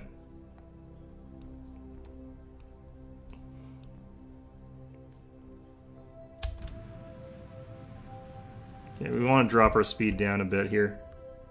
Hi there, MSK. You come right at the end of the stream here. We're going to either land gloriously on the moon and run out of fuel, because I don't think I've got enough to get home. Or we're going to crash and burn. Or we're going to topple over sideways, and we're going to find out if I can stand back up on my own 2 feet. I would at least like to not be traveling sideways. That's kind of the given of where I would like to be here, but...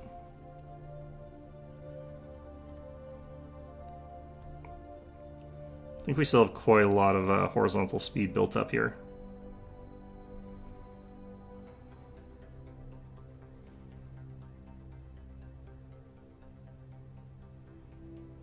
Our vertical speed's actually pretty low, it looks like, though.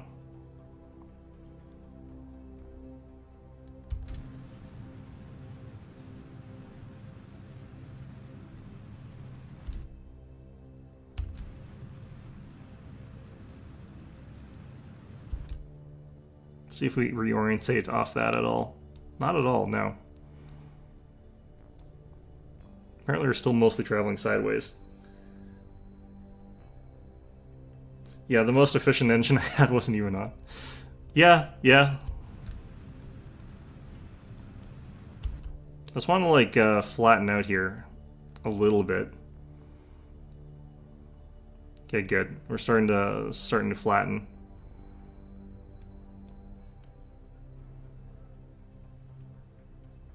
I was looking at that and I'm like, wait a minute.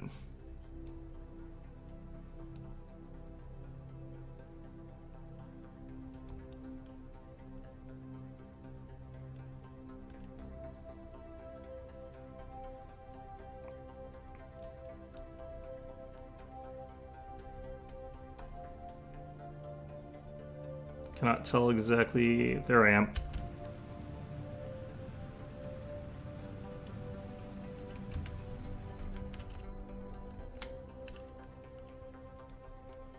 Okay, so we can tell sort of our height based on our shadow now. Just getting some hang time there, it's lovely.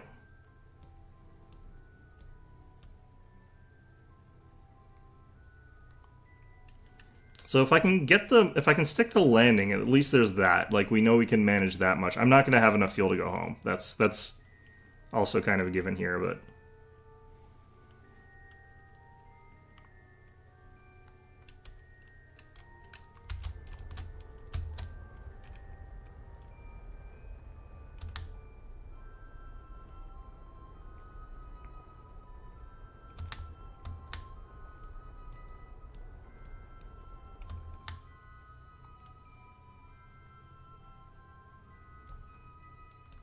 Why am I still traveling sideways like this?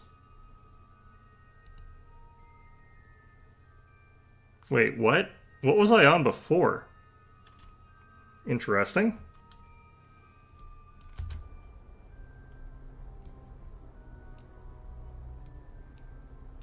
This might explain a little bit about what our landings are like.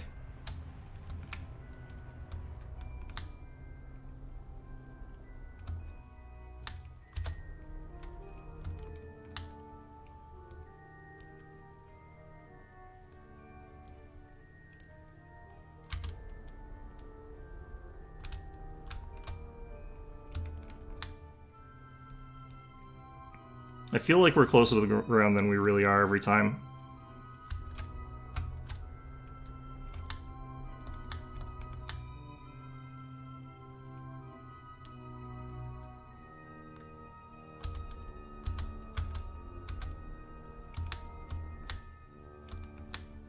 Yeah, I'm doing this really badly.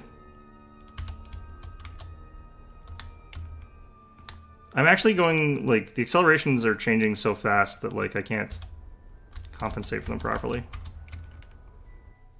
I think it's also because we're skimming sideways. A lot of the speed, I think, is lateral.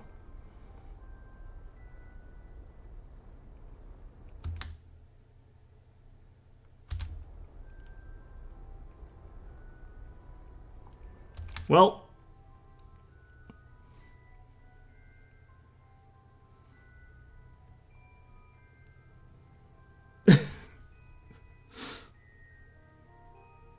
Okay, but it's okay, because we've got push-up ability here.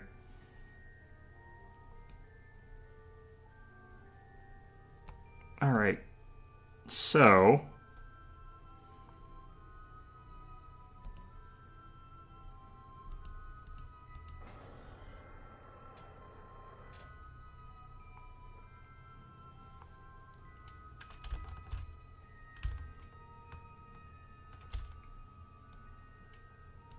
Okay, let's evac Jeb. He seems like he's gung-ho to get this done, I guess. So let's have him let go. Spin his way to the ground. Fantastic. Manually killing my lateral momentum. That sounds real easy.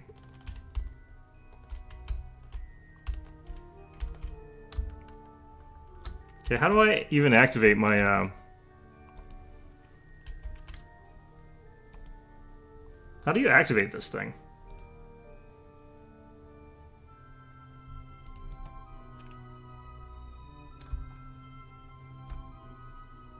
Bonking our head here, but... I haven't actually used this stuff.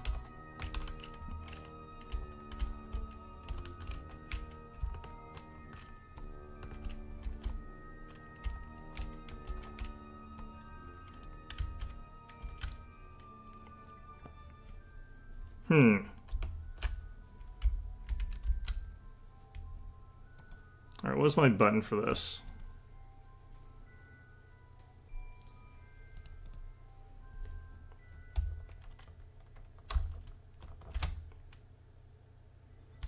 Press R to engage your jetpack. I have it set up so he's got it in his hands now, but... SAS, RCS...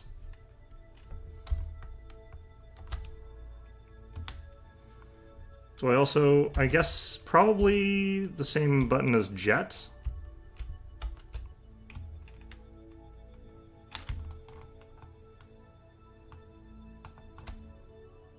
Okay.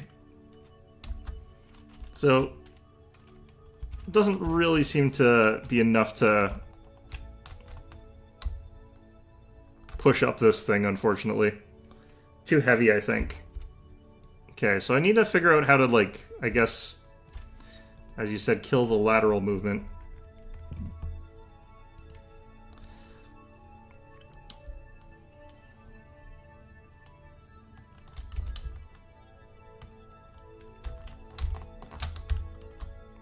Dang it.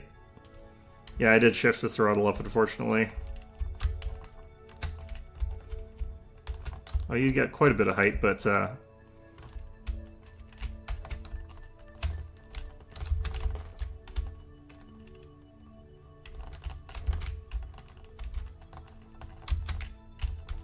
God damn it.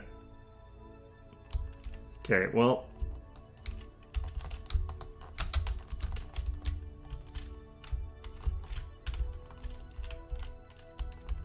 That's kind of cool, actually, that you can do that. Okay, well... it's all very unfortunate.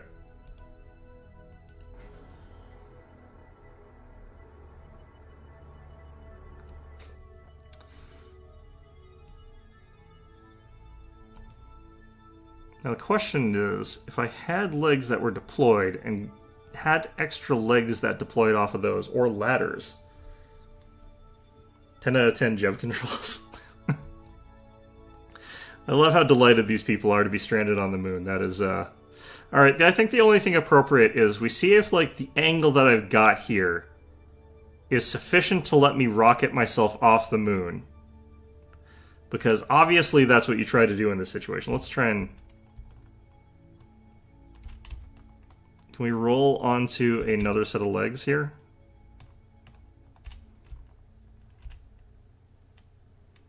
Okay, there we go. So, we're not... We... This is probably fine. You know, this is okay, right? I think, I'm not... No comment. Let's just try this. Holy shit, it worked! Oh my god!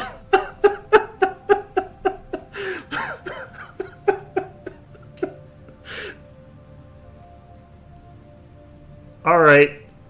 Certifiable genius moments? What the hell?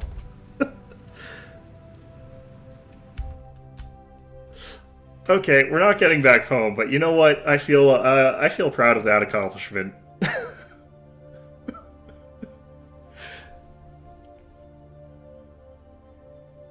Alright.